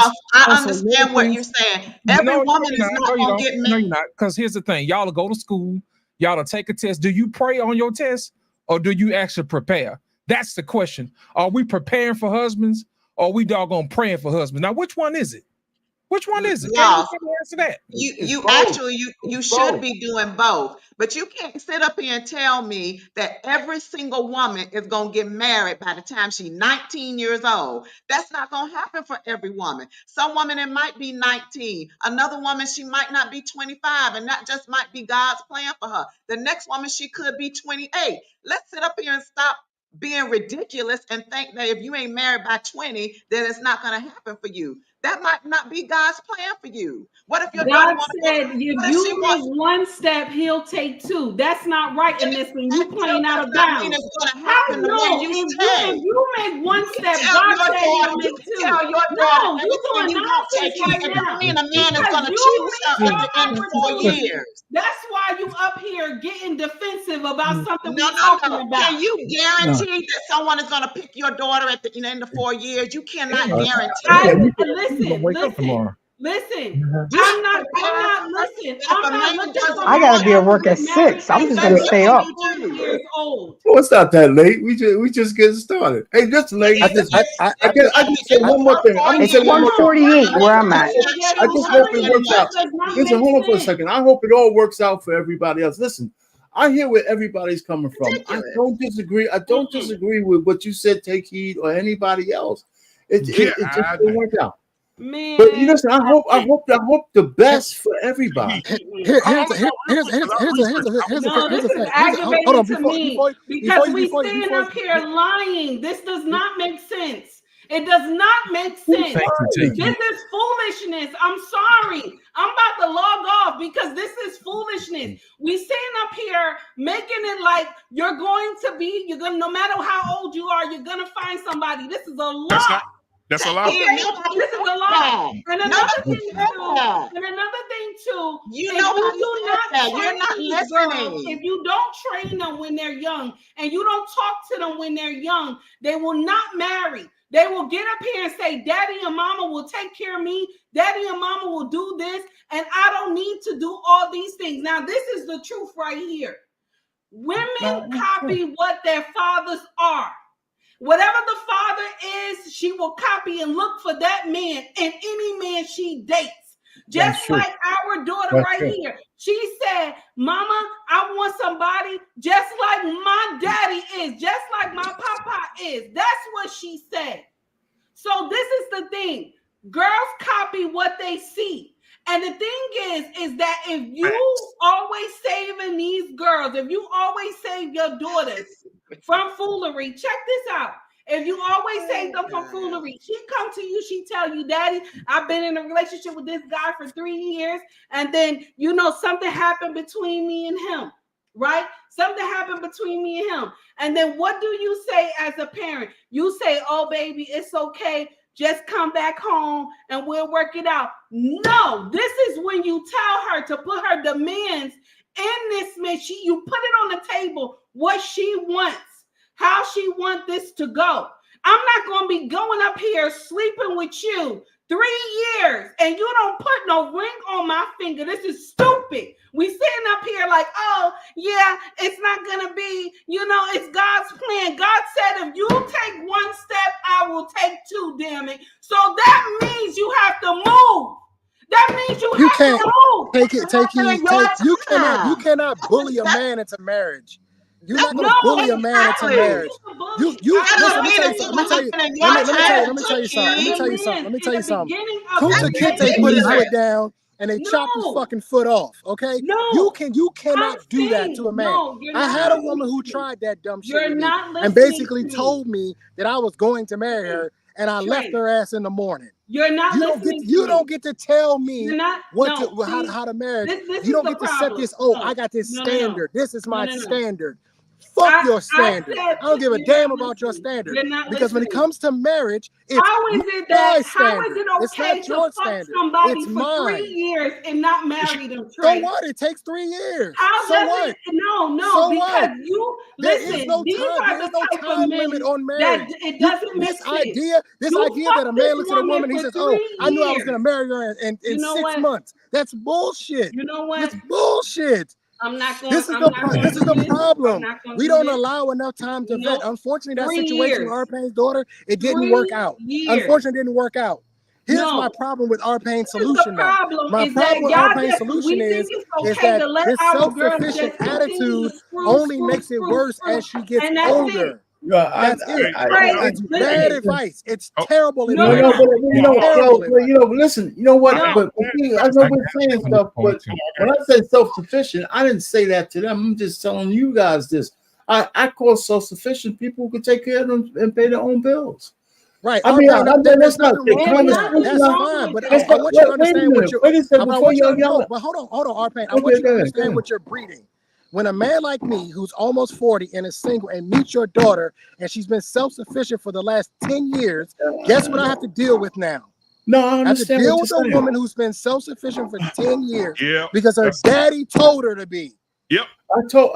Well, wait a minute. Now, I mean, see, that's what I'm saying. We're getting hung up on the term. I'm trying to give you the mindset of a single man. Think about this for a second. Think about this for a second. When I meet your daughter, I like your daughter. I want to see where this goes. I want to vet her. But the problem is I've got to fight through 10 years, a decade of independence. I got to fight through that. Because her daddy told her to do it. I didn't tell her to be. Who's she gonna listen to? She gonna listen to me, a second. or she gonna listen to her daddy? Mixing all kinds of shit in there. You don't want to say she's self-sufficient. I'm using your example. Self-sufficient means she got a fucking job. That's what it means. What's this having a job mean to you guys? Come on, bro. What does a job have to do with being a wife? No, wait a minute. What does a job means? You can take care of yourself. What does a job? What are you talking about? I mean, I don't understand. You guys are mixing metaphors and all this shit. Listen, I didn't took my daughters down and say, I need you to be self-sufficient. I sent them to school. So if they got married, great, but they still would have to take care of themselves. They have jobs. That's being self-sufficient. Arpane, but did you teach them how to be wives? Listen, they have. Did you teach your daughters how to be wives? No, I didn't sit down there until I told them. No, but I did. But listen, in a natural course, I just told you guys that my daughter naturally found somebody that she fell for. When I told her that, that's what happens with a lot of people. When you're sitting down there like I'm the only person that shit didn't work out. But they had what are you saying, man? I mean, she only gets one bite at the apple, and then all of a sudden I'm a fucking bad. My daughter told me, I'm looking for a man just like you, just like your daughter said to her father.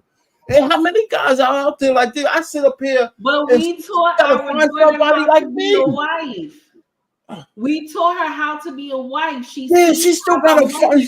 Her husband still got to find her. That's right. But she's ready. She's ready. She's wifey material now. Too much. No. Can I say this real quick? And I'm gonna drop off. This is nonsense. Let me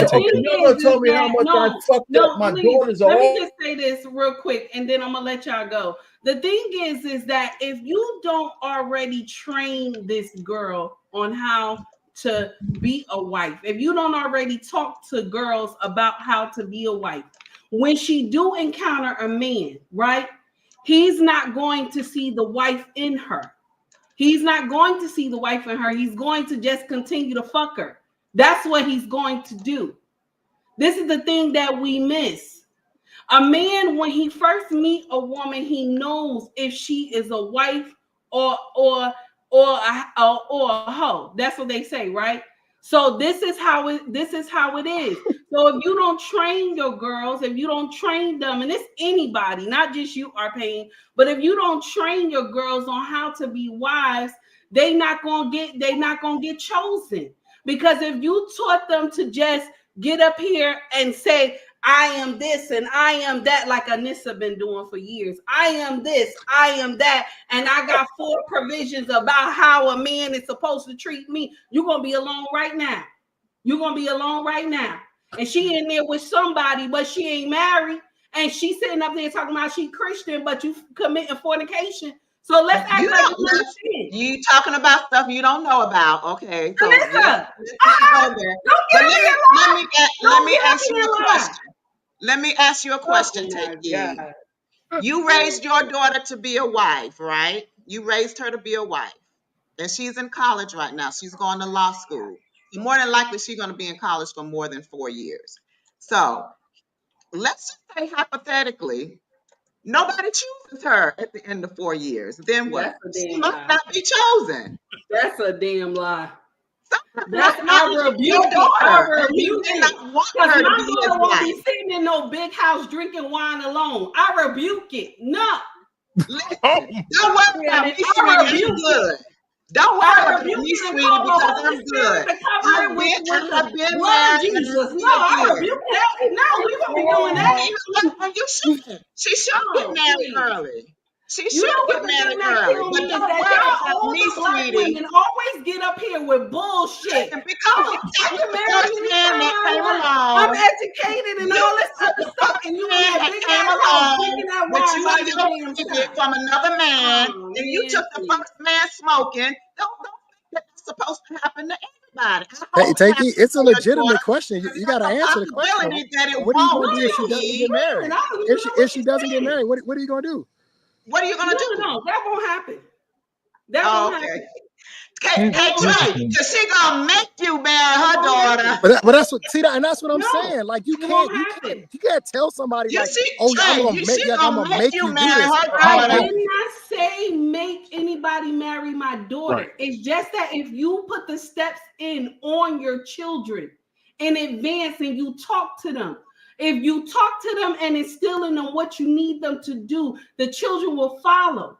It is how. Yeah, but I ain't got nothing to do with him. He has to ask her. No, this is what I'm saying. No, she already told me. She told you that she asked him to marry her?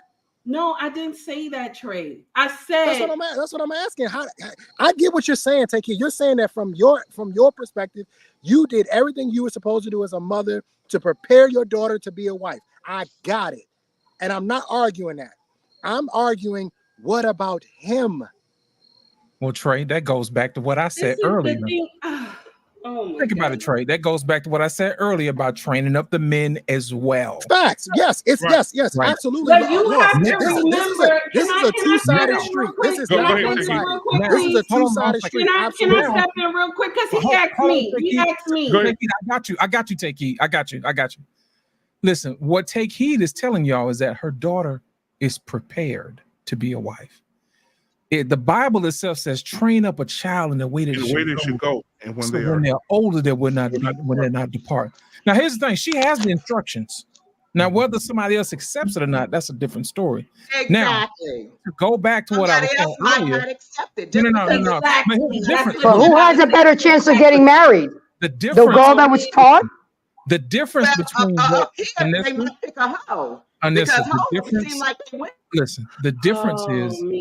the difference is she has prepared her daughter. That's the difference. She planned for a husband. She didn't pray for a husband. She knows what to do. That's the difference. Go ahead, take heed. Watch this. The thing is, and I'm not gonna say no more, but the thing is that our daughter belongs to two worlds, America and Nigeria. So even if she won't have a husband here, in her father's traditional home, in his tribe, she will find a husband. Or a husband will find her. Because see, the difference between America and Africa is that families govern under the same culture. And so what happens is that your father know my father. My grandfather know your grandfather. You got a daughter, I got a son. That's how it happens. That's how they get together. And you know what? We go to tribal meetings, right? We have a big tribal meeting of my husband's clan. So you have all these people who their sons and daughters go to college. They're all doing well. They're going to school to be doctors and lawyers and stuff like that. So this is how everyone secures their family. This is the thing that Black people always miss. We miss this because we don't have a community. So our children, when they get older, there's nobody there for them. But if our daughter don't find nobody here in America, she has a whole tribe, more than 4,000 to 5,000 people that she'll be able to be blessed to get a husband. This is the thing that America don't have. Black America does not have that. So it's arranged? Didn't I start out by saying that? I started out by saying that's one of my biggest fucking regrets. Burn the damn whole damn down. You said was bullshit.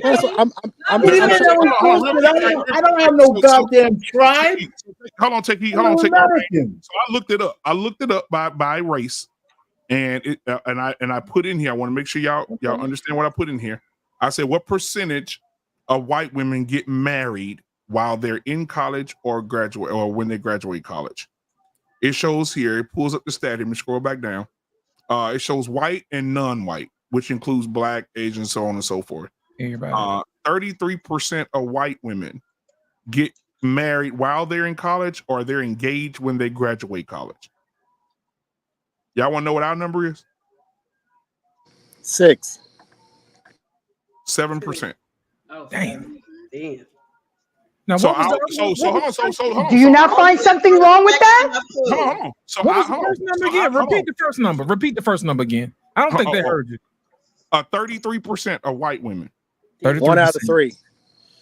Are married in college and or engaged when they graduate college. That's that 30% we was talking about earlier. That shit keeps coming So back those up. white women preparing their daughters. Well, not only that, they also understand that the foundation to the family, the starting block, is actually in college. Yep. They understand that. Listen, ring before spring is a real thing in other cultures. Yeah, absolutely. It's not a game. They sort of sensationalized it over the years, but these parents were telling their daughters, go find a husband. Mm-hmm. If your daughter went to Harvard or some private white institution, they were telling their daughters, go find a doctor, go find the next senator, go find the next dentist or whatever. That's what they were pushing. I don't understand why our community can't do the same. Yep. I don't see why this isn't something that we haven't adopted. Because my whole thing is, and I mean this, any Black woman I see to go to college, I just had a conversation with one. She was 20, and she goes to a local college here, and I was like, "You looking for a husband?" No. Oh no. And I'm like, "Why not? You gonna spend the rest of your life alone?" And she was like, and you could see that it hit her for a second, like, "Oh, wait a minute." I was like, "Listen, here's my question to y'all ladies, and I think y'all know the answer to this. But does a woman have a better chance of landing the man that she really wants, younger or older?" The answer is obviously younger. So the fact that we don't push younger women, to go find the man, and yes, he might not be developed. Listen, I wasn't shit at 21. I'm telling you right now, I wasn't shit at 21. Okay, I had a little bit of common sense and some wisdom, and I was a hard worker. That's all I had going on. I was dedicated. But if a woman would have stayed with me through those years, she'd be sitting real pretty right now. Real pretty. Exactly. So we got to send this message that the man that you want, he probably ain't got shit at 20. You got to work with him, build with him, But if you don't, you're gonna be waiting at the finish line. And I don't know why these women think that they got the choice at the finish line, because you don't. The men who run the race, they pick when they get to the finish line. Trey, damn it, this is what I was saying already, and now you just landed there. What's the Trey? Don't come to my show tomorrow. Damn it. Guys, can I say something real quick? I'll be there bright and early, Teggy. I'm gonna be there bright and early. Hey, I got one more thing for you guys. So when we were talking earlier about the longevity of relationships and being in relationships, if a person don't want you, they know. And sometimes people just stay in relationships because they're complacent and they know it's sex and or companionship, they just stay. But I'm looking here and brother, if I know he's gonna be watching, but what's his name, brother Clarence? I hope he's watching. He said there's nothing about whores in the Bible. He's a liar. Say what? Here it is right here. If we go here in Leviticus, talks about longevity. In Leviticus 19 and 29, this is what it says. Do not violate or dishonor your daughter by making her a prostitute, by sending her with several men. This is what it says. Right out the book. She needs to have a husband. So basically what this is saying, she don't need to be dating one dude, fucking him, and then he decide, no, I don't want you. Now she got to take that same pussy and give it to the next man. And if that don't work, the next man. By the time she meet her, let me tell you something. My grandmother used to do a thing with my sisters. I hope I got a motherfucking pen in here. My grandmother used to do a thing with my sisters. She used to draw a pie on a piece of paper. And she used to circle the pie. I don't have no fucking pen. Anyway, she used to circle the pie. And she told my sisters, when you get a man, she said, the pie represents your body. And then she, I got a pen right here. Goddamn right. Okay, here we go. So let me do this here. I'm going to circle this motherfucker. I'm going to make a circle. I'm going to do this. We're in school, y'all. My grandmother, let me put this on the big screen, goddamn it, because somebody's going to learn some motherfucking tonight. Hold on just a second. Goddamn it. Grandma, this for you. She drew something like this, like a fucking pie. She put names in these areas. John, Jimmy, Eric, all this around the circle. Then she told my sisters, how is it fair that you've given the slice of pie God gave you? You gave all these slices away to people that didn't even deserve a slice, and the only piece of pie you got left is one.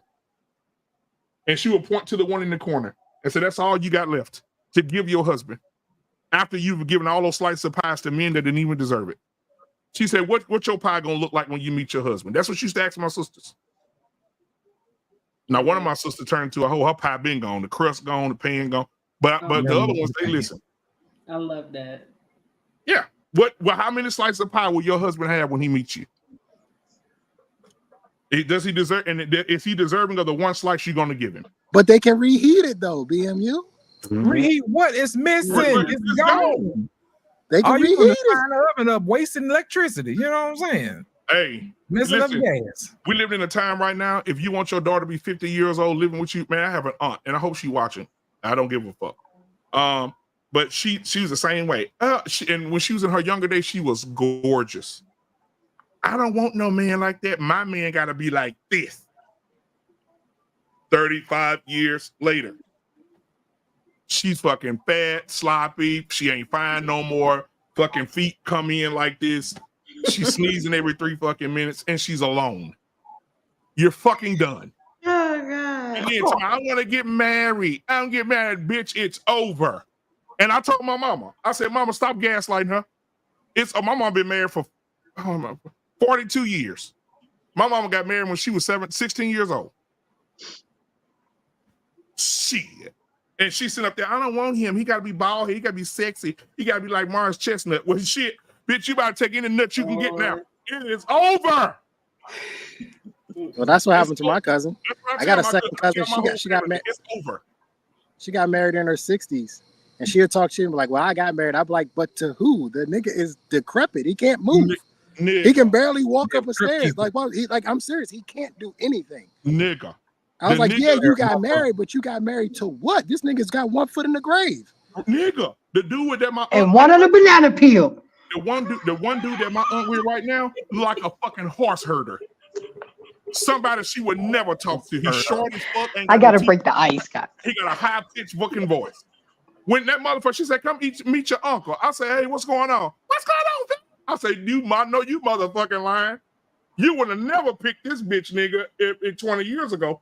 You're settling because you know this the only fucking thing y'all get. If they stand next to each other, it's the number 10.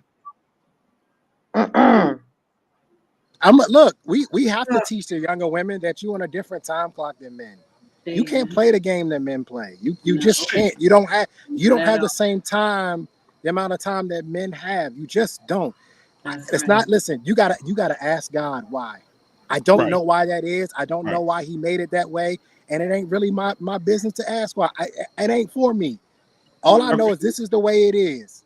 But Trey, you don't. And I have to tell my daughter that, baby, you don't have the same time as all these boys out here. You don't have the time today. They can play this game. I can play this game for another 10 years if I want to. Yep. I can do that. But a woman at my age, she cannot play this game until she's in her 50s, thinking she gonna snag the dude. I'm only gonna say preach one time. I still don't come to my show tomorrow. Preach now. That's I'm coming. Hey, Trey, let me answer your question. Lost in translation, Trey. What happened to family? What happened to me and Lost and Trey brothers? And Arpain is our oldest brother. And the dude been dating Arpain's daughter for 3 years. What happened to the dudes that used to go surround that nigga and say, hey, man, you been messing with my niece for about 3 years, bro. What's your fucking plans? Right. Shit, you're not going to be playing my niece for another year, nigga. You need to make your motherfucking mind up. Either you're going to be here or you ain't. Nigga, it won't be no number 4, though. Shit, what happened to them kind of dudes? It used to be uncles used to take care of that type of shit. Guys, can I say something real quick? Get off the pot crew. Goddamn. Trey, I'm gonna answer your question. Trey. The reason why God made men have longevity is so we can outlast these hoes. What's going on? What's going on? Guys, I'm gonna tell you a speech that I gave. We have to sift through a whole lot of women to find a wife. So that's the main reason why we are outlasting women, is because we have to sift through all these hoes. And the devil will sift you. Come on, Embrace. Come on, Grace. My son and his girlfriend made all their plans. They're going to the same college. They're doing all of that. So I sat them both down. I said, okay, you're going to be a veterinarian. My son is going to school for business administration. Why not get married? You can run her veterinarian office. She's a veterinarian. Oh, I'm too young to get married. Oh, but you're not too young to suck and fuck, right? You can do all of that. I said, you can still get married and go to college. Just don't have no baby yet, because that goal would be stretched out. So I'm already putting it in her head.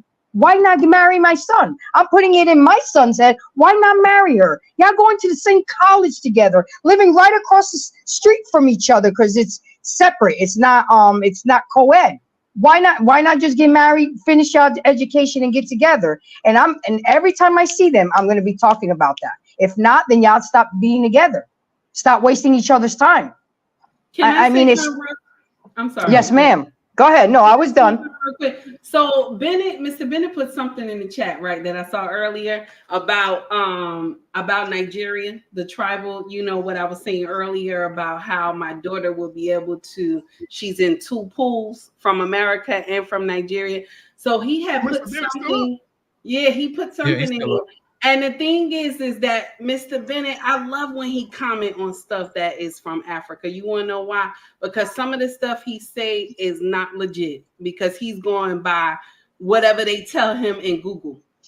And so the thing is that when you have a direct link to Nigeria, like how my husband does, a direct link, I didn't have to get it from Google.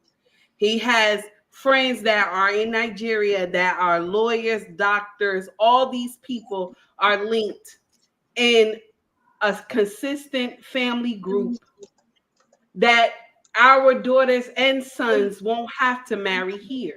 Now, just because Africa, Nigeria, Ghana, they all marry outside different races. This is true, but they have an overwhelming size of population. So it doesn't matter. I don't know why all the time if I say something, you'll see Mr. Bennett say something about Africa or whatever, but it's still something he Googled. You know what I'm saying? I just want to put that out there. because nobody is counting the group that is here in America as well from Nigeria too. So I just want to put that out there. Nobody should agree with their daughter getting married at 35, 40 years old, because Mr. Bennett girls are not married either. So he failed at that as well. So we sitting up here getting on our pain, but Mr. Bennett failed as well. Him and his wife. He didn't fail, man. It's just bullshit, No, man. If you did not, he didn't fail, and neither did I. Fail's kind of hard. How to be wise. We didn't goddamn fail. That's bullshit. Let her finish. I'm sorry. Nobody, because y'all will get up here and you'll say, this is the truth, this is the truth, this is the truth. But the truth is that y'all did not prepare those girls for marriage. That's the truth. You didn't prepare them to be wives. Let's talk about it. Because everybody want to get upset with everybody else. Oh, this is what you did. This is what you think. But the truth is, if those girls are still living in your household, or you still have to take care of them, you have failed in making them a wife material. Because a man has to know that she's wife material for him to say, I want you as wife. I'm finished. I got to go. Arpain, let me explain something to you, man. In social psychology class, we call that cognitive dissonance. Marcellus Wyatt in Pulp Fiction said, you feel that tightness in your chest? That's pride fucking with you. Did you hear what I said? That's a good line, boy. Hey, that's pride fucking with you. But you know, that's completely normal, and that's completely natural, because people don't want to be associated with failure. But my thing is this: it has to be true, though. In order for us to fix it, we have to address it. You know what I'm saying? Yeah. Okay. So my daughters, if they're not married, I'm a failure. That's a ridiculous statement to make. Is that what you're saying? That's a ridiculous statement to make. I'm asking you, Lit. I failed my daughters. If we're being honest, Arpain. Yeah. Okay. Tell me. If we're being honest, you're not the failure. They are. Oh, that's bullshit, man. That is absolute fucking. Hey, listen, I'm gonna tell you. It's just bullshit, man. I took the onus. Failures. Listen, Arpain, I took the onus off of you. It's not. It's wrong. Any way you put it is wrong. Wait a minute. Hold on a second. Arpain, listen. If I took the onus off of you and you trained them, okay, we're gonna eliminate that part, because kids, they gonna do what kids do, whether you train them up or not. You know what I'm saying? So let's put the onus on the adults here, the ones who are responsible for their own lives. Right. If your daughters have messed up, Arpain, I relieve you of your responsibility. Your daughters are the failures. Does that make it feel better? No, it doesn't. It's still bullshit. It's just bullshit. Let me ask you the question. My daughters are not. These women. Let's say, for instance, these women are not your daughters. No, listen. We could stop talking about this shit, because my daughters are not failures. Let's change the. No. Let's remove it. Let's say that these women are not your daughters. Okay. Would we still classify them as failures, or their parents? This time, it's not you. It's not you. It's not your daughters.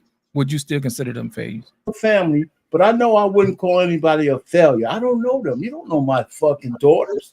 That's why I said you can't call them a failure, man. I take fucking umbrage with that. Listen, that's the main reason. That is wrong. That's right. Yeah, failure is kind of harsh. That's just absolute fucking wrong, man. Oh, you got. Listen. You got a whole bunch of kids. I can't imagine me calling them failures just because they didn't plan some fucking come out that somebody said they ain't married by a certain age. That's crazy. The difference between me and you, I'm gonna tell my kids. That doesn't matter. You don't think I had a conversation with my fucking kids about getting married? I didn't browbeat them. But this whole notion that they're failures because it's just crazy. I'm not talking about. We shouldn't talk to people like that. I'm not talking about the conversation about marriage. I've already done that, right? My daughter's second year in college right now. I've already had the conversation. I'm having the conversation with the younger ones too. My baby boy is 13, or about to be 13. He's 12, right?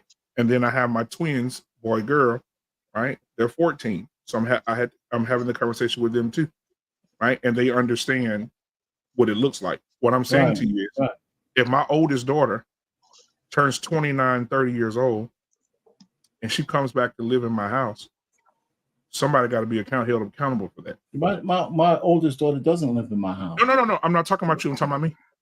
If my oldest daughter, Zanaya, shout out to her, she probably watch it. If my daughter comes back here, she's 29, 30, and come back and move in my house, I as a father will feel like I failed her. I would take the blunt. I would take the blunt. That, but we moving the goalposts though. Because you know what I'm going to do? I'm going to say to myself, what the fuck did I do wrong where the motherfucker didn't choose my baby as a wife? I'm going to ask myself that. But I already said what I thought I did wrong on that whole situation. But my daughters are not moving in my house. Like I said, first of all, you get on my case because I said they're self-sufficient, right? Because they got jobs, they can pay for their lives. You know, I mean, I'm just saying they're not married, but they could pay for their life. They could pay their fucking mortgage rent. They don't have mortgages. They could pay their rent. They could pay their electrical. Well, are we saying that if they're not married, they shouldn't be able to do that? I don't understand the premise that you guys are coming from. Let me help you out. They still got to ask to be married. Let me ask you as a I mean, there's just no way you could keep trying to help me out. It's just bullshit. I just want to ask you as a single man, when I meet a woman who is independent like your daughters are, do you think that hurts or helps us getting to know each other? Okay, so let me ask you, what would you classify a woman who has a job? If you meet a woman with a job, what do you classify her as? Say she's 25 years old. I would classify her as an employed taxpayer. All right, then that's what I'm talking about. Yeah, but it's not that she just has a job. She lives on her own, right? Yeah. Okay. Hold on. She pays for her own car. Yes. Her insurance. Yes. Cell phone bill. Yeah. She feeds and clothes herself. Oh yeah. If she moves up, listen. What are you trying to say? I'm asking you a question. If you meet a girl outside, I'm still trying to get the frame of reference. Herself are paying. No, wait. Yes, I don't of know course she does. Yes. Okay, Is that independent or not? Her ability to be independent has not made room for me. That's what I'm trying to get you. I'm trying to get you to understand that when you raise women this way, because I saw it with all my cousins and my sister. I saw them do this. Go to college. You don't need a man. You can take care of yourself. And they all single. You want to marry a woman that's not working? They all single with the exception of one now. So y'all want to marry women that's not working? I don't understand what you're talking about. It's not about the job. Remember our pain. I asked other questions. Does she live alone? Does she pay for her own car? Does she pay her own insurance? Does she feed and clothe? I asked other questions outside of her just having a job. So I'm asking you a question. I don't understand what this. You want to marry a woman that's still with her parents? Hell yeah. Yeah. So that's what I'm okay. Now I understand better. I mean, that's what I married my wife at. Okay, let me help you out here for a second. No, I hear you. Here's what I know about a woman who lives at home with her parents. Ain't no niggas running up and through there. Come on. Right. That's what I know. She just going out. No. She ain't going out. She ain't going out. She's going out. She's going over his house. That's all. I got it. She's not going out because her daddy don't play those games. You don't play those games. Come in and out of his house at all times. My daughter was in my house. You can't do that. You can't do that in a man's house. You can do it in the daytime. Anissa, hold on, y'all. Anissa, what happens at a wedding? You can do it in the daytime. Come on, Trey. You already know. Let me ask you a question, Anissa. What happens at a wedding when a man, when the father takes the arm of the daughter? What is he doing when he get down to the end where the guy is? What does he do? He's giving her away to the husband. Yeah. Why is that?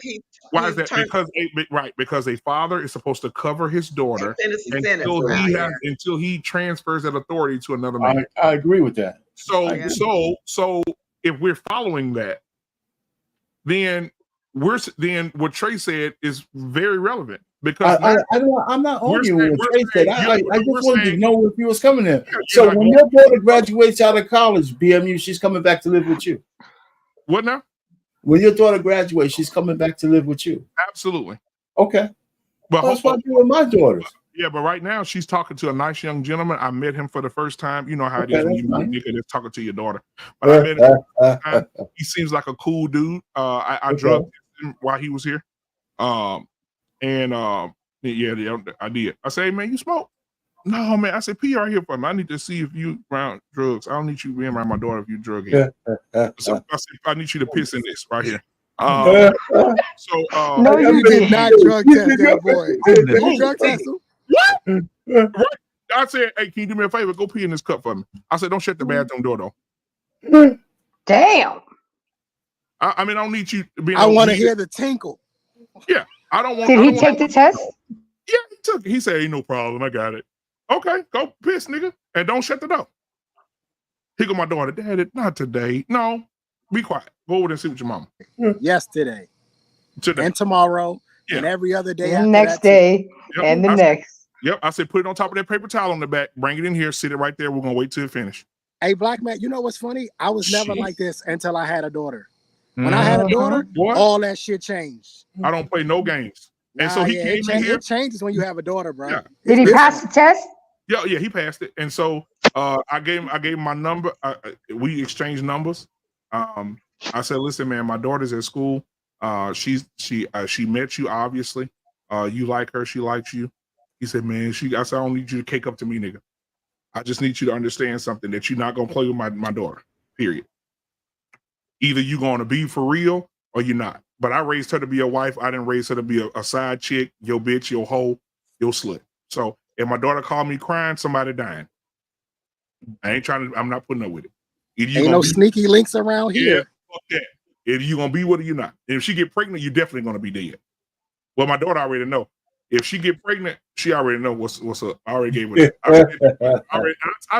When she come and tell, if my daughter come tell me, Dad, I'm pregnant, I'm gonna say, did somebody assault you, sexually assault you? Because if he didn't sexually assault you, it's not my problem. Because I already put your ass up on game. Black man, let me ask you a question. Yes, sir. I'm here for it. Earlier, we were talking about what we consider as a failure. Would you consider an 80-year-old man who's never been married or don't have any kids a failure?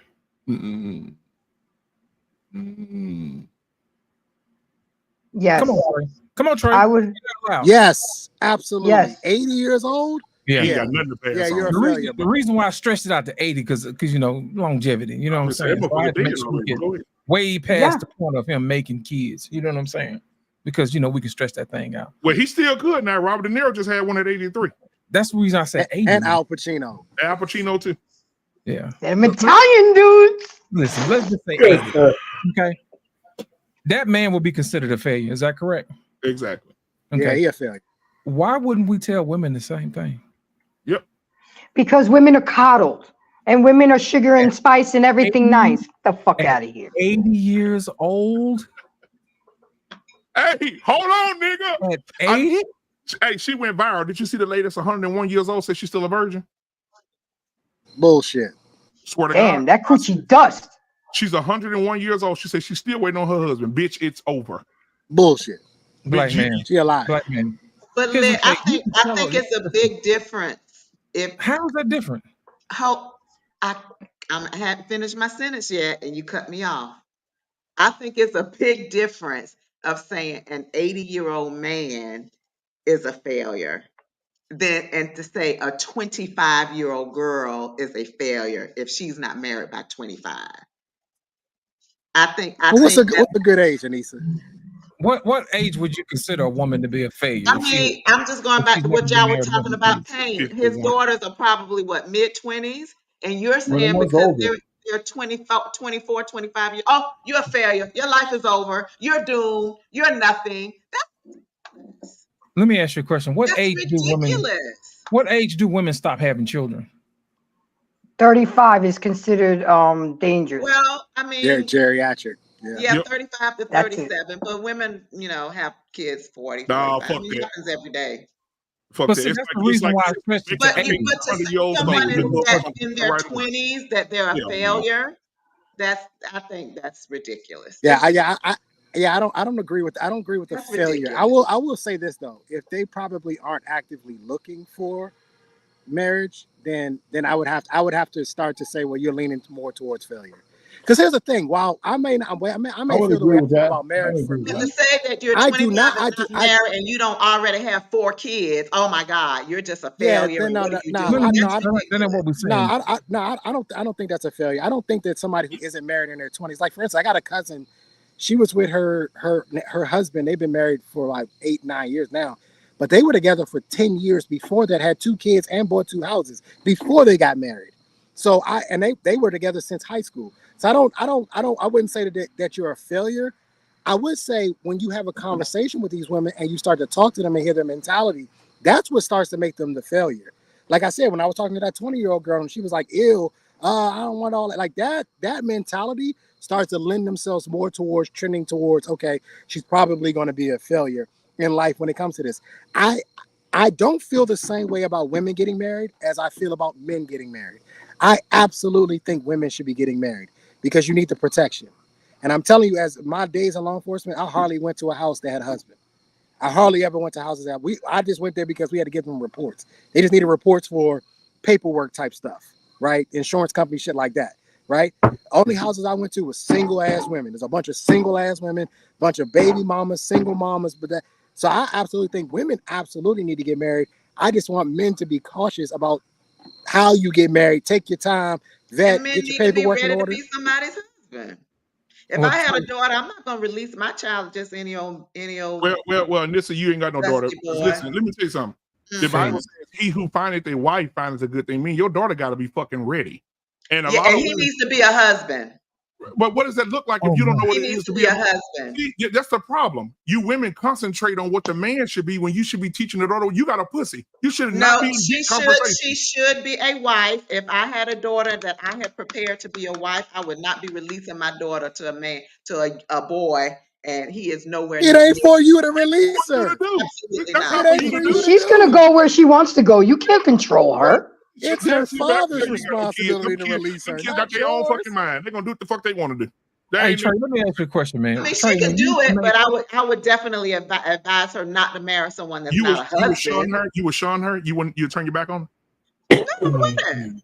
But So if your daughter, I hold on. would. So if your daughter came home with Sweet Dick Willie, This is how you I okay would with it? plan it. I Sweet have Willie raised Brown. my daughter in a 2-parent household, and she has seen Sweet her Willie mother Brown. and her father. She has seen an example of what a husband is, a father is, and how she's supposed to be treated and cared for. And if that man is not treating you in that way, then that is not the man you should marry. I would hope that's how people are raising their daughters. Mm-hmm. I would Trey, let me ask you a hope. question. Well, you know, I hoes got are rigmarole hereditary. going It's on. in the blood. Trey, let me ask you a question. How many house calls did you have to make where it was just only a man in the house? Throughout my career, Yeah, throughout your career. maybe 20, maybe 20. Yeah. In about 7 to 7.5 years. What about single Maybe women? 20. Like, oh, that was every night. Two or three every night. Damn. Like, no, So I'm you dead mean to ass. Like, tell me- this is not me trying to be a joke or anything. I'm telling you, I hardly ever went to a house that had a husband who was present in the home. Like, we hardly ever went. And when we did, it was because in DC, you don't have a time period for missing persons. So you could literally be like, oh, my child's supposed to be here at 3:15, and at 3:17, you could file a missing person report. Like, that's how it worked there. I'm not asking that question. I'm asking the question where these guys weren't married. They don't have a girlfriend. They lived alone. Oh, How for the many of men. those- Yeah, for the Oh, men. for the men? Yeah. Nah, single men? Nah, we Yeah. never went to their houses. Okay. Unless somebody like they had a crazy ass girlfriend who was destroying their car or some shit like that. Right. You know what I mean? But like single men? Yeah. Nah. So would it be Hardly a ever. fair statement to say that men aren't the problem? Of course.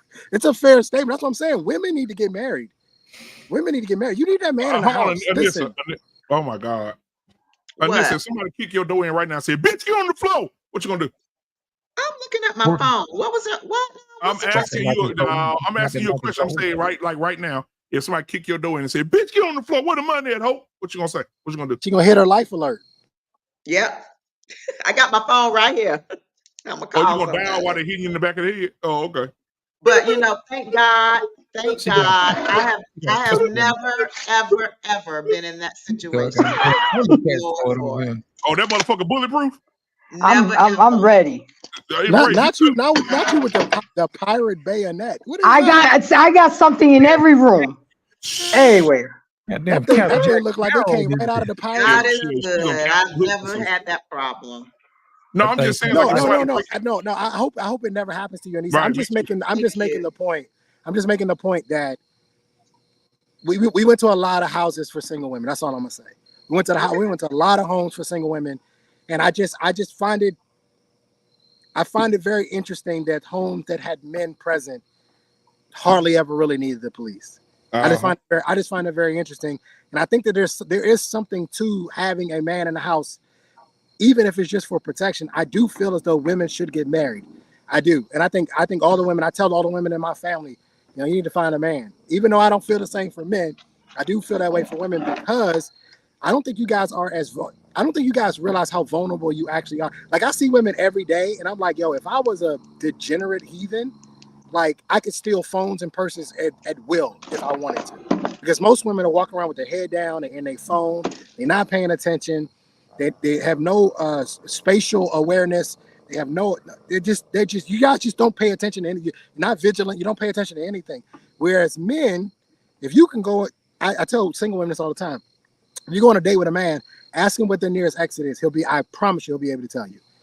He'll be able to tell you because he's already figured out how the hell we're gonna get out of here if some shit pop off. It's just how we're wired, and also it's a great vetting question because if he says, well, why you ask me that? Run, get away from him. He's not a protector. He's not a protector. Can I ask you a question, Trey? You're what, 40? Yeah, I'll be 40 in December. Okay, so out of your friends that are single, Capricorn. Oh God! Out of your friends that are single, that are your age, that are your friends that are single, how many of them are actively looking for wives? All of them. All of them. I'm the only one that's like. They all are, because I remember I told you all of my other friends are married and have been married for a long time, and so they want to get in. They want to be in the crew. You know what I mean? They want to be a part of it. I'm just saying that for jokes. I think they truly just want a wife. They really do want a wife. I know 2 of them for a fact. They want kids, so they want a wife because they want a family, and so they get real jealous when we have our little like family picnics, and I bring my daughter and my son, and they want kids. So 2 of them I know for a fact want a wife because they want a family. But all of my friends, listen, I am as far removed from marriage as any of them. All of them come from mama and daddy was married. Even if they got divorced, mama and daddy was married, or mama and daddy are still together. I'm trying to think about this. Me and one other are the only ones that come from broken homes. All the rest of them come from mom and daddy was married. That makes a difference. Yeah. And so and that's what I'm saying. Like, it's not that I don't see good marriages. I got a homeboy. He been with his wife since high school. They've been together since high school. He chased that girl for 3 years, and then he finally got her, and then he married her. You know what I mean? Like, I got great examples of marriage. I see it all the time. I just made a personal decision, but I do believe y'all women. I think a lot of y'all women be out here bullshitting. Now, I don't know why y'all don't have a husband, because sometimes the mere presence of a man can deter some bullshit from happening to y'all. Just the fact that BMU is standing there and Lit is standing there and he's 6'4", just him standing there, motherfuckers will be like, nah, I'm good. I'll try something else. Just the mere presence. I think about y'all safety. I see women out here walking. I'm just like, yo, this could go bad real quick. You get some crazy dude out here. He ain't on his meds, or today's the day where he say fuck everybody, and he want to do some harm to a woman. Y'all are literally, in some cases, y'all are sitting ducks, and y'all don't even be paying attention. Y'all don't even know it. And I tell women, especially as the weather starts to cool off, we start to get into the holiday season. Y'all are victims and don't even know it. Walking out to your car, getting in your car, not paying attention. You know what I mean? So, I understand the man can't be with you 24/7. I get that. I understand that. But if you could cut down on it by having a man around, having a husband to go with you to the Walmart, or to go with you to the Target, or to go with you to these places where you have to go out, it's just better for you. Just his presence. And then, of course, you get all the great benefits that come along with us men, Hold on, Grace. You know what I heard, Trey? You know what I heard? Trey, you said you got guys that's looking for girls, right? Yeah. Anissa, you got girls that's looking for guys, right?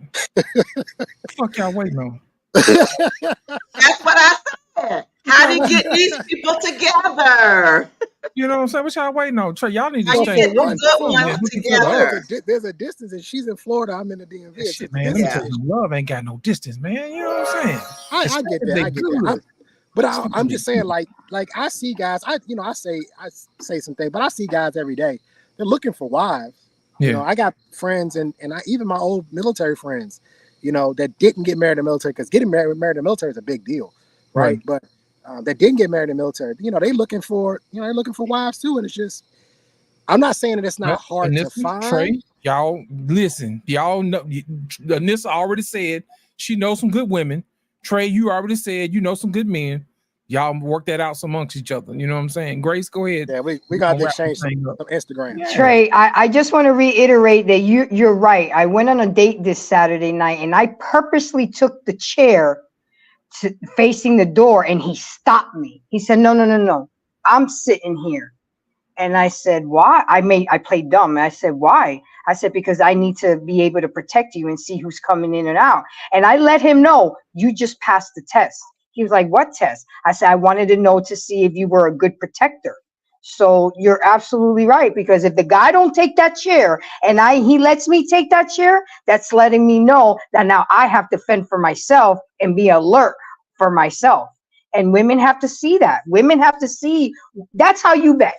And I start betting from the first time we go out, from the first time we have conversation, because I'm 49 years old. I don't have time to waste. I need to know what type of guy you are, quick, fast, and in a hurry. But you're absolutely right, Trey. Men are natural protectors. They're always alert. They're always trying to see what it's around them. You know, we get taught from our job when we leave late at night, have our keys ready in our hands. Don't be on our phones, because there's people lurking, and we don't have a clue. And people think I panic all the time, but I'm too much. I look at too, and you know, I had the police training, so I'm always observing people, their body language, how they're standing. I'm looking at the height. I'm always looking at the time. If something go down and a cop asks me, well, what time did this? I'm always going to have the answer.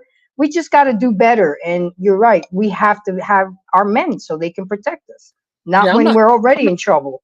I'm not trying to fear monger. Like, I don't want people to be scared. Oh, I can't go outside unless I have a man. That's not the message I would. No, but it's better to be with a man, because you're going to be better protected. Whereas we're vulnerable. We're not strong. We're not as strong as a man. We're not as alert as men, and we don't really know what to do if something happens. And you say you have your phone in your hand. All you got to do is slap that phone out your hand. Then what?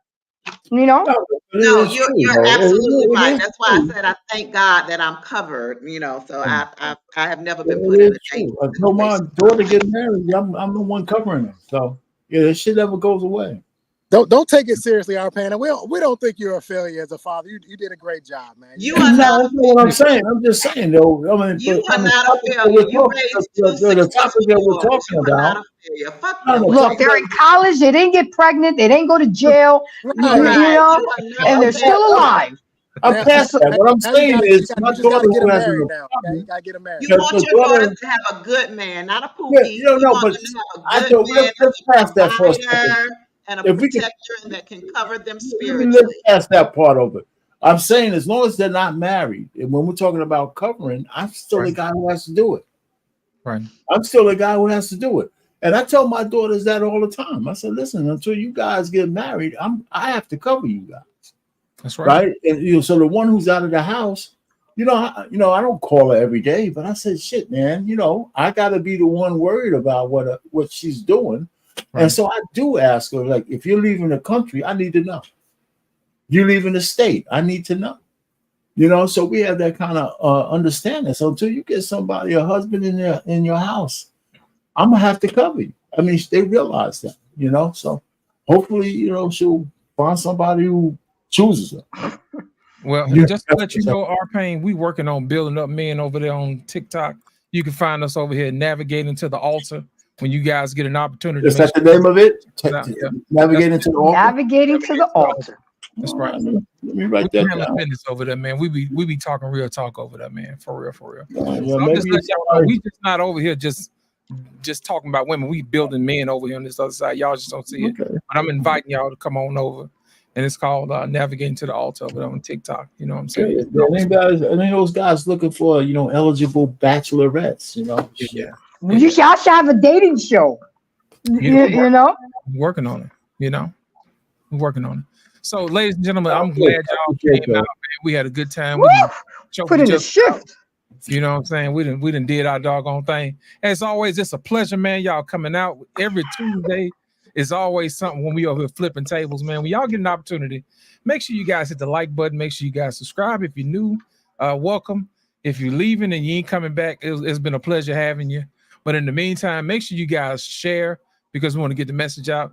I think a lot of times they put the brakes on our live. They be like, parental advising is the discretion. Yeah, I get a copyright every time with you guys. Damn BMU. They be putting all type of breaks on us. So we'll appreciate y'all if y'all share the stream because YouTube ain't giving us no doggone shine. So make sure you guys get an opportunity, you share and you tell everybody about it. We over here having constructive criticism and conversations over here. And we want to appreciate everybody who comes up. Anissa, did you want to leave out saying anything before we go? Leave the people with a lasting message from yourself. No, I just said I'm gonna leave y'all focusing on the hoes. I'm gonna be over here. I'm gonna be over here doing something with the good guys. I'm gonna be over here doing something else. Y'all can stay with the hoes. I'm gonna be doing my thing over here. I'll pray. Yeah, man. One more for the TikTok handle. It's called Navigating to the Altar, man. Okay. Yeah. Thank you. Nothing else. I mean, I said enough. Okay. Grace. No, I'm good. Just keep loving each other, and whenever you can help and teach somebody, go ahead and make it happen. All right, Trey, it's on you, brother. Take us up out here. I got nothing, man. Great show. I had a good time. I normally don't stay this long, but this was fun. So, I know, right? I'll see y'all. I guess I'll see y'all at the end of the week. Yeah, man. We got a sports show coming tomorrow. Thursday, we got the Grown Ass Women podcast. And then Friday, of course, we got the barber shop. Saturday, we got Miss Jenny. You know what I'm saying? And then, of course, we got Paul and Peter of the gray area on Monday. And, of course, we got our pain on Monday. We can't forget that. And we had Dee Dee show up on Monday, man. Really? Yeah. Yeah, me and Dee Dee got some hits. She came to read me the ride out. Remember, y'all take care of each other, man. God bless. Thank you. Y'all have a good night. Good night.